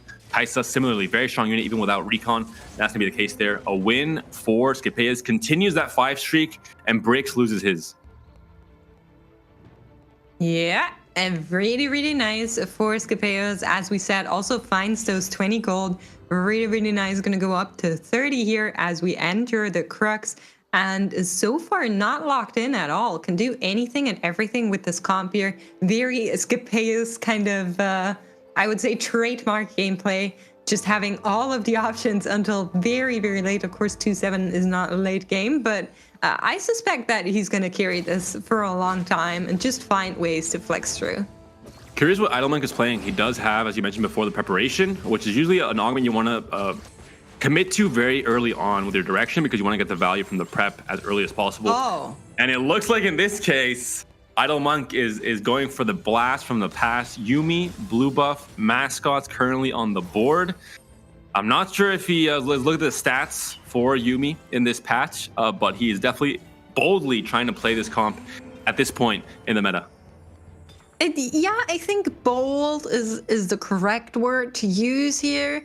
Of course, we are on 13-1 in case anyone is not aware, but he is on level 4. He has a lot of preparation stacks onto the entire team. And at this point, I think he might have been like, oh, it's -24. Let me just play whatever the game gives me and see where we end up. Because, I mean, his econ is looking great. He hasn't been losing too much. Of course, no win streak, which is not great. But it's definitely an interesting choice in 13-1 to make. Surprised with the one win he has, currently not on a loss streak. He doesn't try and roll a little bit deeper here to try and find upgrades while still on level 4, especially for the one cost with things like Nash's and Gangplank. It is quite typical from, I think everyone learned last patch to roll down to maybe 33 or so gold and then still make interest over the next 2 fights back up to 50 and still hit some big power spikes and not lose too much HP at this point. Because now, if you're just slow rolling above 50, you might get hit by, these 10 HP, 15 HP losses, which are detrimental for sure for this game plan. You're not going to have enough time to maybe spike. Yeah, I think that's very interesting. I'm also curious on what's going to happen next as augments come on through. Could be hero augments. So we'll see. No, it's going to be gold. And with a silver into gold, that still gives us a very strong chance to get hero augments as third. And he's on last stand as well. He's all in. He wants to give us a spectacle. He wants to try and give this comp its prior glory, at least with last stand, trying to get it up there, preparation as well. He's rolling down now. I guess he was trying to still just cater the augments to maybe the Yuumi hero augment if he was given. That's why the board looked a bit weaker and why he didn't roll at 3-1. So that makes sense as well. And now gets a bit of a postponed roll down here to 30, 3-2. Yeah, I mean, he has a set and a Kaisa in store, but at this point, he's so into this comp, nothing's going to happen here. That's just going to be the way it is. And yeah, we'll see how it does. We'll see how it does. Up against Brix. Brix currently second in the lobby, is on that duelist spat with the Kaisa in the background. Really, really nice. Has the guard breaker built out, and I don't think these mascots can do anything here. I mean, they're gonna try and take out the Rammus, but even that seems like too big of a spectacle to do obstacle. It's just not working out. Let's be honest, Max. I think the main reason why Idlemonk finds himself playing Yuumi reroll is because he's sitting at -24 points. He's in a spot where he can decide to explore different options, not go for the try-hard, the sweaty comps that everyone is used to at this point, and see if they can still work out. Kind of limit testing for the future of this competitive season, at least on this patch. So yeah, it's a viable decision. We're going to see if it ends up working out for him with things like prep and last stand. One very interesting thing, I think, with reroll and with Yuumi specifically, you mentioned it a little bit. there's not really a way to pivot out of this at this point in time. You've locked your game plan into re-rolling for this comp specifically. And this is something that I think a lot of top players don't enjoy so much because it takes away a lot of the agency they have to make decisions, to kind of find themselves a way to get out of low rolls. Whereas in this case, you're pretty much stuck to what the game wants to give you once you finally do roll down your gold at 4-1.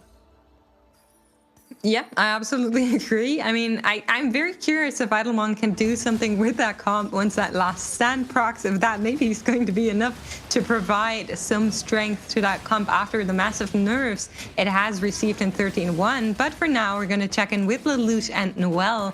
Lelouch, taking a book out of Sologazang's book, is currently on the Renegades, but Noel has found an MF, and she's doing a lot of damage. I have to say, I think the saying is taking a page out of his book. A book out of his book sounds more like a magic trick makes. Did I say that? Oh. But I'm interested in this new variant of the saying. I want to see the magician taking a book out of the book, kind of like the Russian dolls. Just there's more books, guys. They're just open that one. You'll see. You see, there was a time where Morello was really strong. Unfortunately, not right now. Oh, there's a joke somewhere there for sure. Maybe you can take a book out of that book, but we'll workshop it. We'll find a page out of that book. We'll find the pun for the next tournament mix. Don't you worry. That's good. I appreciate that. But yeah, some offensive items being left open here in the later stages. Bricks finding that bow, Scapeo's finding the chainmail. Very nice. And Scape is still streaking. Now halfway through stage 3, he finds himself again with Acel on his board, showing the unit how much he loves him, puts a heart emblem on it as well. 4 heart online. The scaling AP going to be fantastic for the Acel.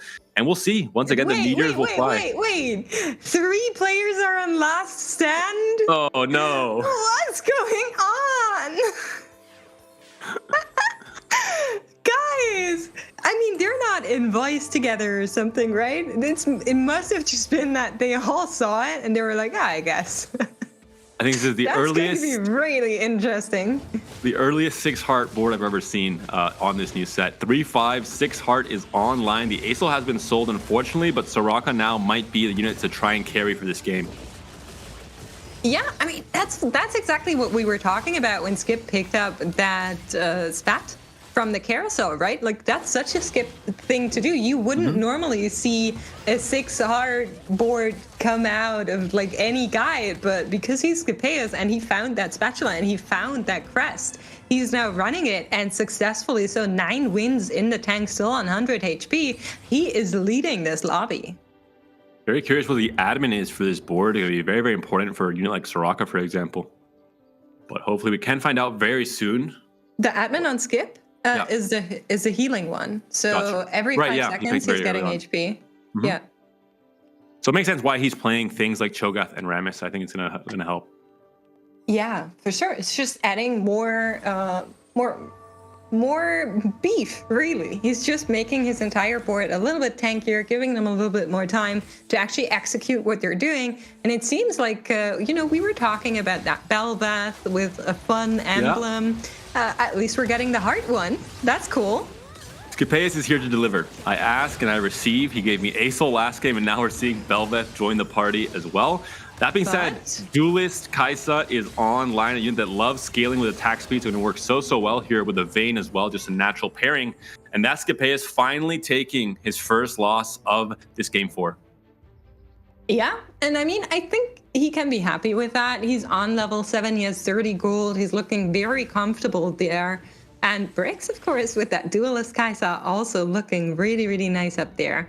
Of course, if you are in interest of telling us your opinion, you can use the hashtag TFT Rising Legends on Twitter. We're more than curious to hear what you guys have to say. If you like wacky tournaments like Hex Charging, or if you prefer our Golden Spatula Cups, which are coming back on the very first weekend in February, so make sure you check them out. Idlemonk now we're going to reach a point where he really has to roll down and find the upgrades he needs to stay alive, or at least to stay alive, with the last stand after that procs as well. This is the time. Level 6 has been committed. Malphite has been found. The roll down begins here. He has to find 3 stars. He has to spike this board to continue staying alive trying to stick with the power levels that most other players will reach now in stage 4. He's very close to this Galio. Oh, Nasus, come on. Oh, I need to this is where it gets tricky. All right, That Lee Sin, is you're out. mean. Yeah, the Lee Sin has to go here. Let's see if we can find anything else. Another selling off. Malphite 3 at least being hit, but that's not a good revenue after this entire roll down. You would have liked a lot more units on 3. I imagine Gunblade will be built for the Yuumi here, unless you think you really do need the Giant Slayer on the Yuumi instead. But then what do you do with the Sword and the Rod? The Spark, not really ideal to build on the front line, so I think it has to be that. But for now, Idle happy to just idle with his decisions, continue losing some time here and trying to find a spike with the last stand. Yeah, I mean, the last stand is still going to trigger. Just a friendly reminder, he's not the only player on it. Lelouch and Solo are also on last stand, so we're going to see a lot of 1 HP sustain in the overall standings of the lobby. But first, 78% to hit a hero augment, and it's not going to come through. Prismatics for everybody. You're going to get one, you're going to get one, and it's going to be the lucky gloves for Idle Monk. Very good with just the stats, the raw stats you get off of 3-star units, but I'm surprised you didn't at least consider the windfall. Maybe it's the extra gold he needed to find these upgrades and try and spike that way instead. So gonna be very interesting. I think gonna have to wait to, ideally you wanna play the Steel Gloves on another 3-star unit, but there isn't really one that you're gonna hit right now. The Galio already has the items on it with the Dragon Claw on the belt. The Yuumi's big. Do you sacrifice these poor Galios, or do you try and greed it out? You're gonna live one more time at least because of the last stand. You can just live one more time. Hopefully you're gonna win the next round, right? And then you can just have it without locking store. That would be really good. So we'll see if that's going to happen. You said it, the last stand can trigger. But of course, before we go there, game pause, we're gonna ask if players want to hex charge, because a lot of them haven't committed their hex charges yet. You can see it, 4 of them are active. 4 of them still could. So we'll see. Zologazang, Brank, and Noel, as well as Lelouch, could hex charge ×2. Maybe they're going to do that. I think for Idle Monk's decisions this game, they can all be explained by the fact he's at minus 24 points. He's greeting it out in every way possible. Doesn't pick up Windfall to say, hey, I'm just going to do some 3 or 4 natural rolls and I'll find my upgrades anyway, and tries to go for the highest cap, which is of course going to be the 2 Thieves Gloves, with the chance of trying to find more 3-stars and trying to, again, with last stand, with all these different things working in tandem, maybe it'll allow him to survive and fight for some top placements here. Yeah, we're gonna see if the mascots can do what they're supposed to. There's an Aphelios in the enemy backline, but there is so much HP in between that Aphelios and the Yuumi, and it looks like they can take it down. It's gonna be the win for Idle that we spoke about, and he's able to find that Yuumi 3, which is gonna give him a big upgrade. I do have a question for you, Makes.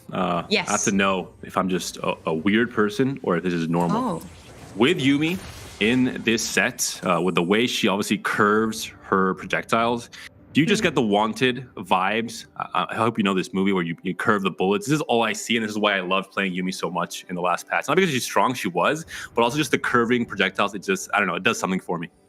You're making me out myself in front of the stream. No. I love playing Yuumi in League. Okay. It's like one of my favorite. I thought you were going to say you hadn't seen Wanted, the movie, which I would be very mad about if you haven't. Also, yes, but that's not what I was going to say. So, yeah, I really like Yuumi as a unit. I think it's great that we have her, even though chat will probably hate me now. But yeah, Zologazang did go with the ×2. We'll see how everybody else squared up here.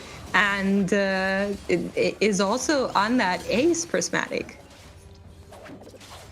And we're seeing now this carry is not going to be so important for Idle Monk. He wants to find the Giant Slayer. He wants to find the bow. Thankfully, he's done so poorly this game. He's going to have first pick. He's at 6 HP right now. And he has to hope that first, there is a bow in the carousel. And second, that if Lelouch is also fighting for it, that he has it on his side of the carousel once the floodgates open up. Yeah, let's see what else opens up. There is a Mordekaiser with a chain vest, which I think is really nice as a pickup if you wanted to flex him into, an ace comp, as several players are on that ace prismatic. So Zologazang is going to pick it up. He's one of the players that has it. I'm not sure on everybody else. We haven't taken a good look at the augments just yet, but Noel taking his time here, going for the BF sword, and Skip and Bricks last to choose here. Skip, is gonna go for the belt. Looked like a rod first. And we're seeing now Talia on the board. Not you'll be seeing on the board very often, but for now, gonna slaughter in for Star Guardian and that Spellslinger. And I have a very, again, unique board, a Scapeus type board. You don't see these kind of boards very often with 6 heart, with the Nunu put in as well, the tank IE still on the Lee Sin, the double locket, which is something you normally only see with the duelist comp. So very, very interesting board to look at for sure. Yeah, I mean, this is right out of the Scapeus playbook, right? And, like, you couldn't make this up if you wanted to. It's just something that happens to Scapeus naturally. But another thing that happens naturally is that sometimes you meet players that might be a little bit stronger than you. Fortunately, Idlemonk, is glitching out. It seems like what's going on. But he has last stand. So even if he gets taken down here, that will not be just yet it. And it seems like that's not even going to be the case. The mascots, the supers, they reign supreme. The kitty cat has clawed her way through this. And Zulugazang is now down to 2 HP, very shortly to proccing his last stand. Solo hit that Draven 2 upgrade. Bricks also hit that Vayne 2. Looking at the board now here for Brevin. Very, very nice looking board. The win streak is easily understood once you see this Fiddlesticks, Prankster, and Ace. You have a 2-star Samira with, I'd say, almost perfect items in this case. Really great AD item with Senna as well, having that Runans. And overall, for Ace, incredibly strong. You're missing the set, though. This might be a little bit dicey in terms of the front line is the only thing I'm thinking here. I mean, your front line is just going to be Fiddlesticks, hoping that they hit him and then hope that you can kill before anything else happens. Of course, Zulugazang on the other side, I mean, maybe hoping to proc that last stand. I don't know what's going on. But we'll see. It's going to be procced regardless. It seems like now on the Golden Shimmer, and Idle and Lelouch are still fighting it out. One of them is going to go on to the last stand as well. So now Lelouch and Zolo, both on last stand, both fighting for their lives with a little bit of extra buffs. We haven't checked in with Lelouch that much, right? We should maybe hop on over there and see what's going on.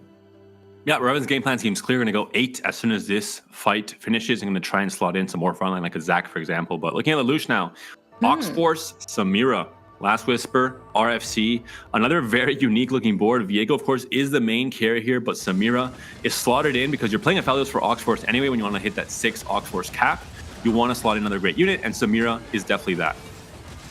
Okay, interestingly enough, I think we're being invaded by the Spatulopolis itself. Lelouch finds the Anvil here, is going to go with the Crit Glove, has found a tier, and still has that spat that he picked from the last carousel. That was hand-picked. He could have had something else. Is going to go to a level 8 here. Ooh. And try to just make something out of it. Has put in Aegis, will get a little bit of a beefier frontline with that Leona here. Rolls over the Zed, finds an Alistair any Z2 enjoyers? That he could just like surely pick up the Samira right self. away. Yeah, this has to be. Wow, the game is saying, Lelouch, I got you. You're 1 HP. It's the last stand. You fought valiantly. I will reward you. And there it is. Renegade, Zed, RFC.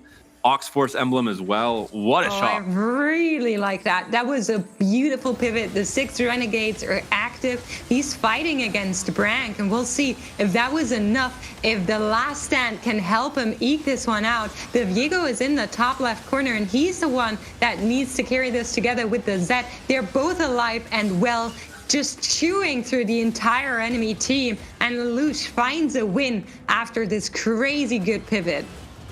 And it's a very, very strong cap here for Lelouch, especially with the last stand getting that much more stats on these key units. We're going to see where he ends up taking that board, and going to see how long he ends up surviving. It's going to be so interesting if all of the last stand players are able to just continue fighting for their life. We see Solo and Lelouch both at 1, and Idlemonk still hasn't procced that last stand. So the spike with the Yuumi 3 and the mascot board was enough to continue streaking and continue at that 6 HP.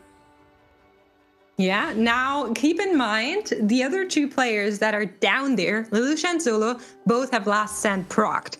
So they could get knocked out. Idlemonk still has an extra life, but Noel could also get knocked out. So it's going to be either one of the 3 that will probably lose here, depending on who they play. Lelouch yourself against Scapeus, and Scapeus also has made use of quite a bunch of emblems, but is that going to be enough? His entire front line takes substantial damage back there, but the Viego is there, and he is helping. He is slicing through anything and everything, and I don't think there's coming back from this. Lelouch finds another massive win here, and Zulugazang gets knocked out by Bricks.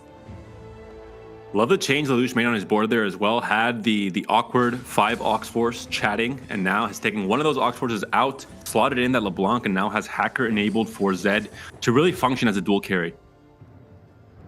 Yeah, Noel unfortunately taking a 7th here as well. And Idol seems to also have proc that last stand, but Bricks found a very tanky, chunky boy with that Rammus 3. Yeah, Rammus, one of my favorite units in this set. I think he deserved it after being ignored for so long. Comes in with an absolute bang from the top rope onto pretty much every opponent's front line in this case, and does so much damage as well because of the nature of the AoE ult Rammus has.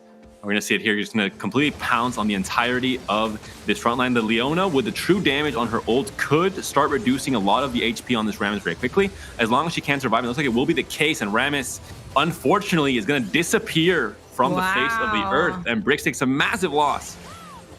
This board is so strong. I'm really impressed. And I'm also impressed with Idolmonk's board, because going into this, we were kind of like, you know, preparation. Okay, Yuumi, okay. Kind of like, is this really still a thing? But the preparation, the Lucky Gloves, and the last stand together with the comp he's built are doing so well. He's still clinging on to the rest of the lobby. The last stand providing so much extra support to this entire comp. We'll see what they go for here. Look at the lobby. Brank and Bricks are just so healthy and happy up there, and the rest of them is just fighting for their lives. Not enough believers in this AP Urgot item farmer simulation. Bricks does finally pick up the Urgot there, maybe hoping to find a space for this Urgot on the board. I think at this point in this current meta, when it comes to Fiddlesticks and Urgot, you almost always have to try and make group in your comp for these two units because they are so valuable in the late game. Yeah, absolutely. We'll see how it goes. Once again, a reminder, Idol and Lelouch are on last stand. Skip is not. All three of them could get knocked out, though the last stands have been proc. They are active, and they're helping them survive here, but how long is that going to be the case? I suspect one of the three will find an end here, and you're going to see it one more time. The super comp, the Yuumi 3 in the backline that Idolmonk has built out here, currently minus 24 points, but he is looking to regain that respect. He is looking to regain those points. We'll see if he can do that, but the Yuumi is under fire. She's taking hits from the Samira in the backline, not taken out just yet. She survives with 5 HP. That's one huge. more time, but now there's still this massive tank in the way. Idolmonk will be able to take this one down and finds a win against Reben, who's now also in the single digits. I love it. I mean, everything that Idolmonk, every decision he made in this game that could have been doubted is now paying off. He knew he had to take massive risks, had to wait for the Giant Slayer, which pays off there against a set, for example. Had to wait for those Lucky Gloves to really cap his board as high as possible because he knows the comp itself is maybe a bit in the gutter now after the nerfs. He has to try and find a way to make it as strong as possible, and he has. And Reben did find a better front line. We saw earlier on last stage, he really didn't have the set defender, the mecha at all. Now has transitioned to a more usual comp, but it's not really working out. Down now to 4 HP. Yeah, it seems like Lelouch, is he up against Idol or is he up against the copy? I'm not sure. Yeah, it seems to be Idol. So one of the two players is going to go home here, and it's last stand against last stand. The other one will look to find the PvE round and get extra upgrades, but will it be enough? The Yuumi is still alive, but how long can she do that? Diviego is getting some resets, is going to be taken down by that Yuumi, and now the Talon is fighting it out, but it seems like Lelouch is going to win here, and you can see Idol just laughing, having the time of his life, finding another win here and going into the PvE. I'm not going to lie. I'm pretty sure Idol coming into this game, minus 24, he's like, all right, let's meme it up. There's no chance I can win this tournament. And suddenly it's all working out, and he can't even believe his own eyes. I think most of us also cannot. Lelouch, unfortunately, the victim of this onslaught. But is Yuumi back in the meta? You just have to reproduce his exact conditions, uncontested, last stand, lucky gloves, perfect items, preparation, and then you can finally do well. Yeah, exactly. Just do it exactly like this, and surely nothing's gonna go wrong. Yeah, no. Anvil has been found here, is gonna get procced insta. Could go for the guard breaker, but there's no one with exiles active. I don't think that's necessarily what you would want for. maybe another Giant Slayer just to get extra chewing, but Yeah. it's going to be the ZZ Rod. You just want to buy more time. This is all about just giving time for Yuumi to continue sniping off targets one by one, and ZZ Rod does that with the the stats it adds as well, but especially the extra little ZZ Rodling, Boydling. That's the name, okay? Not ZZ Rodling. That's definitely not it. Voidling. Yeah, it's going to be slammed onto that Sechuani. Hopefully helping out a little bit. Skip finding that Urgot too. That could be really big for him. Yeah, Look at this board. Very interesting placement of these lockets on the back line instead. He could have rolled one more time in hopes to find that Fiddlesticks too, but chose not to, which I absolutely respect. But he is up against Reven. One of the two is going to get knocked out here. No last sense to be found. And we are looking at the Mordekaiser ult. It comes down. It just entirely does so much damage. The Syndra is helping, throwing in another Fiddlesticks. That's why he didn't roll in order to have the second Fiddlesticks being dragged in, being put there as another, yeah, you could say dummy. And it's going to be enough. Scipeus finds a win here, takes out Reven. Idle Monk now also finding a loss, going in 5th. And the top 3 are here. It's going to be Skip, it's going to be Breaks, and it's going to be Brank. I loved the mental imagery of that last fight. Set, just trying to do his thing, trying to do his job. Tank damage, punch people. All of a sudden he has a wave coming on one side. Syndra's bopping him on the head with a unit. He just doesn't know where all these different attacks are coming from and ends up getting taken down. Under pressure. Yeah, we'll see how it goes. Bricks against Scipeus. One of them, once again, will find a loss. Breaks just seconds before this fight, finding the Vayne 3. And she has a rune on. She also has a blue buff, which, but she has a rune on, so that's going to be really good for her. And there is a Nunu that seems to be disoriented. It's not yet on the way there, but now has found the reasoning. And Fiddle is here as well. He's going to charge one more time, and that's it. Bricks finds a loss. Skip finds this copy finds a win, and Brank in a double out just takes this lobby once more. Back-to-back first place for Brank in game number 4, Panda. What a great showing. A player, Brank, that we saw do well in set 6, has historically done very well for France. Is one of the OG players for France all throughout TFT's competitive history. But last set was not so good for Brank in terms of results. He wasn't able to emulate the same thing that he was able to do in set 6 and set 7. Finally, maybe coming back. And this is, of course, a show match for fun tournament, but I think it goes to show that if he's doing well here, he can probably translate that success with this set in GSC1 as well. Yeah, we're definitely going to look out for that one. I'm really curious to hear what our analyst desk has to say about that game, because there were so many unconventional comms, just comms that weren't cookie cutter, that were kind of a little bit off meta, a lot of spats to go around. So we're going to go to a quick break, and right after that, we're going to listen to our analyst desk break that down for us.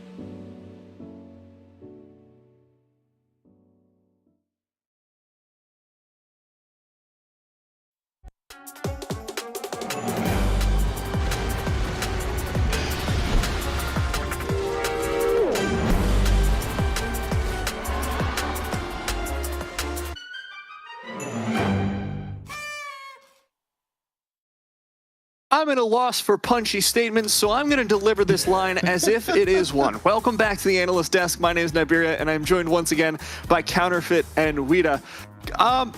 So that sure was a game, guys. I don't know where to start on that one. We had Last Stand. We had about 17 spatulas. We had a Yuumi reroll on 13.1. It's a mess. It's a mess. I mean, sure, right? The Yuumi reroll aspect was an interesting one to follow for sure, right? We really did get to see that Yuumi can still do a lot of damage when given the opportunity to do so, but that was not necessarily the case here. Like, she held out for a while, but look at something like Brank Sport, it's just never gonna beat that. Yeah, no, we had three people going. Oh, sorry, Peter. I was excited about Last Stand. Convinced by Last Stand. I know we've always been harsh on the augment for a long time, I think, in the circuit, and it's the fact that yes, it's in 3 out of the bottom 4 comps tells its story just with a new chapter. Look, I feel like it has potential. We saw at the Dragonlance Championship, sometimes it can be useful, but the sometimes is basically like you're already top 4 and you want to survive an additional round because someone else is about to die. So it really, look, it was really close to being useful for Idlemonk. Can we count that? Is that a win for Last Stand? I don't know.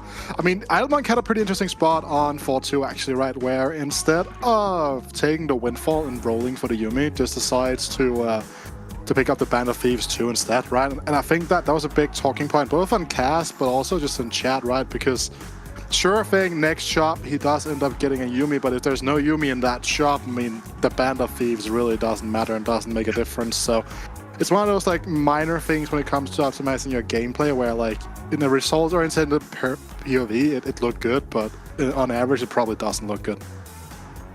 I mean, there's so much here. Going on from the Yuumi Cup, which was definitely a ton of fun.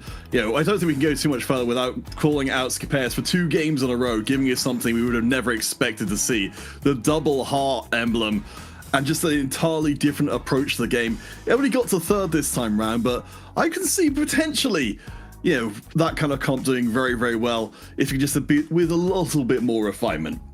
I feel like we had a kind of lightning strikes twice moment in this game. Lelouch, game number 1, in case anyone doesn't remember, went for a Renegade Oxforce Spatula Z. Lelouch, this game, went for a Renegade Oxforce Z. This game he placed 6th. Last game he placed 5th. So it's just a little like what are you trying to say, Matt? What are you trying to say? I'm trying to say it doesn't look good. That's basically what I'm trying to get across. But it's also weird that he went for it twice. So I'm interested in seeing if this is just something where Lelouch consistently goes for that duelist angle and leaves himself open to adding Renegade and just happened to hit it twice, which seems most likely given the previous Vayne games. But I'm just looking for some interesting patterns as we start heading towards that first Golden Spatula Cup at the beginning of February. Yeah, it's going to be a little way away before we really get into that, but just a tad. Just a little bit, but I do, we are, at least outside of these really extreme edge case comps, we are seemingly narrowing in pretty well on what we're seeing work very well. Broomy Bricks coming 2nd with a Threat Kaiser reroll. I think, with the way the set is set up, it's always going to be a strong option. Look at the standings here. I'm not even going to try to math it out. I feel like my gut just tells me that everyone from Brank through Lelouch can win this, but I also feel like as long as Brank doesn't Hex Charge go 8th, he's in a really good spot. This is such a weird way. This is so hard to predict, guys. Yeah, if anyone in the top 4 goes last, Lelouch can win. If anyone in the top 5 goes last, Revan can maybe make top 5. I don't know. There's just so much flexibility because there's subtraction of points in this one. Yes. I gotta say, shout outs to Omni for coming up with this format because I'm having a lot of fun with it. It's his fault. One thing I would like to point out, though, is with Brank and Scapeus being so close together, which is a pretty unlikely outcome given the way the tournament is set up, it does mean they are much more inclined to actually go for the Hex Charge in this final game. If they were ahead of the field, they could easily just ride out with a 1x points and probably win anyway. In this case, if either of them decide to Hex Charge to 4, then they are challenging for top spot. We're going to see how it shakes out in the very next game, our final game of the day. We'll be right back after a break, and the 3 of us moving straight on to the casting desk. We'll see you soon.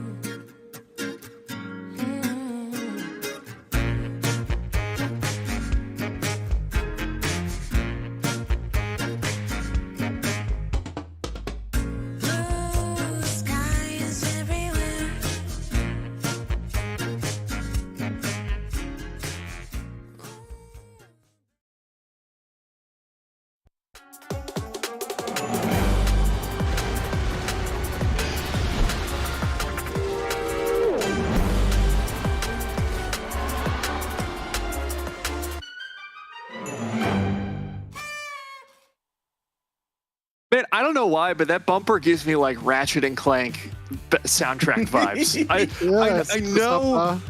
I know that's like a deep cut, but somebody in Twitch chat right now is going to be like, yeah, it does. I promise you. I promise you. Yeah, one of the biggest video game franchises of like the last. Yeah. It's a deep cut. One of the most popular. Yeah, one of the most popular PS2 franchises. But anyways, we're here in game. Our deep cuts are going to get much, much deeper by the time we're done with this game. Very obscure, like Danish sitcoms. We'll get there. Don't worry about it. But we are here in game number 5 of the Monster Party to celebrate the launch of Set 8 Monsters Attack. And we're going to decide who becomes the champion of the party. But I'm kind of struggling here, guys. So maybe we can pitch some ideas here. Normally we say like, oh my God, the Rising Legends champion. What do you call the champion of a party? Like There's not a one-to-one comparison. Usually people don't win. I feel like as the American, I feel like you're the expert because you have like prom queen, homecoming king. Yeah, that's true. Sadie Hawkins king. The solo cup champion. Yeah, that's all I'm thinking because that's the name of those red cups you always see in movies about American parties. Oh my gosh, I suppose it's probably worth mentioning again coming into this one. Bragg and Skipaeus on 17 and 16 points respectively. With everything else being equal, they will be the two battling out for whatever it is we figure out to call the king of the Monster Party. I'm feeling solo cup champion personally, but I feel like maybe it's like a Godzilla type thing because it's a monster after King all. Of Monsters. Oh, true. So like, King of the Monsters? Yeah, let's do it. Champion Scylla? I don't know. We'll workship it. We'll figure it out. Black. Yeah, I like it. It's fine. That's a deep guys, how about tomorrow at 5? If that's a good workshop time, right? Yeah, of course. Oh my gosh. So we have got players who are pretty much out of contention here, of course. Idler Monk, having managed to accrue a mighty minus 28 points, will certainly be winning the golf score prize this one. Solar Gasang minus 18 and Revan minus 14. Mostly what it can do is influence who is going to win by going as ham as possible in this last game. That's a lot of gold for Noel can make. Yeah. It's almost Christmas. At 1-3, he just made. Making econ on 1-3, definitely an auspicious start to say the least. But again, didn't want to play for the Kaiser that wanted to keep the Cho'Gath around, it seems like, so that is something to note here. So there's a pretty big chance we're only going to see one component drop right now, and that may or may not be that good for you if you're Noel in terms of being able to play. Okay, never mind. Well, we have seen later. Okay, never mind. Pretty good stuff before. Okay. This is just a recon game, no? Just absolutely from... Oh, no, maybe not. Maybe not. There's the issue here, right? And that issue is I feel like the only thing we have right now is a sword. Damn you, hero augments.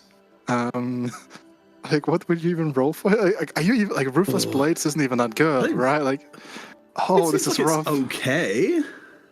Honestly, it might just be like building towards Ace long term, then I can see the justification. The other two just seem kind of bad by comparison. No, wow, Noel's going to go for the defensive augment for Blitzcrank. I don't think I've seen anyone running this. I mean, this pretty much just reads gain a gargoyle stone plate.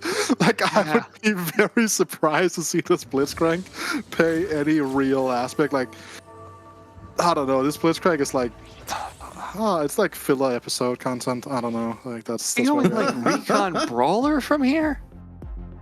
All right, well, let's take a second out for our Hex charging station. That's what we were talking about off stream. The big thing here is whether or not we see a full Hex charge coming in from Brank or from Skipeus, because if we see it from either of them, we need to see it from the other one as well. Yeah, but 4 times is very risky, of course, because if they take a loss, they're down to like 5 and 6 points, or 4 and 5 points. Damn you, math. So it'll be interesting to see who on the bottom side or in that 3rd and 4th place goes for it. Bricks, true to his word, going for the ×4 every single game of the tournament, as is Noel. But Lelouch as well here now, so the pressure is on Skippy and Brank though, right? Because these are the people around them, and they are not going to be going for Revan here. He might as well solo it. I mean, everyone but like Brank and Skippy might as well just send it here, right? Like, there's just no reason not to have a bit of fun. Well, this is what we were kind of expecting. Well, because for Bricks, Lelouch, and Noel, they're all the players who, if they finish out in 4th here with, in 1st place with a 4 times multiplier, could leapfrog Brank and Skipeus. Yeah, you have to go for it. We were kind of expecting or fearing that maybe all of the players would go for ×4 in the first game, but they've been very strategic about it so far today. Yeah, I mean, it is at the end of the day. So it's going to be a fun thing to look out for here, right? Like, this is going to be... What would even be the equivalent right now? Like, early Neela? Is it the direction you want to go for? Like, the only thing that feels bad to me about going for the quote-unquote recon angle we're talking about, right, is that we sold a Cho'Gath. We also sold a Kaiser to make Econ at 1-2. Yeah. Or 1-3, rather. And Blitzcrank doesn't easily fit into that composition either. Unless you want to go Brawler frontline, which may be an angle he's looking for. I mean, the Blitzcrank asset doesn't really matter, right? It's just about getting a Gargoyle Stone Plate. Because you're... I guess, but that feels bad, man! Well, something we do have, which we haven't got to see so far in the event, is of course, Makes' favorite augment, the Endless Pizza, which, we've already seen how powerful the set can be. Even more powerful when it's backed up by an augment, kind of an augment redemption that will heal him for a percentage of his maximum health.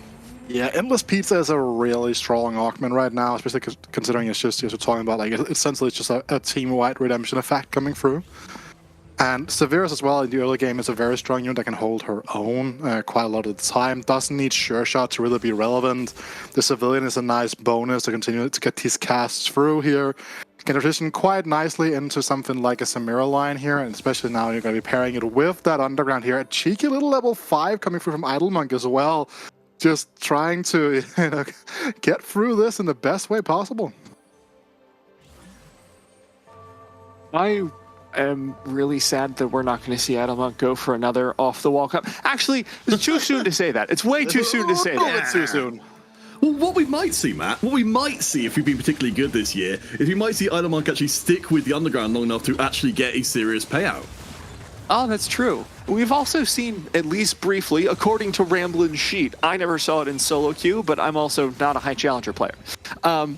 There was briefly a composition that utilized Sivir as an item holder / carry, similar to the Senna composition with Sure Shot. So I'm wondering if he's considering that kind of angle with the set in the front line. I mean, there is like a Senna reroll thing, but that's never going to happen here, right? Like, it's just Senna reroll is a thing. I was talking about Sivir. You know, both of these Yeah, units. I'm holding out hope for something weird here, Wida. I would say that like I wouldn't classify Scenario as weird. The spot right now is not really for it as we speak. So a lot of here is going to be coming. A lot of the priority here is going to lie in depends, on how he is going to prioritize his items here, right? Because Idlemonk wants to get the glove out the way now. I assume Chain is next because it's free cost. It is indeed. Skip has an illusion just going and passing. Something that jumped out to me from Idlemonk was that I noticed that we were talking about the set as being an obvious angle to go for, but there was a Wukong in Idlemonk's shop, and he didn't decide to pick it up. Wait, there was a set in the shop? Sorry, not a set, a Wukong. All right, cool. Looking at the augments here, we have Oxy and Rage from Revan, so a little bit of a carry Talon going on. Potentially reroll Talon is a very fun augment. Actually, reroll Talon is super fun because if you get the correct item setup for it, it's such a good leeway into getting that secondary carry online with the Viego, but it can fall flat on its face here. And interestingly, like not League of Draven, but the other one here from the team-wide crit chance. Like, what's your guys' take on this Draven augment? It feels like just like a replacement for recon or an addition to it, so you can drop down to 2 recon and still get 100% crit chance, but I'm not super keen on it. Maybe if you go into 4 aces, I feel a little bit better about it. It would seem odd if if you don't have the 4 aces, or if you don't have the mecha, then if you're just kind of running the unit purely for the extra crit chance.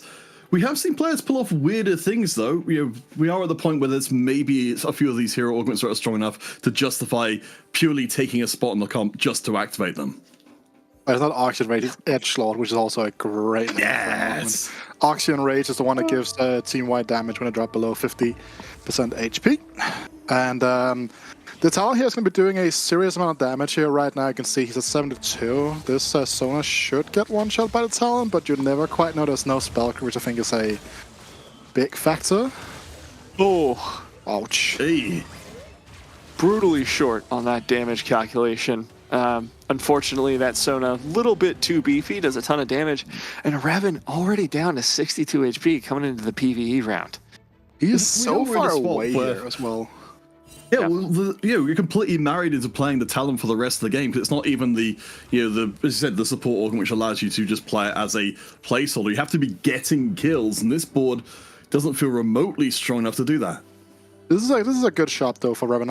I feel like we are going to be seeing a free run roll down from Revan coming through just shortly, right? Him trying to roll for his talents, because like he is currently he's 3 talents, which is not a lot, but it's getting there somehow, right? Like he needs to find 6 more, which is doable, and also he's also rolling for Silas, right? So he has multiple outs when it comes to getting immediate board strength here. If he chooses to roll, keep in mind here on 3-1, Revan is a player that we know has a lot of experience with these hyper roll lines, right? Like really one of the forefrontsmen of using Nidalee carry in our GSCs last season. I suppose where we are for Revan right now is that we've got up to 50 goals, so presumably we're either we've got the 2-star coming in, and I guess it's a choice here for Revan if whether they decide to go down and start chasing Talon 3 aggressively right now, or if they save up and slow roll. You're 62 HP though, like you gotta go. Yeah, I feel like you put on the gas at this point and just go for all of your rolls and try and find something. You need some sort of strength. Like you said, Wida, so low on HP. Doesn't end up with too much of anything, unfortunately. We have at least got Renegade and Oxforce active, but with 1 item on the Talon. Maybe finally here's a ball where Talon can start getting some kills and some resets. Yeah, Solo also still level 4, right? He's going to be going for a Draven angle, it looks like here.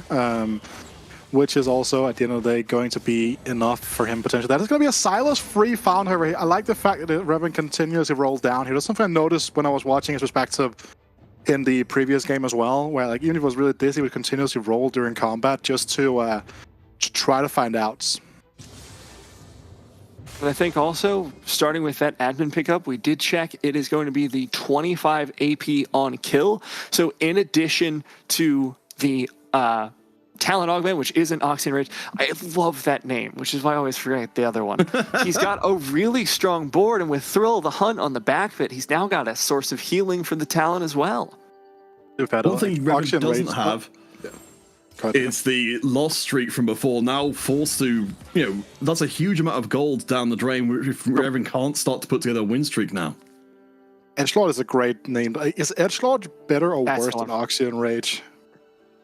It's funnier for sure. It's more demeaning. It gets even better because like Talon jumps to the edge of the board, right? Like. Oh yeah. I see it. I see it. It is like a multi-level thing, right? Like he's gonna go and jump towards this center when he gets a chance, right? Like got layers. Like oh my god! From Brink though, from Brank, sorry, they've gone for the Energize Wukong combined with a sure shot backline.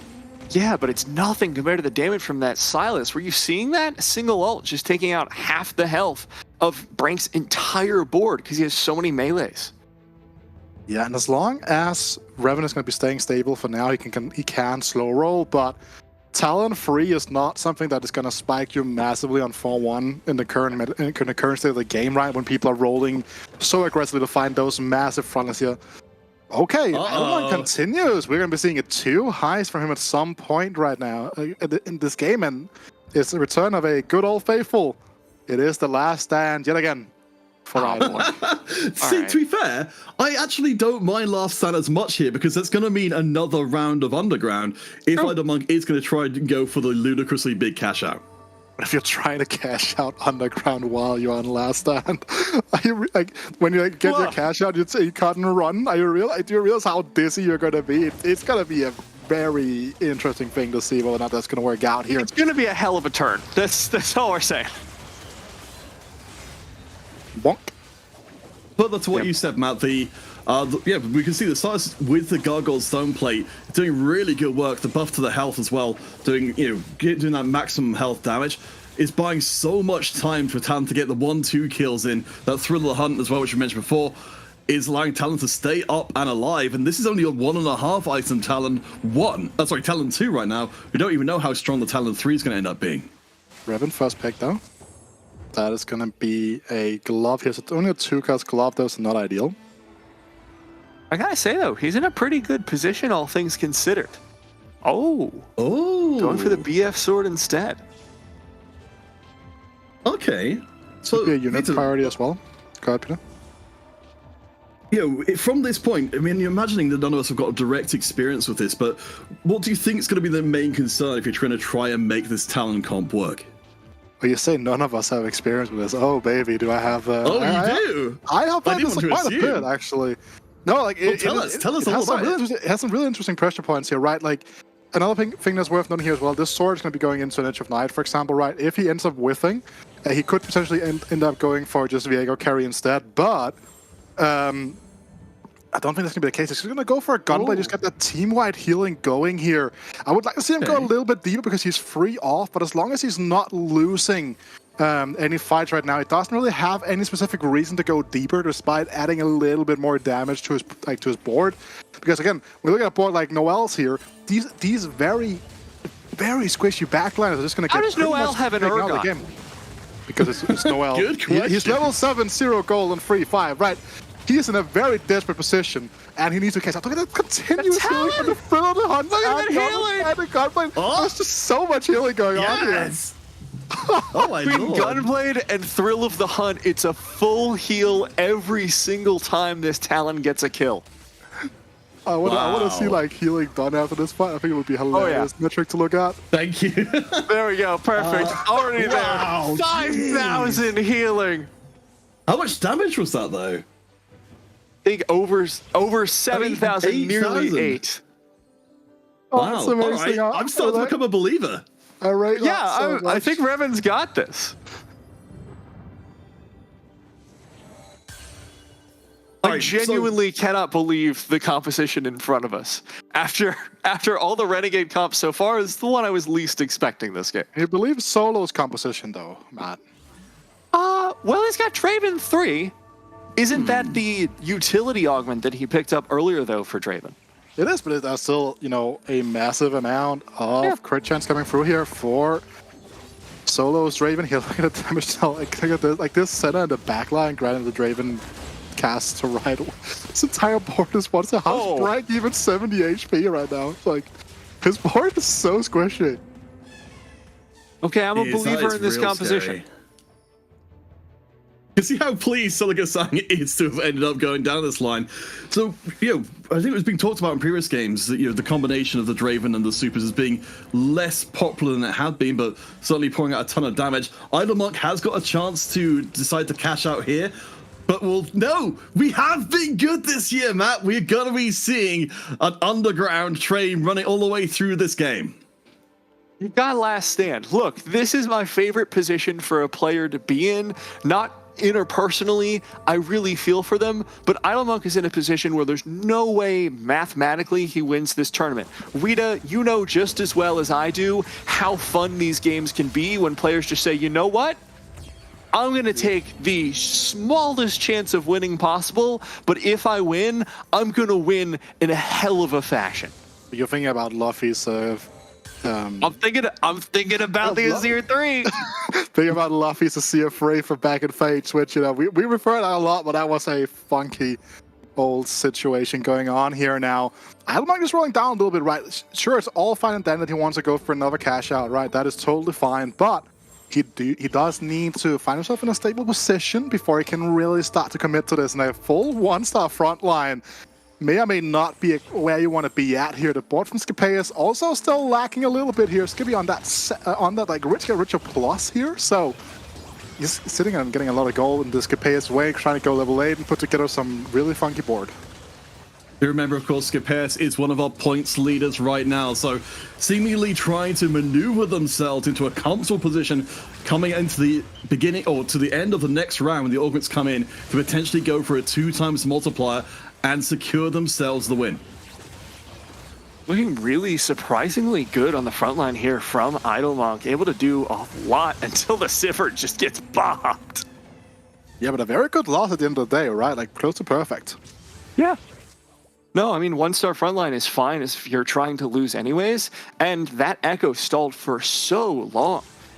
Go for the portable forge as well. I mean, you okay, no, I was about to say that was a cash out, which is not, it's a portable forge. Okay, I got baited. I got baited, It would have been a pretty fun cash out, though. I got baited. It's okay. Look, we could end up with 2 ornaments. We could. Call this board a veritable Christmas tree by the end of this game. Oh, we have got an upgrade to That's the board. talent free for Revan. Oh, okay. Still no JG, though.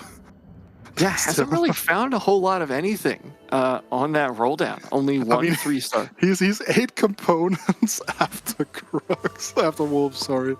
I mean, that is, when you're playing a 1-cost reroll composition, that is not how you want your item priority to pad out. I must admit that one. Well, let's see. Scapeus and Brank. Fewer players who need to make their choices now. In fact, I think only 3? No, 2 of them. Just Scapeus and Brank. They're the only ones who still have the opportunity to hex charge, and they're probably going to wait until the timer.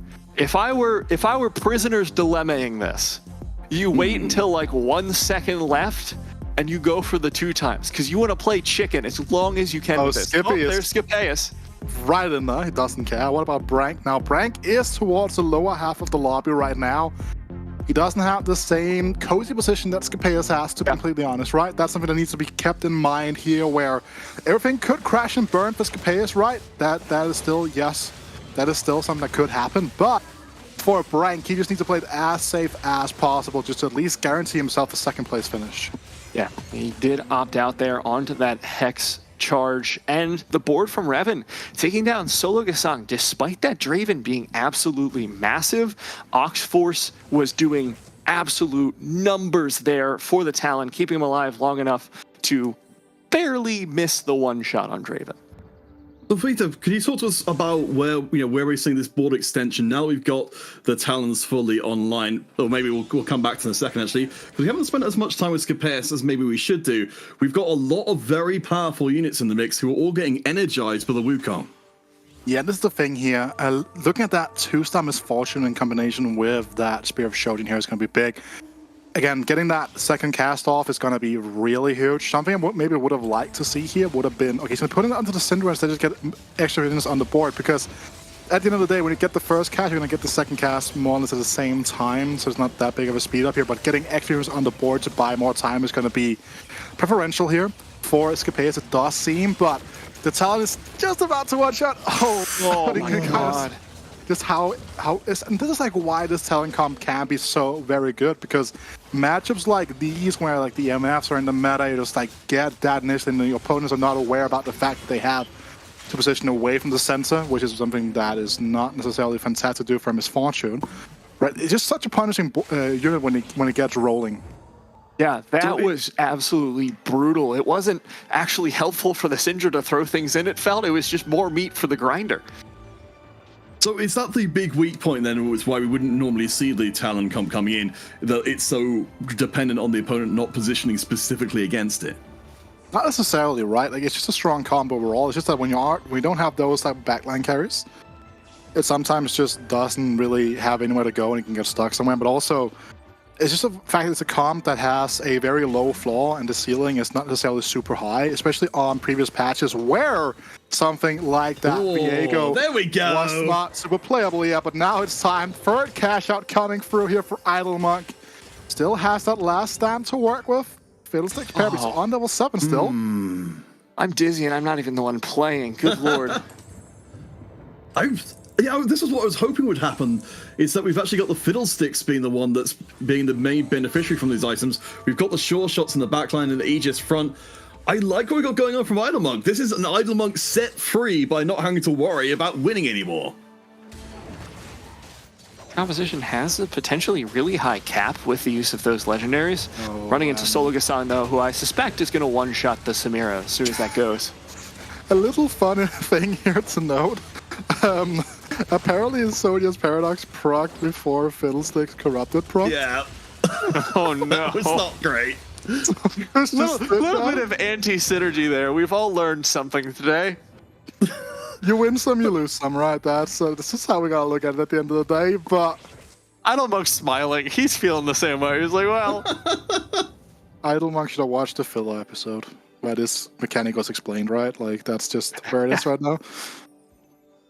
At least we do have the promise of Idle Monk's last stand still to come. But just before we get too deep into that, we have got to take stock of where we are again. Scapeus and Lelouch topping the lobby right now. Sologasang and Revan very close behind, along with Brank, Brix, and Noel around the 30 HP mark. So everybody but Idle Monk has still got a lot of room to play with.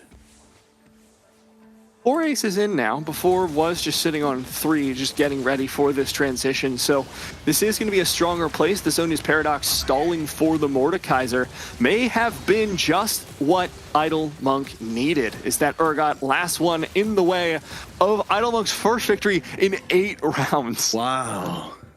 Look at that as well over from Lelouch's side. His Urgot farmed him 2 different chests right there. So Lelouch, he is starting to power up as well, but Brix down towards the back half of the lobby. Noel Brank continues to take losses here as well now, as we are going to be looking over towards his perspective.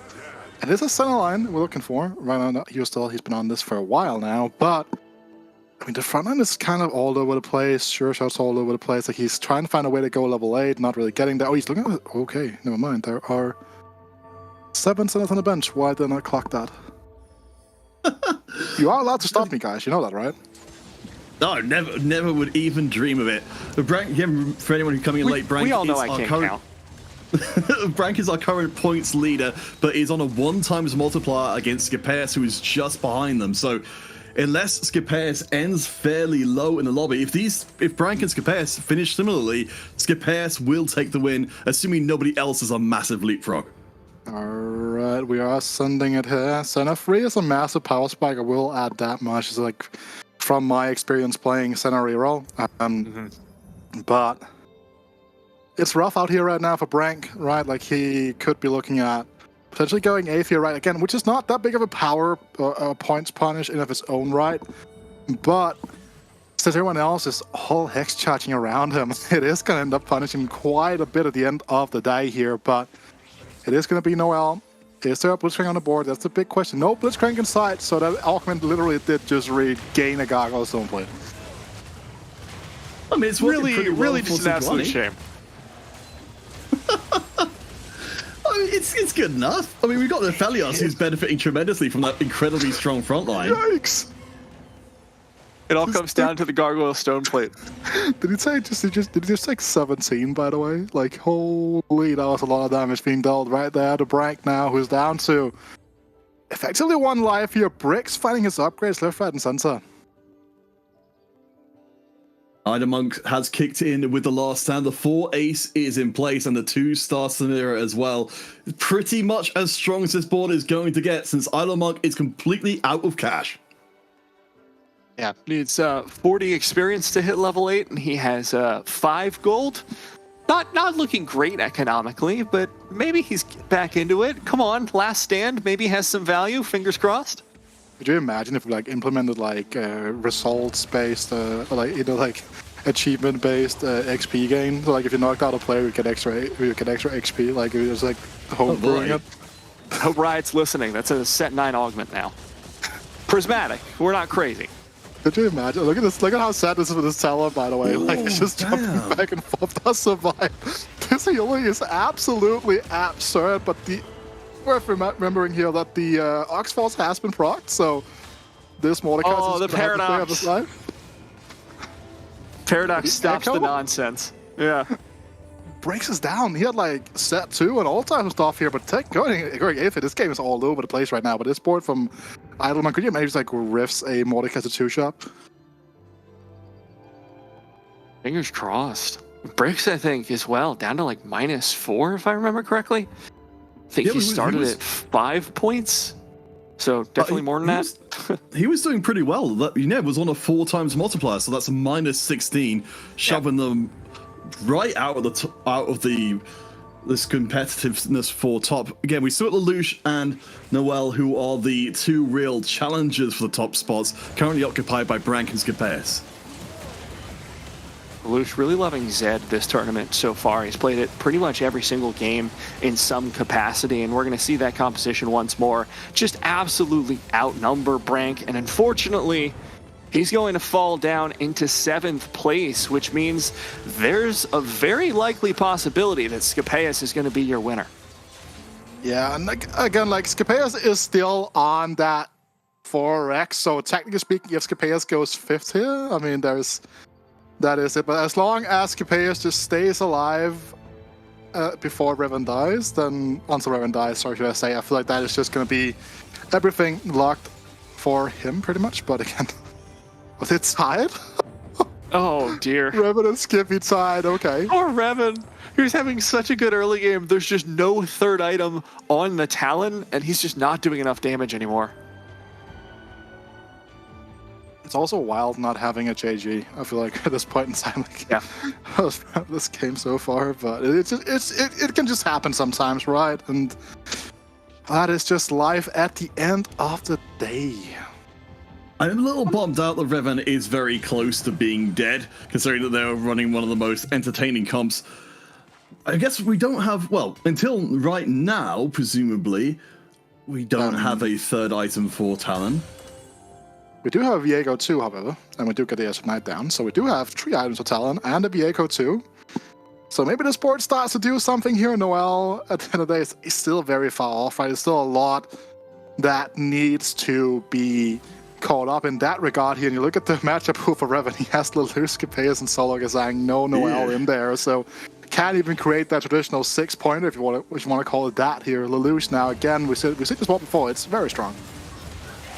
I believe in the talent, though. He's going to go directly onto the backline, onto the Aphelios. Won't stop him from ulting, but already gets 2 ults off the board. There's 1 kill, but he's 1 versus 4. A really tough position to be in. Gets 1 kill, but that's going to be Edge of Night for no longer. And Revan, unfortunately for us, is going to fall down in 5th place.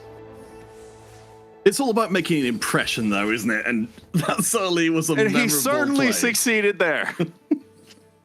Another question is Noel here. Like, yeah, I feel like he just has to start rolling, right? Like, he is so far away from level 9 that it's like the only way for him to really upgrade this board. He's on 1-star Samira, double 1-star Urgot, 1-star Philios here.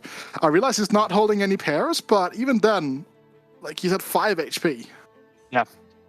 He's going all in here. he is trying to go for that first place spot and doesn't want to settle for anything else. So he's risking that loss. He knows he's at least top 4.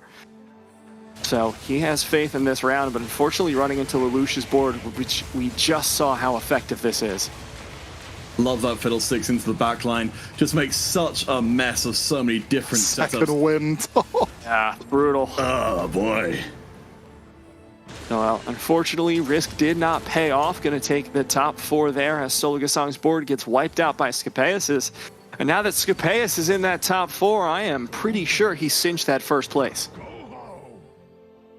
So Lelouch is on, I believe, 7 right now with the ×4 multiplier, so could potentially get the 16. He's on 5. But yeah, I think it's pretty much in the bag. Well, let's talk about the game of TFT going on then, because we do have this laser corp situation going on here. Yet again, from Lelouch, we've seen him prioritize this earlier on, as you were talking about, Matt. Like, it's just a comp that really starts excelling towards the later stage of the game. Because when you get to that Mordekaiser reliably, it's just such a strong top end. You have 2-star Fiddlesticks. You'd even go for a Jill Gauntlet on that if you wanted to. Blood first. Like, there's so many options here, right? And it's like, which unit do you want to itemize? Which unit do you want to go for? Because of the nature of this composition being flat damage as well, it's super susceptible to little number tweaks between patches, which is why I think it's risen in prominence so much this patch. You're going to get that flat whatever damage it does at 3, 6, 9. So if it's just too little to be worth it in the later stages of the game, you're never going to see it run. But now that it's in a viable position, we're seeing it in a comfortable way for Lelouch to just be running it every single game of the tournament. The main concern for Lelouch, though, is without the Edge of Night there for Zed, there's a distinct possibility of having the Zed getting dropped early on and running into major trouble. Sologasong and Lelouch are both on win streaks, though. Solo keeping a hold of that Draven the entire game long. The Super Draven setup working pretty damn well, and I think should be able to get the win against the Ghost. Yeah, Ghost doesn't have anything on the bench to pull, which is definitely helping out. Yeah, that is kind of one of the few things, while they have made some tweaks to Ghost fights, right, that is still one of the things that is going to be pretty difficult to really avoid creating an impact here. But Scapeus, wait, there's not a Ghost fight, it was an actual fight. No. My bad. I was surprised. I was just like, well, Syndra's got nothing left to pull, and it's like 2 seconds into the fight. That's rough. It's a re-energized plus Spear of Shogun, right? Syndra has like 60 mana, so it's super quick, right? It's 1 or 2 autos, bang, 1 or 2 autos, bang. It's on the board. But look at this bench here still, trying to chase those 3-stars just to get that extra amount of HP on to the Draven, as well as that damage increase, because he is running the Super's version, right, which was the more common version at the start of the set. Kind of fell out of favor for a little bit here, but now he's going to be going up against Lelouch's board, which is never going to fall out of favor, because that is a very strong board. Oh, look at the positioning on that Fiddlesticks. It's going to ult right into the Draven. No, goes into the middle of the fight, and Draven just gets to keep firing away. I think this one's looking pretty good for Sologasong. Even though it's 1 versus 4, that's what Draven does. By the end of the round, though. Yeah.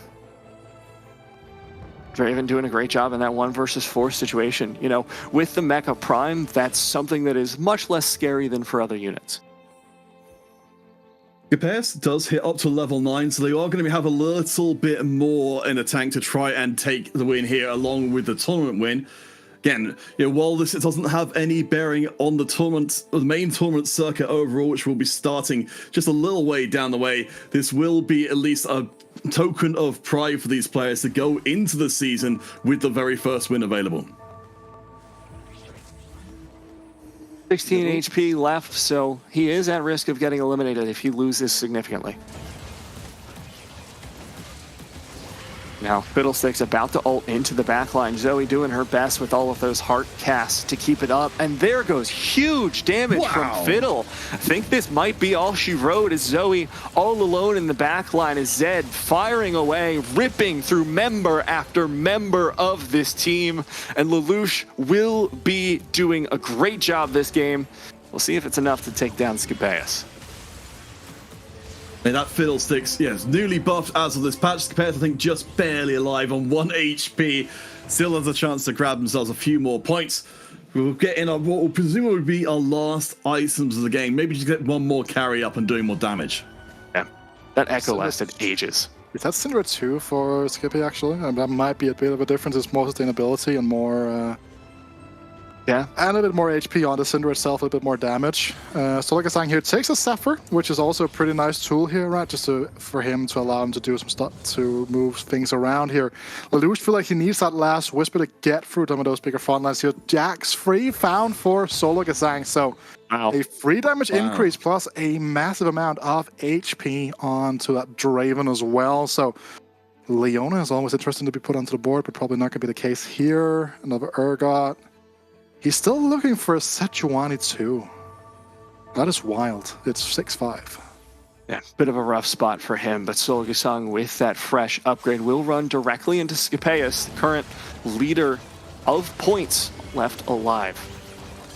You can see that level 2 Syndra, as you've noted, will be coming in and providing almost unlimited reinforcements, though gold is a little light for Scapeus to be able to bring as much onto the bench as perhaps they would otherwise like. The Draven is incredibly strong. We'll be taking the damage, but unfortunately, it's just looking like there's not quite enough gas left in the tank to get across the line. Misfortune is pretty close, but I can't see any way this Draven falls. Ooh. That will be Scapeus going down in third place as Draven very nearly just ints his aim several times in a row, but does eventually take down that Misfortune. There we go. It was nice to look at all 8 players, but now we have the 2 we actually care about on our screens right here. So, Lelouch, and this is all about the scouting, all about landing those Zephyrs and all those utility items that we are going to be looking out for here, right? Just getting the position correct here. It's going to be a massive aspect here, right? So Solgasang as well. I mean, his Draven, as long as it just goes untouched for a while, should be in a very good spot. Keeping our eyes out for Mr. Z, who will be working his way through the center. But yeah, it doesn't feel like Draven's spending a lot of time under major threat here at all. No, he's just ripping through carry after carry, and now double Urgot left. The CC may be enough to stall out, but just ripping through all those units on Lelouch's board. Who said reroll was totally dead? Well, I guess only a few people, but this is certainly proving there's still a place for it in the meta. Yeah, I think a lot of people have been like kind of knee-jerking a little bit in terms of the reaction when it comes to the when it comes to the supers nerf, right? Because there are still going to be calls around supers that are going to be strong to play for. It's just really hard to play them contested now, because getting those freestyles really does matter more in terms of like being able to buy more time for your carriers, right? The carriers are not going to one-shot left, right, and center anymore. But I mean, the start of the show for a long time was this early Fiddle 2 from Lelouch, but it just hasn't been the start of the show anymore. Draven, much to the nature of his law, you could say, being the primary star of the show here at the end of the day now. Zephyr here being huge as well for Solo. If he wants to really go full tryhard here, can complete the lead and remove 2 different units from the board here at the start of the fights for Lelouch. And we've received a little run of the numbers from Makes, letting us know that if Lelouch gets a first, they will be able to stop Scapeus from winning the competition. We thought it was a done deal, but apparently there is still a way. And that tiebreaker will be on hex charges, so we'll check that out during the analyst desk. So we won't know, but it does come down to this final 1v1 between Lelouch and Solo. Look at those Zephyrs setting multiple units up into the air. The Draven is still up and fighting. Just an absolutely glorious mustache, which is going to be asking some big questions. Lelouch's board, I just don't think has the answers. Now, Draven, one last shot is all it's going to take. Goes wide, but it doesn't matter as the final auto lands and Lelouch will fall. Congratulations to Solo Gazang, who finishes after 5 games with a respectable -2 points. Hey, at least you end out on a win. That's got to be worth something. And you can say, coming into the Golden Spatulas, you're coming off of an on-stream win.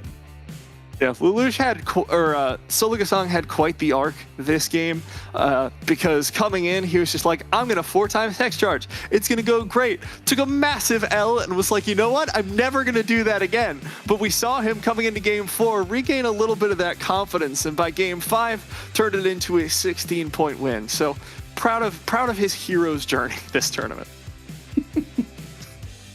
kind of got there at the end of the day. Yeah. That's what matters, right? I have a question. How do we feel about Life of the Party as the title of the champion? Do we think that is that working, or is that not quite there yet? We still got a desk to go. We still got time to workshop it. We can still ask Makes and David what they think. King of Monsters, I feel like, while it might be a little bit, we might be stepping on some copyrights there.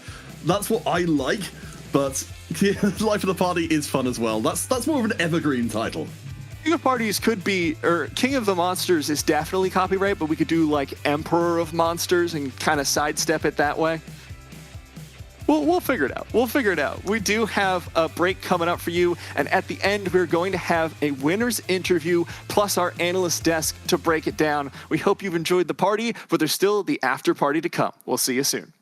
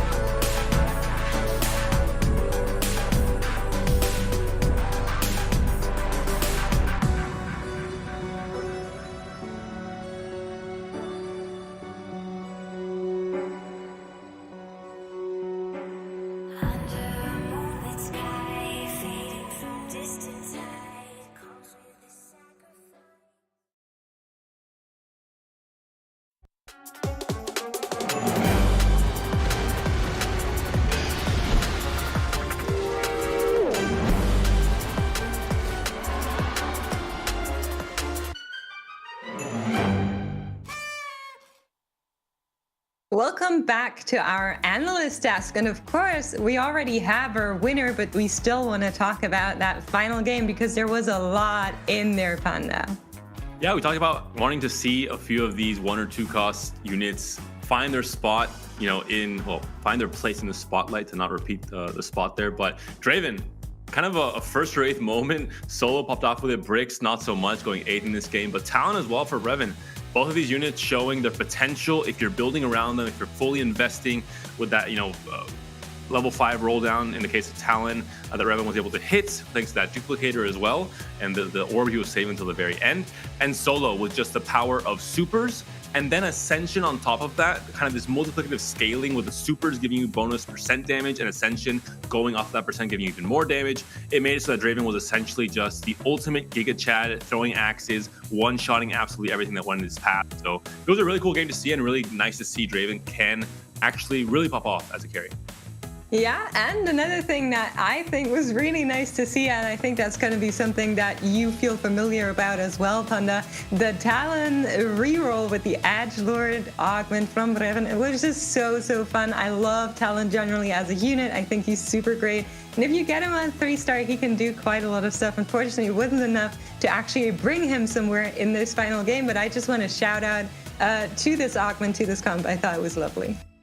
And for Lelouch as well, playing Laser Core once again in this game 5, a comp that he seems to be very comfortable on, and also a comp that's very strong because it caps out with really good units, Zed, Sejuani, and the Mordekaiser as well. But the biggest star of the show, maybe for Lelouch, was that Fiddle. Just absolutely massive. 2-star Fiddle, we talked about it. Even if Fiddle's not a Laser Core, he was not really, belonging in this comp. If you find a 2-star Fiddle, you give it AP items, you give it a Giant Slayer, you give it a JG, and it's just going to do so much at providing CC, but also so much AoE damage to win you fights completely.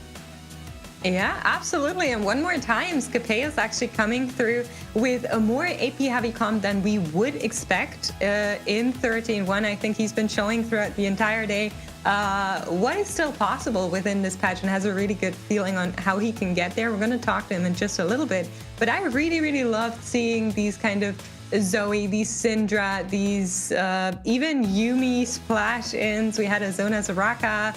It's just all over the place, and it works out. Only 3rd place for him, but that was enough to actually eke out the win here in this tournament for Skip.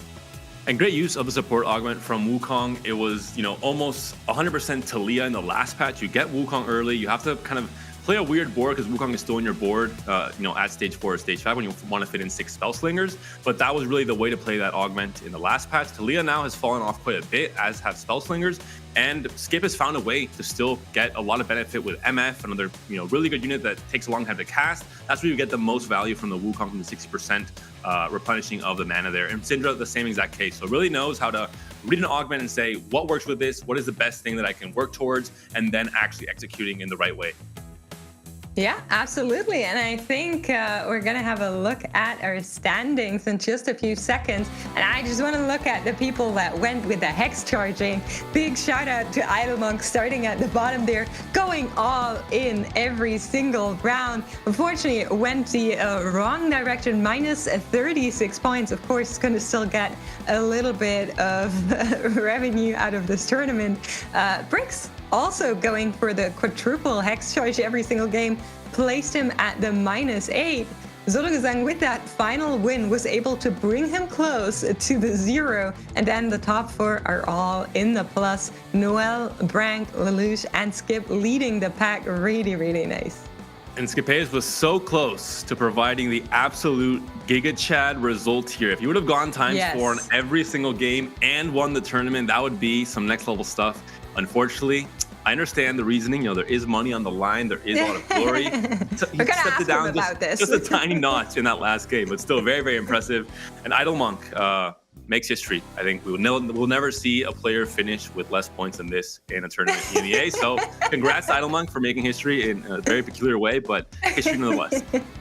It definitely was. And speaking of history, we also have someone with us that just wrote history. Welcome, Scapeus, and congratulations to you to winning this tournament. Right off the bat, I have a question for you. I'm sure you've been playing, so you haven't been listening too much, but we've been thinking about what the title should be for this tournament. We're going with either Life of the Party or Monster Party King. What would you want to be called, rather?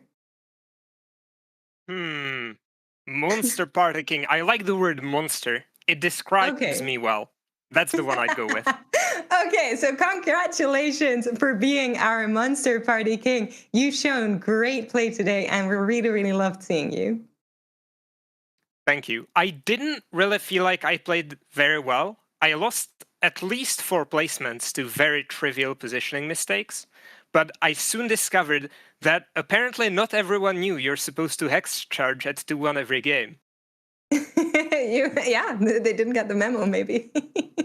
They also didn't get the memo about the comps we were playing, Skip, because you really, again, just put on a show as you always do. I think we had the expectation that Skip would do Skip-ass things that only you can get away with, really. And again, you showed up in this tournament. We had the ASOL pop off, the double ASOL rather, which was a great, a joy to see. Overall, how do you feel this set in terms of, does it fit your playstyle? Obviously, with hero augments, it does restrict a little bit, but overall, the set feels much more flexible in set 7. Do you agree with this? Do you feel this is your set to actually pull off? Absolutely, it's way more flexible. I love this set. This is my favorite set. It's better than the final patch of set 6, in my opinion. Damn. Wow. Really, every game, what I'm looking for from a set, when I play the game, I queue up a match, I get into the game, and I don't want to know what I'm going to play. I really have no idea what Murdoch gives me, and I can play almost really any combination of units as long as I get the augments and the items for it. So this is the perfect set for me. I'm winning European Championship. I'm winning Worlds. 100%. Right. Love to hear it. Okay, you heard it here first. Clip it and ship it. Thank you so much for that statement. We're hopefully going to come back to it. Would make a great highlight reel once that comes true. But speaking of, you were saying not everybody got the memo of having to hex charge ×4 in every single round at 2-1. Now I have to ask you, Skip, in that very last game, you only hex charged ×2 at 4-2. What was that about? You could have had a much safer win. It was safer only if I top 4, right? But essentially, I think the math worked out that it's slightly better for me this way. Because Lelouch needs to outplace me by at least 2 places in order to take away the victory. And I have to outplace Brank almost always anyway. Not always, but yeah, it's the only time when you don't want to hex charge on 2-1 is in the final game if the math works out in a peculiar way. And I think this time around it did. All right. Skip, talking about this tournament, it was obviously more of a interesting format, not necessarily a part of the competitive circuit, but that is coming up very soon. What is the prep you've been doing to really start gearing up towards GSC1, towards the actual real start of the tournament circuit for EMEA? I have been just playing ladder, not much else. I have had a lot of success this patch. I climbed over 300 LP in 2 days, so pretty happy with how ladder is going, but so far that's my only prep. All right, I will take a peek at your LoL chess once this tournament is over, because I will be grinding some TFT tonight. Absolutely do. You will see 0 sets in the last. I won't understand anything though, probably. I'll see like 8 souls with different emblems. It's just so funny. People don't know yet, but set is not that good. This is some hot takes. I'm liking this interview quite a bit. A lot of clippable stuff happening here for sure. Okay, hot take. People overvalue set. They overvalue Samira. They contest those units. They play them 1 star. They go 8th. I pick up tiers. I play AP champions. They're not contested. I go top 5 every game. Yeah, I mean, we saw that worked out for you definitely today. We'll see how it feels once the Golden Spatula Cup rolls around next month. I'm sure we're all very excited for that. But Skip, of course, as always, do you have any shout outs you want to say? Anybody you've been playing with and said, hey, do you want to shout out your stream? Take the stage. I do want to shout out my stream. I'm going to be starting streaming regularly soon at twitch.tv/skipayas. And I'd like to shout out Aegis, who is organizing a league, which I'll be playing in tomorrow and every weekend from then on. And Team Ambition, which sponsored my attendance at that tournament. So shout out to all of those. Yeah, absolutely love that for you. Congratulations to all of those successes as well. And of course, I posted your Twitch link in the chat so people can check it out. Make sure you leave a follow over there. Thank you so much for your time, Skipayas. It's been a pleasure as always. And I hope you can celebrate your win. Indeed, I will. Thank you so much for organizing. Always You're great to hear welcome. from Skip and to see him play as well. I said it in the interview, I was not sugarcoating it. He's one of the funnest players to watch because anytime you go to his board on stage 3, stage 4, you're going to expect to see something that is not really meta, and it really allows you to kind of change your view on TFT, not just, stick to the rules and follow the meta comps, but instead try and play more flexibly and play more open, which I think is how the game is played best.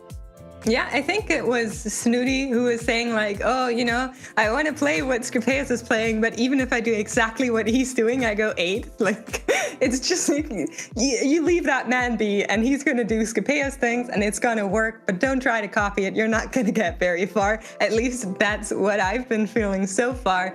But let's bring it up and sum it up as well. Keep in mind, we said it before, Golden Spatula Cup is coming up on the first weekend in February, so mark your calendar. It's going to be really fun. Open Qualifier will be on the weekend prior to that, not broadcasted, but I'm sure a lot of people will be streaming in it. If you want to try your luck, you're more than welcome to do that. You can head on over to our website, risinglegends.gg. And with that, Panda, do you want to do me the honors of shouting out all of our socials?